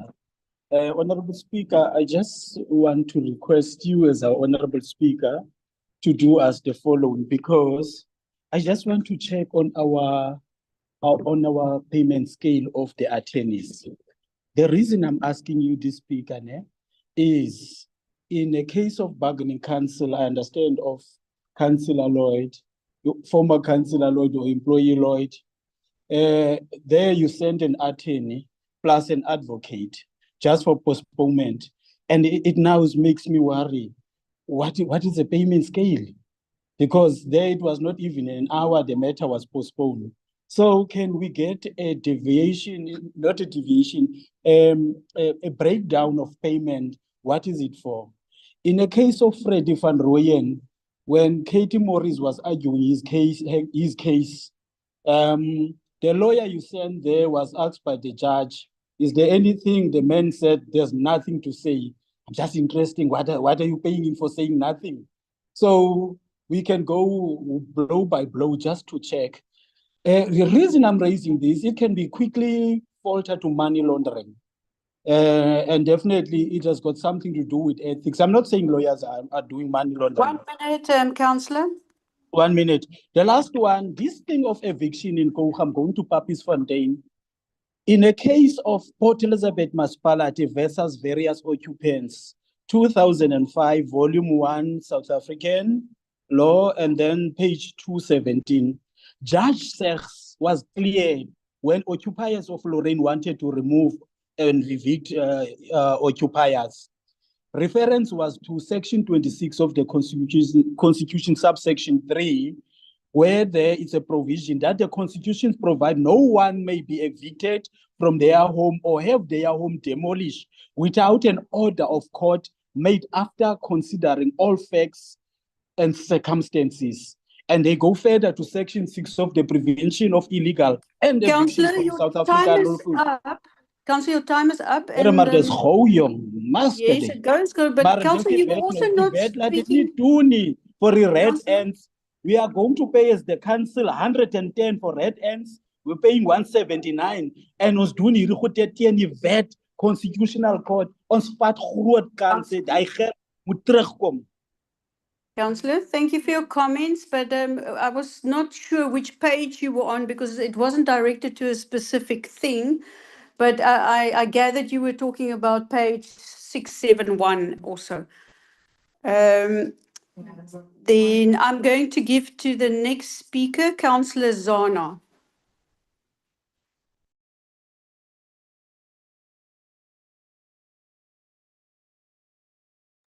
Thank you, Speaker. This issue of unmuting is really dealing with the efficiency of this meeting. Madam Speaker, perhaps mine is on the issue, just a clarity on the issue of, on page 670, on the issue of Kwanom Zamo, wastewater treatment works. I see there's a deviation there. I take it that there was a tender that went out for that particular treatment works. Now, I'm not sure, because the tune there is 7 million that we've appointed a company for. It's a Lectratech company from 1st July 2025 to 16. But I just want clarity in terms of, was there no contract that was appointed with this? funds that we got from our national government. Then the other one, Madam Speaker, I want to just ask clarity on also on the same page, 670, on the Bambelela property development rentals, which is an amount of 466 and also 2.8 million. For what are we renting offices for after we fired so many workers? I think there are enough office spaces available after you fired so many workers. Why are we renting offices out? And then the other one, Speaker, that I wanted to ask is on this one on page 673, on this one of land invasion. I appreciate the response that was given by the Deputy Municipal Manager, but I want to ask this council, who have asked us to go to Papisfontein and evict people on land that does not belong to Koga? We have illegal dwellers there in the Eastern Bay Caravan Park that we did not even take to court. But yet, is it because of the color of the skin? Because I know that the majority of those that are staying in that caravan park that we cannot deal with, we are unable to evict Councillor, them. please This hold one, on. Councillor, this- just hold on a second. Councillor Zona, I've got a point of order from Okay, the thank mayor. you, Madam Speaker. Yes, Mayor. Your point of order. Thank you, Speaker. Point of order is regarding relevance. Councillor Zana is protecting a member of his caucus because he illegally invaded a piece of property. That's the bottom line.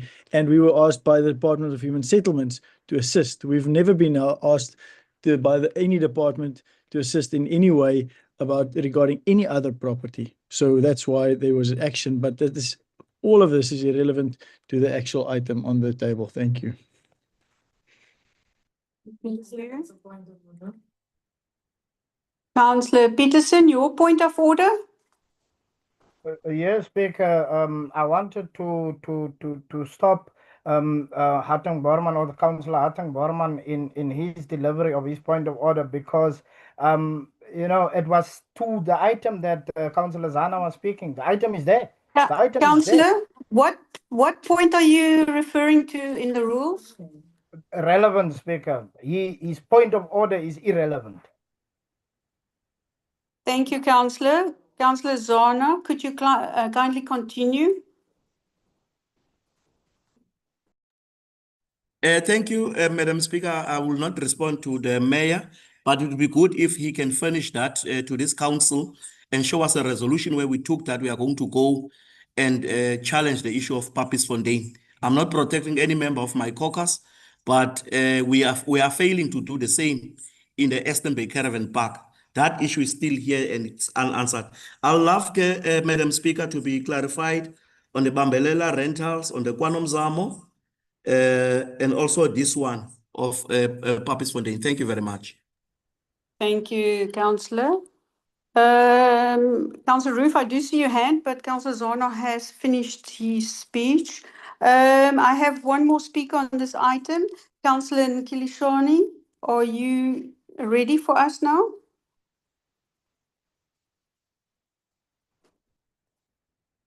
Speaker, no, I'm covered by Councillor Zana. Thank you very much. Then I'm going to give over to CFO.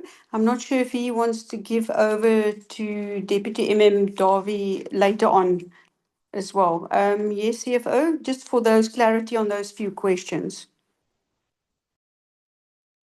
Thank you, Speaker. Speaker, the first one is on page 671.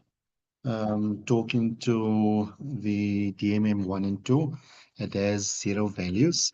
So what happens over here, we do know that we have cases that are ongoing.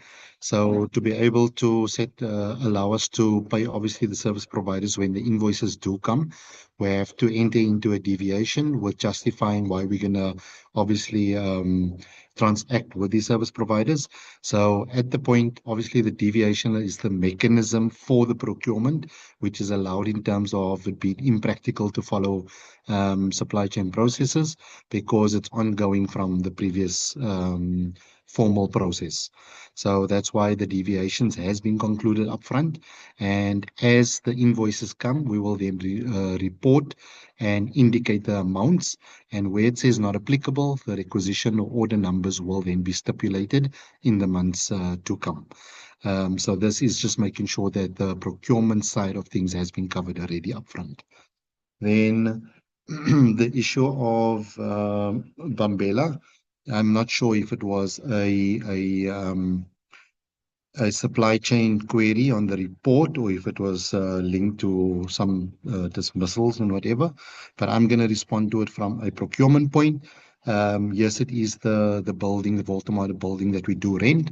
It is impractical to follow supply chain processes, and therefore the deviation has to be done upfront for us then to pay the monthly rental.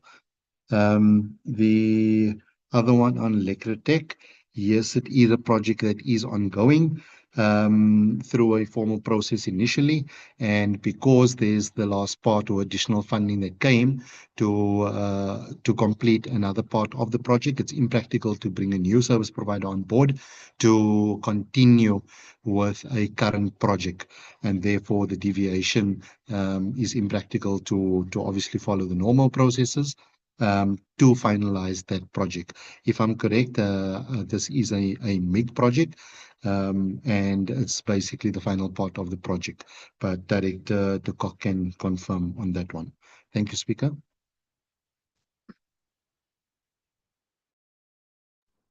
Director de Kock, I don't know if you want to add to CFO's notes there.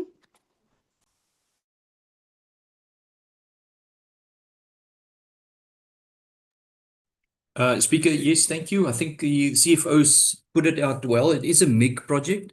It is ongoing for a number of years. So we had to reinstate the full scope of work as what originally was appointed.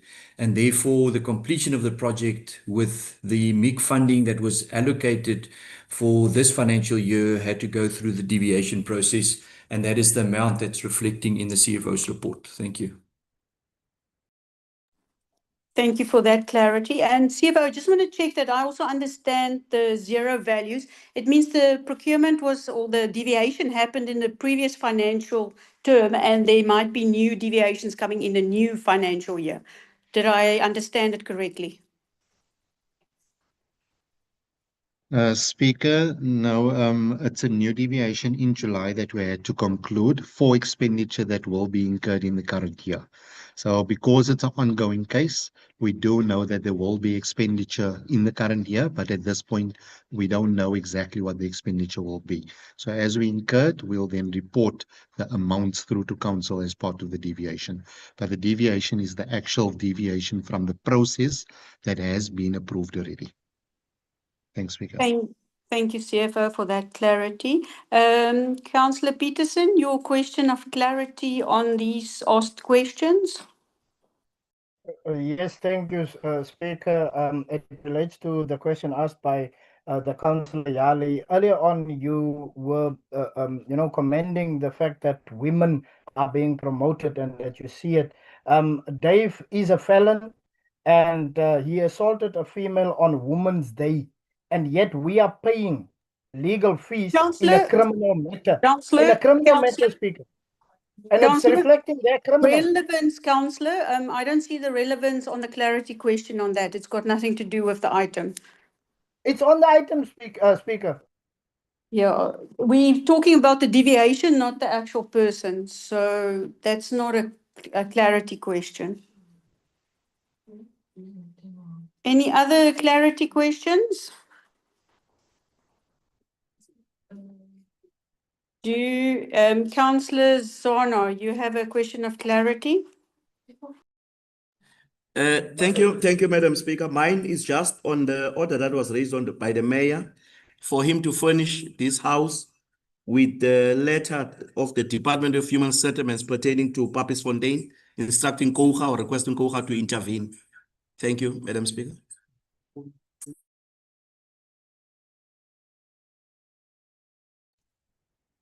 Thank you. I don't know. Yes, I can see a thumbs up. Who was Mayor said yes, he will send it to you. Thank you. Are there any objections on this item? Thank you. No objections. That brings me the end of FED 3. Mayor, back to you for planning and development. Thank you very much, Honourable Speaker. I would like to table the items for planning and development, and it will be handled by Deputy Mayor Jantjies. Thank you. Thank you, Deputy Jantjies. You may proceed.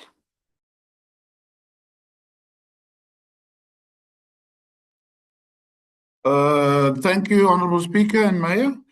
Item is 2508 PD1, and it's on page 680. This is the final approval now for the acquisition. This is an old item coming from portfolio as well on Earth 3777 Imansdorp. Our recommendations, Honourable Speaker, is on page 682, and we are requesting Council's approval, final approval. 10.2, that Council approves the purchase price, which is below market value as well, and 10.3 authorizes the accounting officer. Honourable Speaker, I table this item to Council for final approval. Thank you. Thank you, Deputy Mayor. My first speaker on this item is Councillor Nzolani.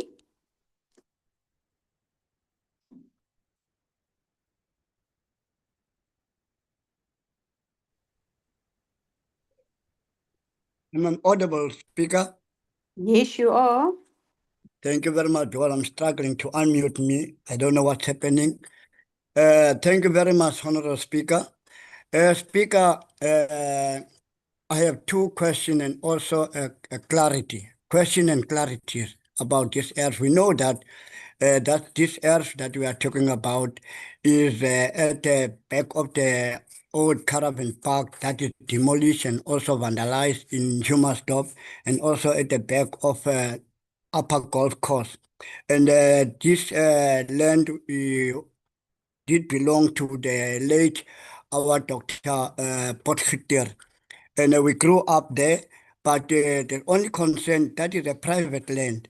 And I see it is unregistered, but one question that we want to know, and it's a clarity, who sold the land and what for is the Coca municipality interested on this land? Yes, we understand there are a lot of things that happen there in that small farm of land of our late Dr. Potgieter, that was there. But some people who are staying there are staying there in a horrible place. But what is the future of that land when the Coca municipality want to buy it? Or what is the plan of that land? Thank you very much, Speaker. Thank you. Thank you, Councillor.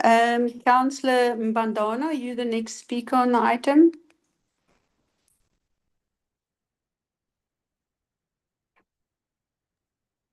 Thank you, Honourable Speaker. Honourable Speaker, I think Councillor Jali was dealing with this matter head on. The reason I'm raising this is just for me to look, are we not pondering on money laundering? Are we not busy with money laundering? If we are not busy with money laundering, let's follow all due processes and check. There's here old farm in Humansdorp, big enough. There's one next to Kreisfontein, big enough. Why this piece of land for 2.9 million? Unregistered.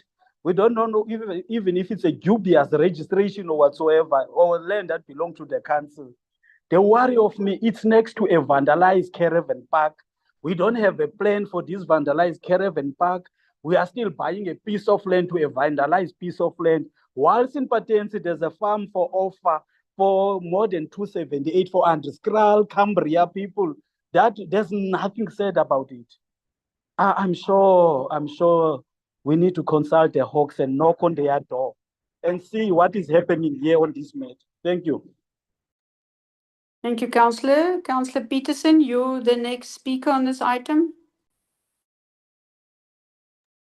Thank you for this particular opportunity to speak on this item. Speaker, I have a question to whoever wrote this. The first thing is, what is an unregistered earth? And then I'll have a follow-up question based on the response on that one. What is an unregistered earth? Then where is that presentation that was supposedly presented to council to make a decision to purchase the property? And don't say this is the application or the presentation to council requesting that we purchase the property, because in the item it speaks of final decision. Now, when you go to a final decision, surely this must have been discussed in the portfolio committee.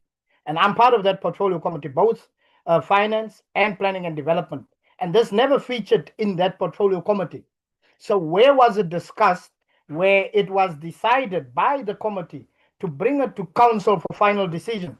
That is the second one. Then the third one, this particular property, it has people residing on it. There's families living there. I know this property. I'm from Humansdorp. There's people living there. What are we going to do with those people? Is it part of a relocation plan? And how are we going to go about it? Then the question of Councillor Nzilani is very much relevant. Why do we want to purchase the property? Now to the purchase price. I've seen this particular property going on sale on property 24 for 450,000. Yet the price that we now are looking at is 2.9 million. When I saw with my own eyes on property 24, this property being sold at 450,000. That's an inflation, which brings me back to 1 minute, what Councillor. Councillor Mandana said. I didn't hear you, Speaker. Hold on a second. You've got 1 minute, but there's a point of order. Hold on a second. Honorable Mayor. Speaker, Councillor Peterson is misleading council. If he's saying that it was for 400,000 rand, I would like him to prove that, because the has been negotiating with the owners of this property, and this is the price that was decided on.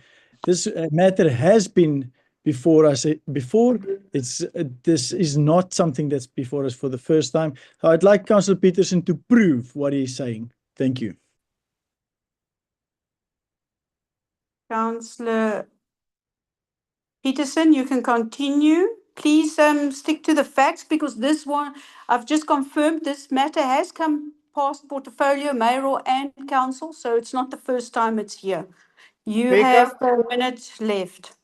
Speaker, I am Yes. giving you the fact. The fact is, I know, because I took a photo of that screenshot. I know it was sold on property 24 for 450,000.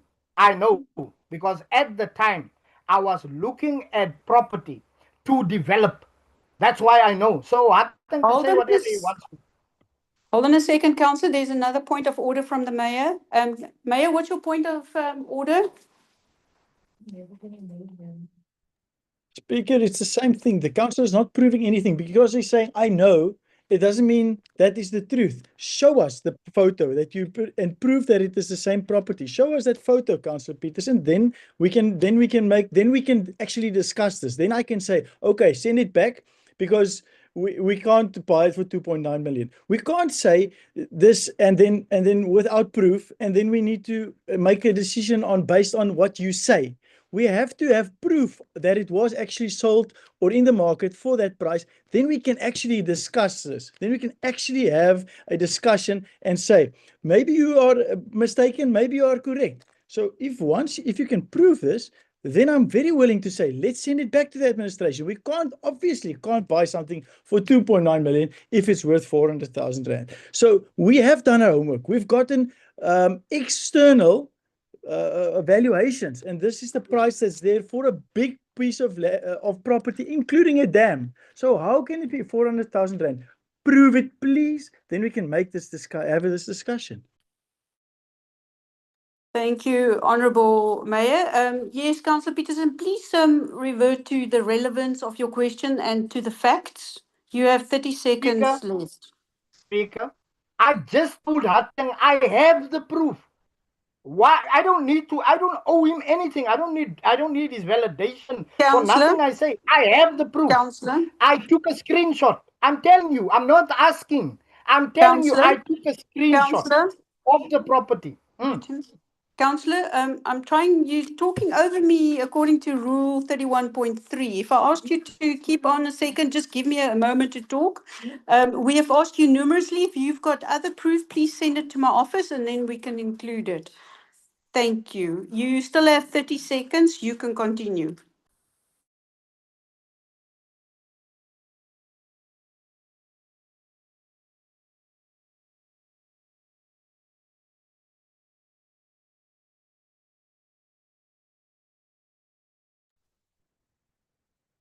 Honourable Mayor, your hand is up. Did you have something else? Because I see Councillor Peterson is not making use of his 30 seconds at the moment. We'll give him another opportunity.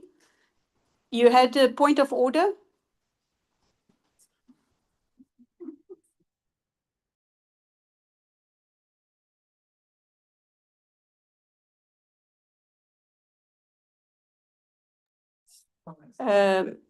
Councillor Zona, you have a point of order?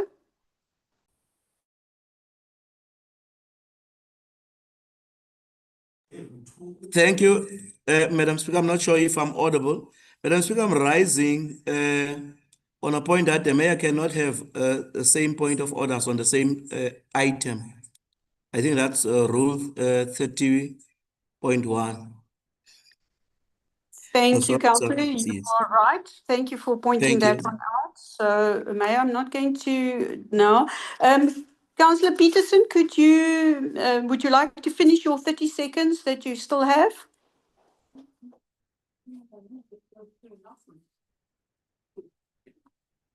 Speaker, no, man, this is not right. This is not right. I'm not a subject here in council. I don't belong to someone. Why am I muted when you give me the opportunity to speak? And every time I click, it says the host is not allowing you to unmute yourself.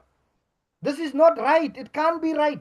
It can't be administratively right. It can't be legally correct that your administration is muting me when you give me the opportunity as speaker to speak. But Speaker, I wanted to say in closing, I need, as a member of this council, I am requesting that a presentation be given to council, first of all, on what we want to do with the land, why we need the land. That's the first thing. Then the second thing, I will give you what I have with relation to the inflation of that price. I don't know why Atang is throwing his toys out Councillor, the your pot. time is up. Perhaps because he has Speaker? Thank you, Councillor. Your time is up. I will have Perhaps the he has interest in it, but it's fine. Thank you, Councillor. I'm going to let the administration answer. I would like to have more info, Director Ramakawela. Maybe you can give us some insight for what the property is going to be used and the background on everything. Thank you, Director.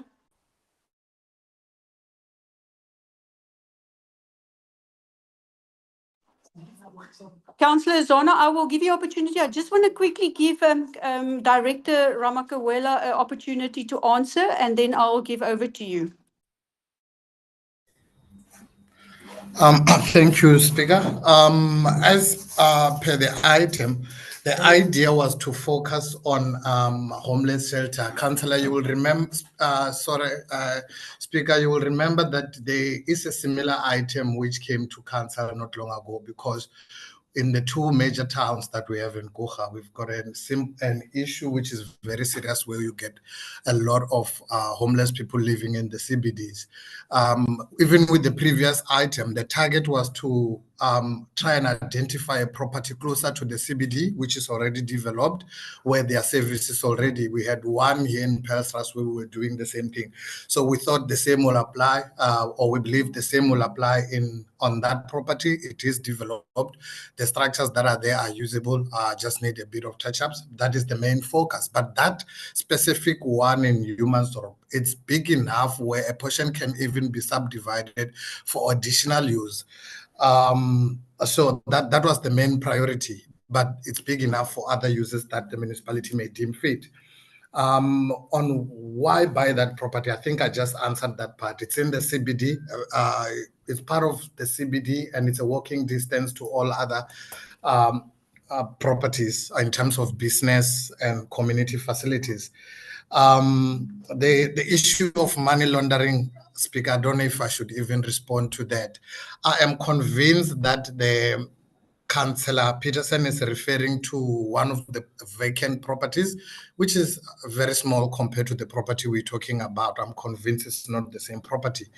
And then there was a comment made by Councillor Mbandana about why they are not focused in any other areas. I want to assure Council that we are trying to acquire land where there's a need in all areas. It's not only about maybe certain places. We are negotiating with possible sellers even in Patensi, which we believe is very serious for human settlements. The Here Lord property being referred to, it was very clear from the Department of Human Settlements that it is for housing indeed. However, it's a vacant property. There are no services, so it's not a property that we can go to in a short term. The question of what is an unregistered F, that is when a subdivision is done and there's a cadastral boundary, but the transfer of it in terms of registration to say that belongs to person X, it will still belong to the person who owns the mother property, but the cadastral boundary will be delineated so that we know the space that we're dealing with. Thank you, Chairperson. Thank you very much, Director. Just before I take questions of clarity, I'm just going to give over to the ANC's whip. Councillor Zana, you have something that you would like to raise? Thank you very much, Madam Speaker. I'm just requesting for a caucus. Thank you. Will 5 minutes be sufficient? It will indeed, Madam Speaker. Thank you. Could we ask the administration to do the breakout rooms? 5 minutes. Thank you very much.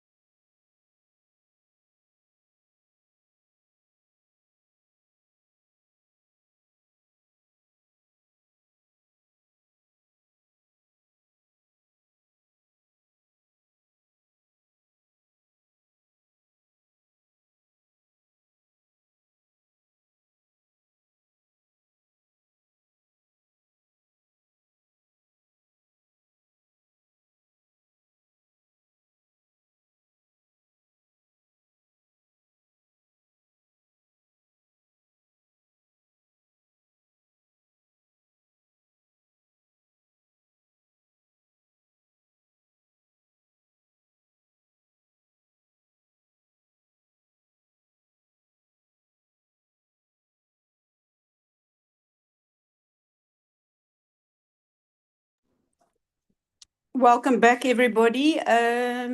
Councillor Zana, would you like to give some feedback on your caucus? Thank you very much, Madam Speaker. Madam Speaker, what I'm going to perhaps to respond to is that we as the African National Congress caucus, we are going to call on time on this particular item, we are going to call for a division of vote.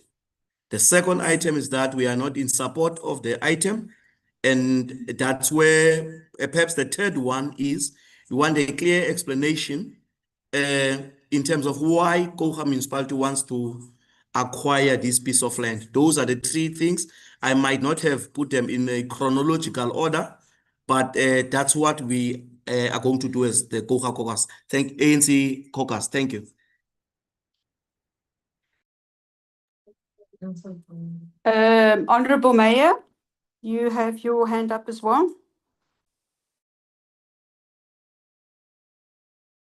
Thank you, Chairperson. I just want to get clarity on the price of this property. If Councillor Peterson is saying that he has proof that this is the same property that was valued for 400,000 rand, then obviously we can't buy it for 2.9 million rand. If he's referring to a different piece of property, then that puts that discussion off the table, and then we can discuss what Councillor Zana has now proposed, and I'm happy with whatever the ANC caucus decides for them. But I just want clarity, does Councillor Peterson have proof that this property was valued or advertised for 450,000 rand or not? Because we cannot, like I said, we cannot buy it for more than that if it was advertised for it. Thank you. Thank you, Honourable Mayor. Councillor, before, I just would like Director Ramakawela to just answer again on why we're buying this property. He did explain to us, but maybe he can give us again a clarity on what we're going to use the property for. Director Ramakawela.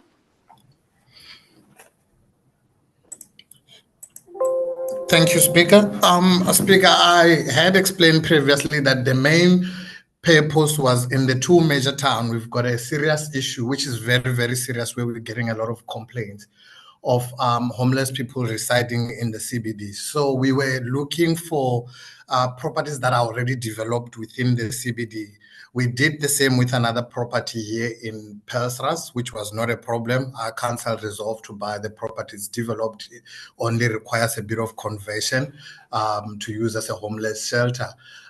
In Humansdorp, that was the one property which was deemed to be way below market value, already developed. It's got existing structures which can be occupied and used immediately. That is the main purpose. But importantly for this one is that there's a big part of the property which is vacant, which can be used for any other use if council feels we need to have other administrative functions in Humansdorp. That is the main purpose of why we believe we should focus on this property. As mentioned already, there are services already. And I'm convinced what the mayor is saying, that the councillor may be referring to a property which is just adjacent to that one, and I believe it was selling for just over 550,000. I'm convinced it's referring to that property. That is the main purpose, Speaker. Thank you. Thank you very much. I'm going to allow a round of questions of clarity. Councillor van der Linde, your question of clarity.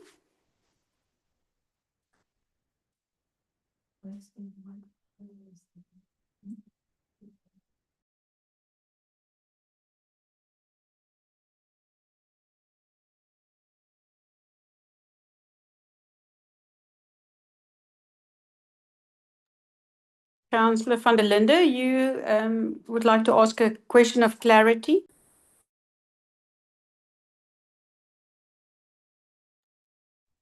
Thank you, Speaker. Speaker, yeah, it's very frustrating when you want to speak and we are muted. And I understand purpose behind everything, but yeah, it's frustrated. Speaker, here's a lot of confusion. This one say that one and that one and that. So we can't make an informed decision on this property right now. So I will suggest that we rescind this item back for better consultation and prove what everybody said. I'm 100% with the mayor. If Councillor Petersen can prove that, we can't buy it for that. So I will suggest, and I hope there's someone will second that we rescind this item. Thank you, Speaker. Thank you, Councillor van der Linden. I think there's confusion created by certain councillors. I mean, the item is very clear. I'm just going to give Honourable Mayor quickly an opportunity. Thank you, Speaker. Speaker, if we can't prove the contrary, then we have no reason to withdraw this item or to send it back. If we can prove the contrary, then we must send this back. But there's no evidence of anything other than what we see before us. So, and therefore, we must continue with this. This has been to council before. It's followed all the processes. It's been provisionally approved. It's been through the processes of independent valuations. We've received those independent valuations. We're not doing anything incorrectly. We're just following the processes that's been legislatively prescribed to us. We've done all of this. This is, like I said, this is not the first time council is seeing this. So I'm not sure why there's such a big ruckus about it now. We've discussed this on various platforms, and if no one can prove the contrary, then we can move on. Thank you. I propose that we move. Thank you, Honourable Mayor. Councillor Mbandana, you had a question of clarity. Honorable Chair, we actually had the instruction from Councillor Zana. As the African National Congress, we are not in support, and definitely I'm seconding it. We listened to the presentation that was given back. That's where we still stand. I'm seconding him. African National Congress is against the item. Thank you. Thank you, Councillor. I have noted it. I've just given a round of clarity before we go into a division of vote. Councillor Petersen.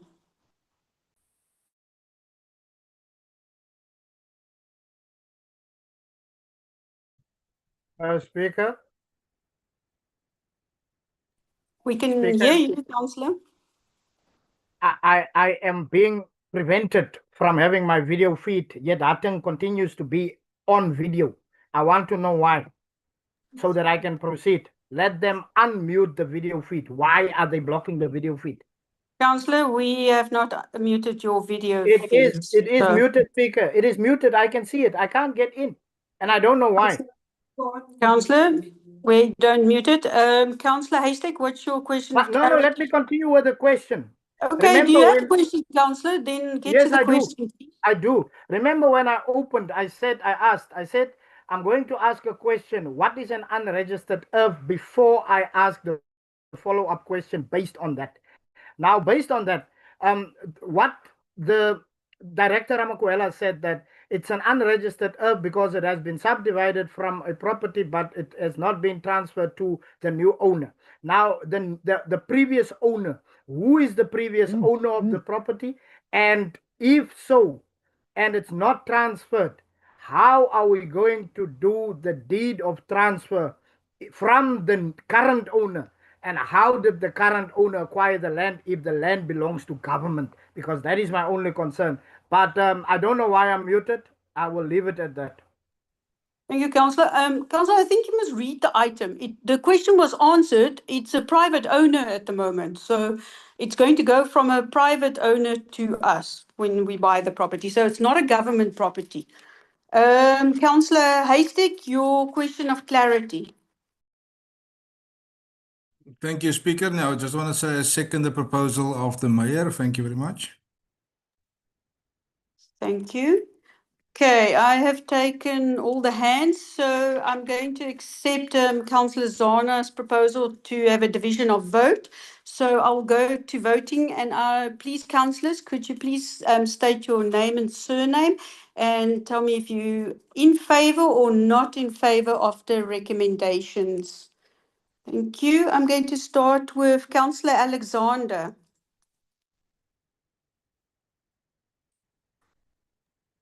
Good day, Speaker. I am in favour. Councillor Jacques Alexander, I'm in favour. Thank you very much. Councillor August.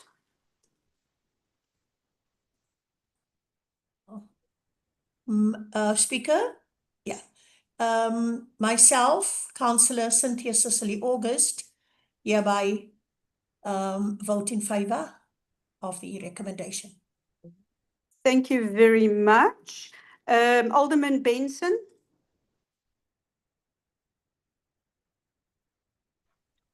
I, Daniel Benson, born 1958. I'm in favor, Speaker. Thanks. Thank you, Alderman.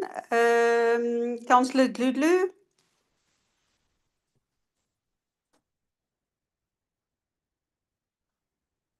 I, Councillor Dludlu, vote in favour. Thank you. Honourable Mayor. I think Borman, vote in favour. Thank you. Councillor Foley.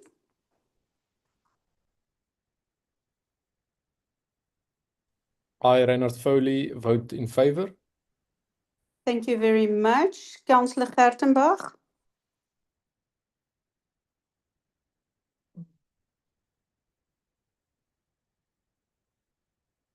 I, Willem Gertenbach, vote in favour. Thank you very much. Councillor Kanuza.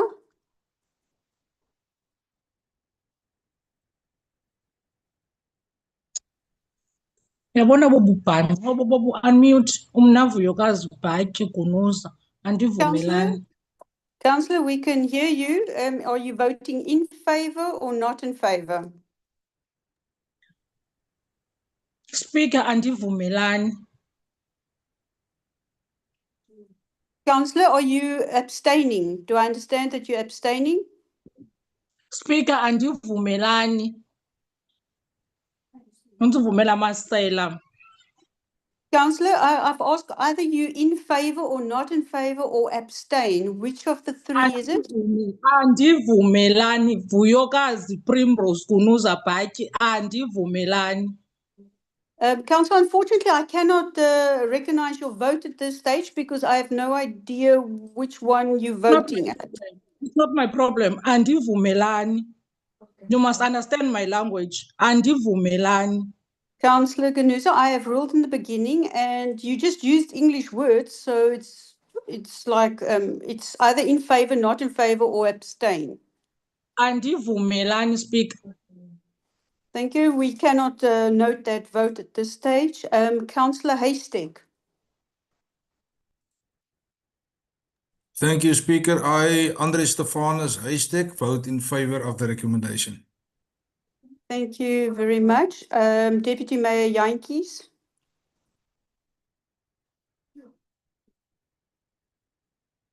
Timothy Jantjies, definitely in favour of the recommendations. Thank you, Speaker.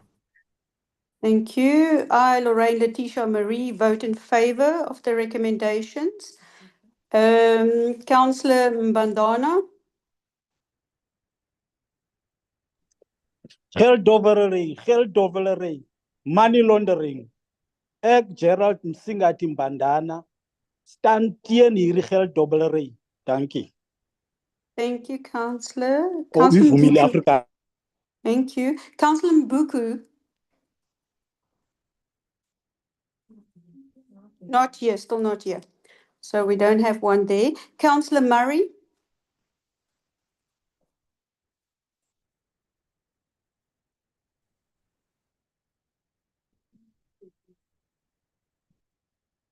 Councillor Murray.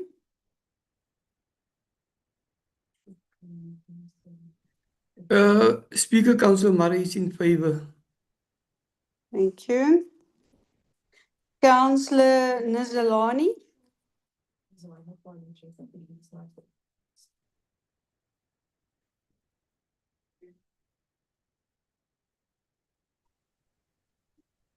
Speaker, I'm struggling to unmute me. I, Councillor Kolisile Nzelani, I'm not in favor on this discussion. Thank you. Thank you, Councillor. Councillor Nichols.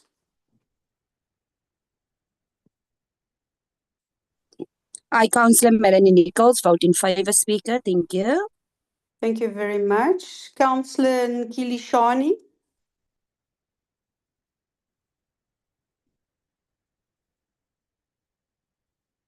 Voting cactus. Not in favor, Speaker. Not in favor. Thank you. Councillor Ntingwane, are you in favour? Not in favour or abstain?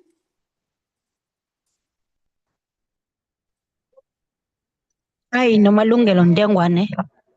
I'm not in favour, Speaker. Thank you. Thank you, Councillor. Councillor Shorter is not in this meeting. Councillor Willifant.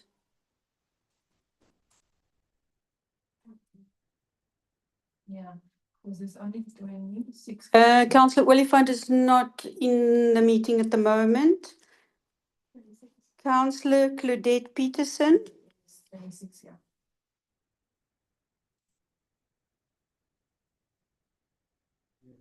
Hi, good day, Speaker. I'm Councillor Claudette Peterson. I'm not in favour. Thank you. Thank you, Councillor. Councillor Peterson.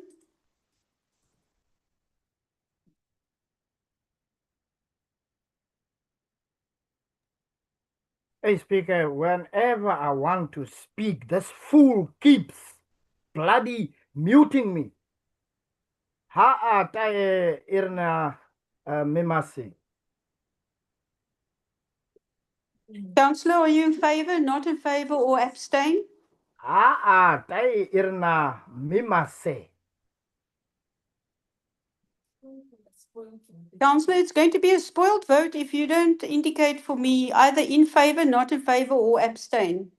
Ta irne mimase. Councillor, that's a spoiled vote. We cannot count that because I don't understand. Next councillor, Councillor Ruth.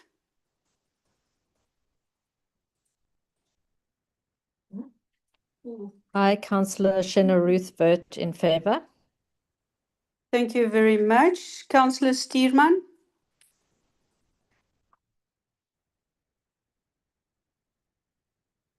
Hi, Speaker. Councillor Stearman, vote in favour.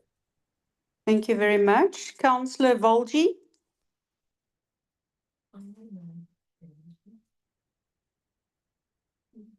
Speaker, can you hear me? Yes, I can hear you, Councillor. Yes. I, Margaret Valji, are not in favour. Thank you very much. Councillor van der Linde.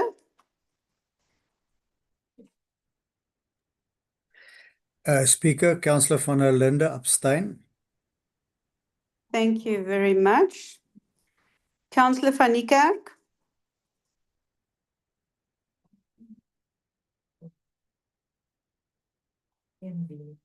Councillor van Niekerk in favour, Speaker. Thank you. Alderman Williams.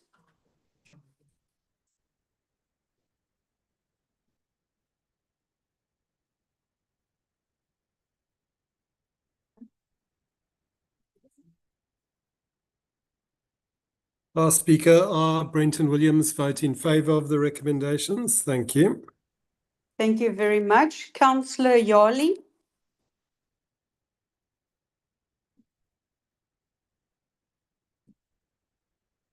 Thank you very much, Speaker.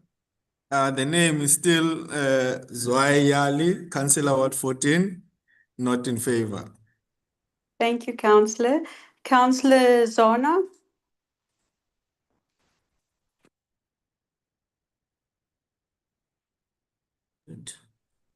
Is it unmute now? Madam Speaker, I, Vuyani Cornelius Zana, I am not in favor. I thank you. Thank you, Councillor. Could the administration please count how many we have in favor, not in favor, abstained, and spoiled votes?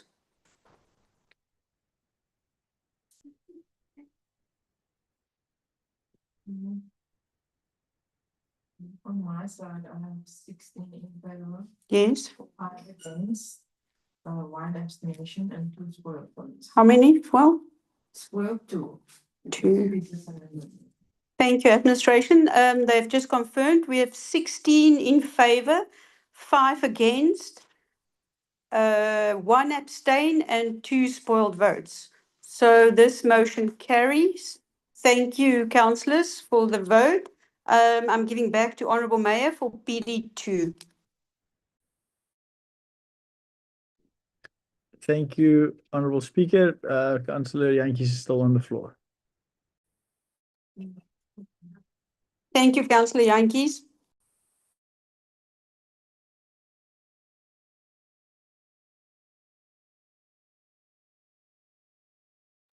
Thank you, Honourable Speaker. On page 704, we have PD2. The cover page is not having the correct heading, but I will take you to page 704, where it is request for Council's final approval for the donation of Earth 3298 Humansdorp to the Provincial Department of Education for the purposes of erecting a school. The recommendations are on page 706 as 10.1 through to 10.6. I table this to Council. Thank you, Honourable Speaker. Thank you very much. Honourable Mayor, you're the first speaker on my list.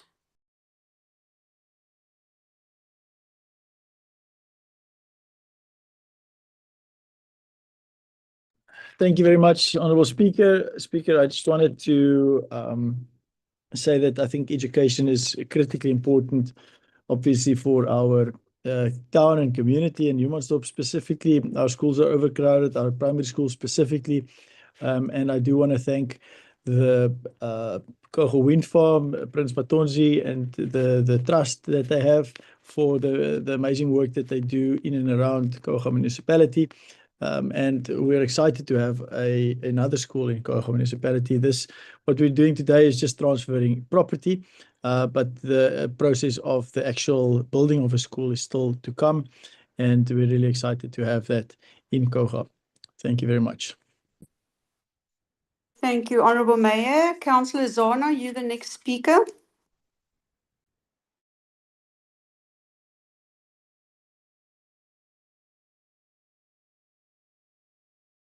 This thing. Madam Speaker, thank you very much. I've actually raised my hand because I was going to rise on a point of clarity, I think Rule 38, because they may have called a caucus earlier on, but I take it that the explanation is given now. It's something that maybe he was referring to that, but I don't want to preempt, but I see he's also putting a thumbs up. Madam Speaker, perhaps one must be grateful for this that we are doing for the whole of Koga, that is an extra school. I know that there's still a need of a second high school in Humansdorp. And I hope that this that we are doing together with the wind farms today is something that's going to pave a way for the establishment of a second or establishing a new high school in the Humansdorp area, because the high schools there are also very overcrowded. I also want to say perhaps this gives rise to a very important clause and on the ANC founding documents that speaks to the doors of learning and culture shall be opened. And I think we are realizing that. And we are not ashamed to say we are part of this as the African National Congress without politicizing issues of education. But we so wish all the success for this school and that it will also perhaps will have many engineers, professionals that will come from these schools that will change the face of Koga forever. Thank you very much, Madam Speaker. We are in support of this item. Thank you very much, Councillor Zana. I don't have questions for the administration and I don't have any objections. So it means then this item carries. Thank you, councillors, for the support for the school. That's very important. Mayor, back to PD3.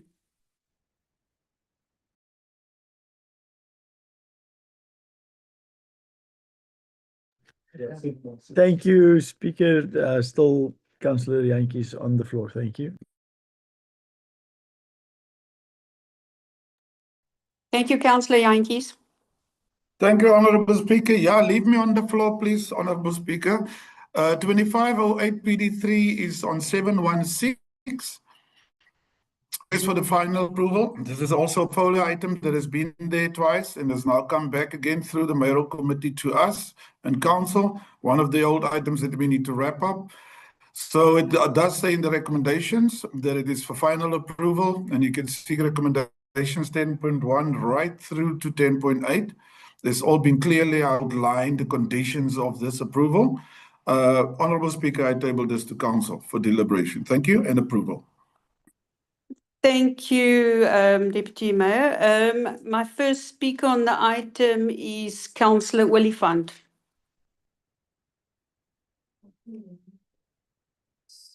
Councillor Oliphant still in the meeting? Councillor Oliphant is not in the meeting. Councillor Zana, you the next speaker.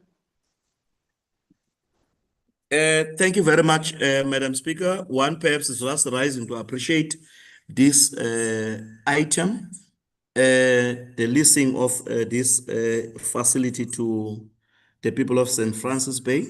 But I, however, I want to also to raise a fact, Madam Speaker, to say that the issues of leases across Kouga, I so wish that we can hasten, not that we are in a rush of letting go of land to our people, but I so wish that all wards can benefit in land parcels that are not being used currently by the municipality, that we have leases that we are going to give out. Of course, those leases will be will be leased in accordance to our leasing policy, but I believe also that it will be market related, because I know of farmers, up and coming farmers in the Gamdusveld that are struggling to get leases from the institution, long-term leases, but I so wish that may this list that we are approving today also pave the way for those farmers that are trying to make Kouga a breadbasket of the Eastern Cape.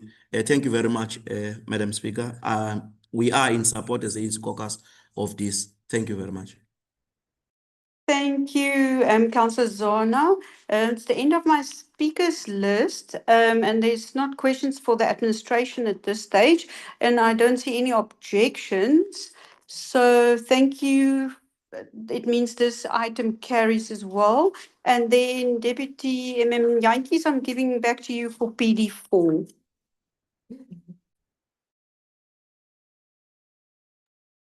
Thank you, Honorable Speaker. 2508 PD4, we are on page 726, application to deviate from the current Kouga Municipality Spatial Development Framework. Our legal implications is number 6 on page 728 for noting. And then the recommendations, Honorable Speaker, that Council approves the amendment of the SDF, and 10.2 that the proposed Gamtus multi-resort phase 3 be incorporated into the reviewed SDF.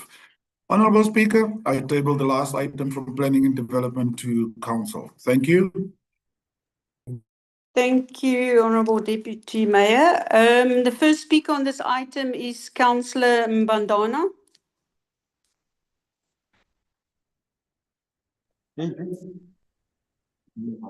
Honorable Speaker, the Municipal Spatial Development Framework, I'm sure we are on that matter. I'm just asking, Honorable Chair, Kouga Spatial Framework, does it become selective? Because if you look at Papisfontein, the then Minister Nkwinti and the Premier identified also a piece of land there that can be developed for Kouga purposes and so on. That never moved. Is it because they are on the other side of the skin color? Or is it perhaps something? Councillor Wayne Peterson and Newmasdorp in the Caravan Park proposed also development there. And there was nothing that was done. Yeah. Councillor Mbandana, we're talking about one specific area on the whole spatial development plan. So we're not speaking about the total spatial development, only that Gamtoos Mouth Resort Phase 3. It's getting priority. go further and say comma, it gets priority. Okay, let me proceed. Thank you. Yeah, so when you go from the comma, you look at those that are painted black, their spatial complete picture is not appearing. And then the other side that is fluent and have money, it jumps quickly. That is a point that we are just raising. Have fairness, have reasonableness, have also a little bit of a good heart, so that you can know where we are coming from as Black people from oppression.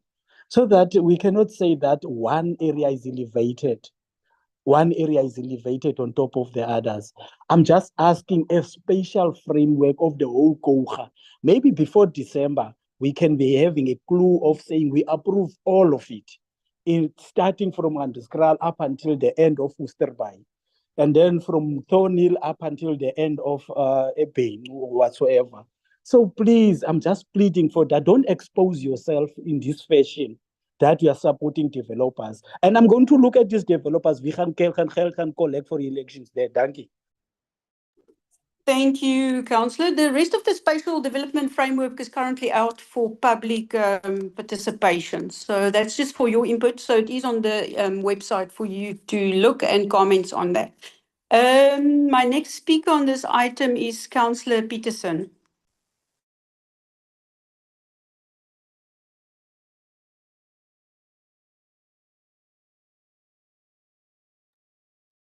Speaker, I can hear you clearly, Councillor. I don't want to only be heard, I want to be seen. Why am I still blocked? Atang was on screen. Why? Is it a public relations exercise where he wants to popularize Councillor? himself? Is that the reason, Speaker? Unfortunately not. We cannot control your video feed on your computer. So you'll have to No. switch it on. It says you cannot start your video because it is disabled by the host. Who is the host? No, unfortunately not. I have a but screenshot for Councillor, you. I'll take a screenshot for you. you and can I'll take a send it to you. screenshot and send it to me. I'll ask the administration to look at it. But your 3 minutes has started, Councillor, for your Yes, questions. I will start my 3 minutes, Speaker. Thank you. Previously, remember, we're speaking about an application to deviate from the spatial development framework. Now, you wanted to silence Councillor Msingati earlier on when he spoke about the principle. Remember, it's about the principle and not necessarily about a specific item. Now, the principle is, can anyone apply to deviate from Koga's spatial development framework? That's the first question. Can anyone apply? Then, what is the requirements in your application to obtain approval to be able to deviate? Councillor Yes, Peterson, hold on a second. I have a point of order. Councillor Ruth. Thank you, Speaker. You ruled earlier on relevance, and this is relevance again.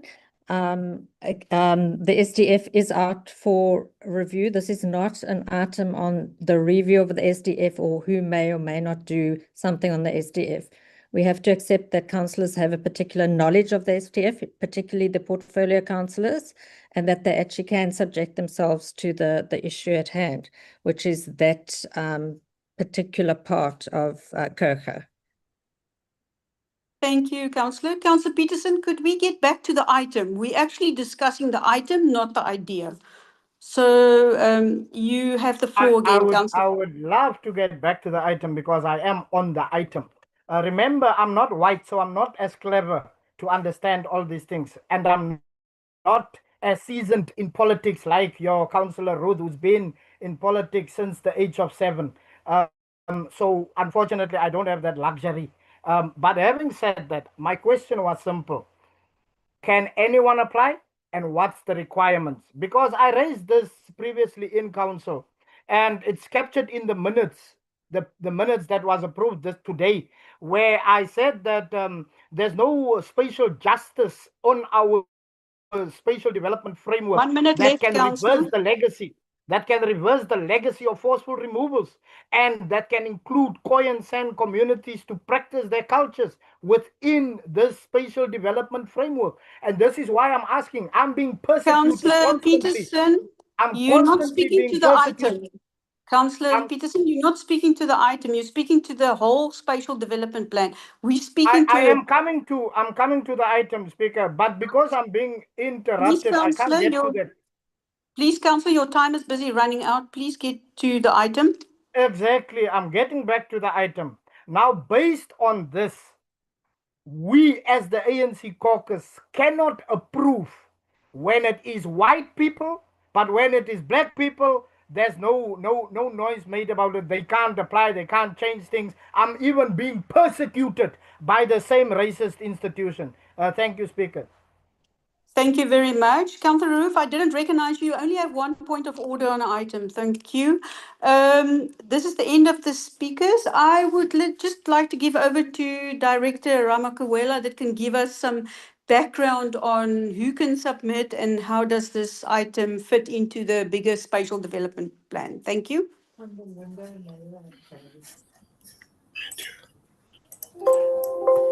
Thank you, Speaker. Maybe let me start by answering the councillor's question. Any registered property owner can apply. Can apply to deviate, but there are requirements in terms of the bylaw, which says it must not be materially it must not deviate materially from the objectives of the SDF.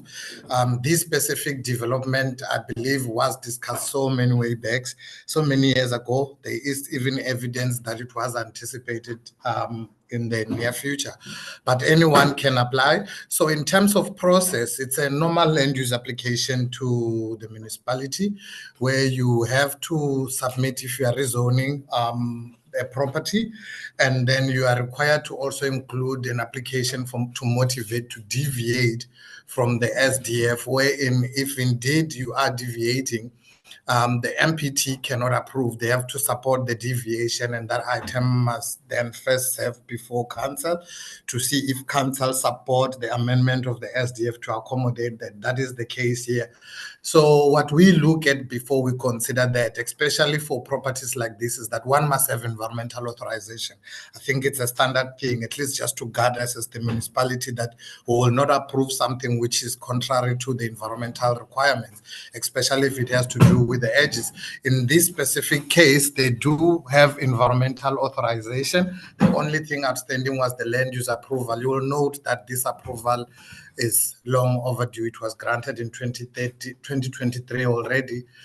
So the intention was to at least get the resolution so that they can know whether it's something that the municipality can consider or not. Thank you, Chair. Thank you, Director, for that clarity. Honourable Mayor, you had your hand up for a clarity question. Thank you, Speaker. Speaker, my clarity is just on where Councillor Peterson gets his facts of this being a wide application. I cannot find it anywhere in the item. And again, as per one of our previous items, Councillor Peterson is just saying things without any proof. He cannot continue to mislead council. He's saying things about what prices things cost and who is applying for. It's irrelevant who applying for. All I can see is a company applying for a zoning for this to be included in the SDF. I can't see any individual nor the color of their skin. So Councillor Peterson must stop making a racist contributions in council and focus on what we are actually saying and whether he actually has something to contribute to council that actually makes a difference in the way that we make decisions. And if he has claims like that, he must prove it and not only say things without any proof. He continues to do that. Thank you, Honourable Mayor. Councillor van der Linde, your hand is up for a question of clarity. Speaker, I'm not asking for clarity. I'm on the speaker's list.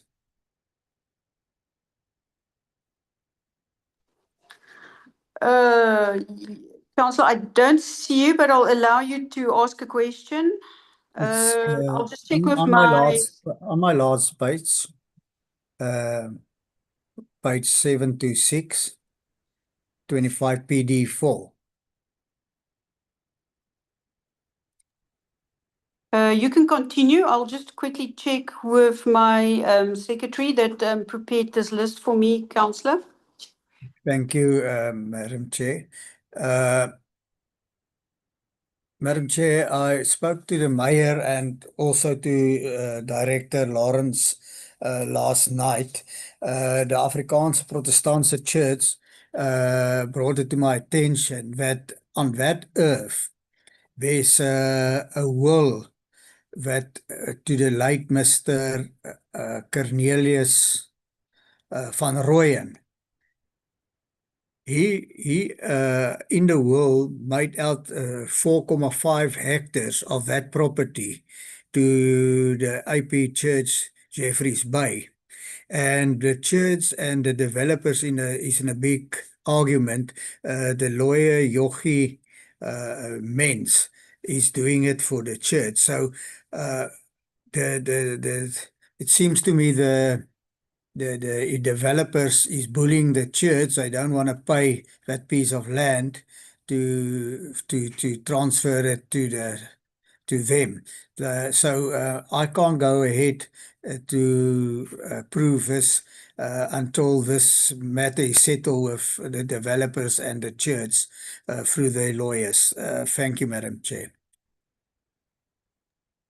Thank you, Councillor van der Linden. I have confirmed with my secretary you were indeed a speaker on the list. It was just printed on another page. Councillor Mbandana, do you have a question of clarity? Chair, thank you. Just the clarity, because I'm sure when we were raising this issue, why it's getting priority. Here comes Councillor Marie with evidence. Just the clarity. When you had raised it yesterday, why today are we still proceeding, not following the church? As a tine biki on a ilaghi saini. Net na di kan na di devil to van der door ni geluister aan die protestant nie. Dankie.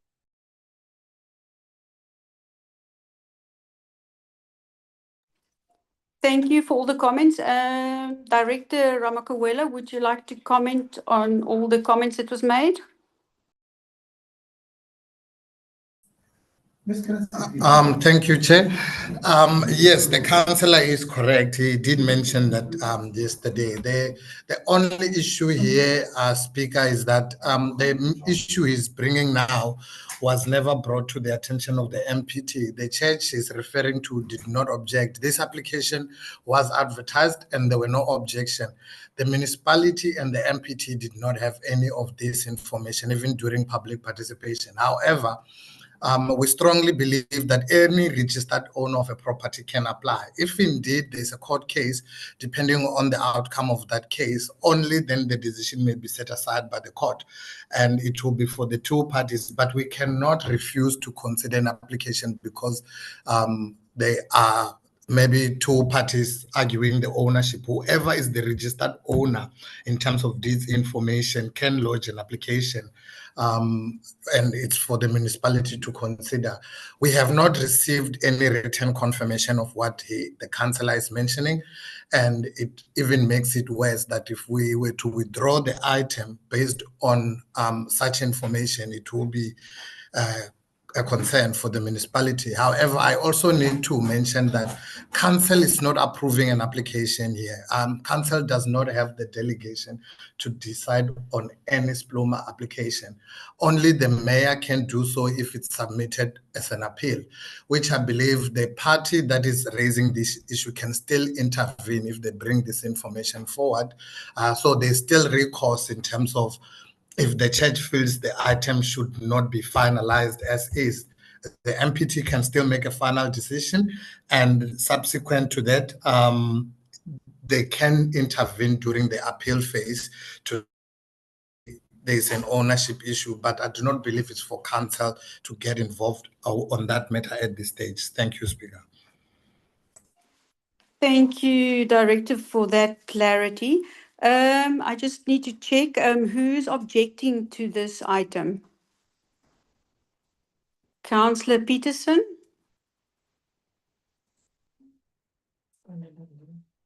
Speaker, thank you. Just a clarity question. The Director Ramakwela just said now that council should not interfere in private property or property not belonging to council. Councillor, So why are we interfering in property that don't belong to council when it comes to Councillor, something?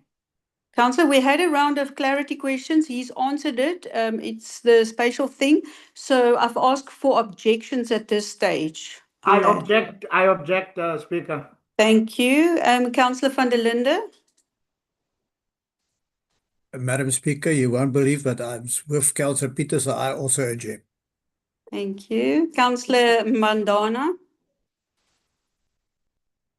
It's already seconded, Speaker. Thank you. Councillor Glutlu.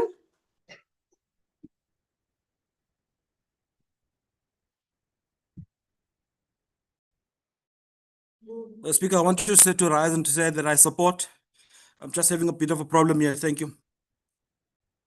Thank you, councillors. I'm going to ask the administration to prepare a vote for us because I do have objections here.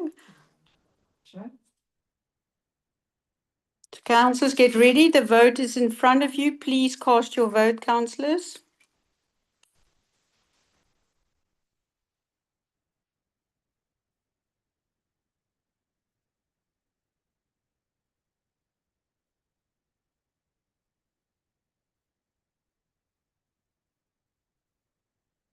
Thank you, councillors. I can see you busy voting.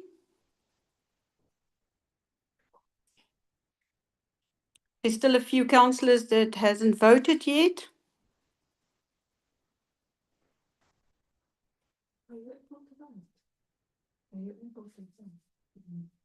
So we're going to give some 10 seconds, councillors.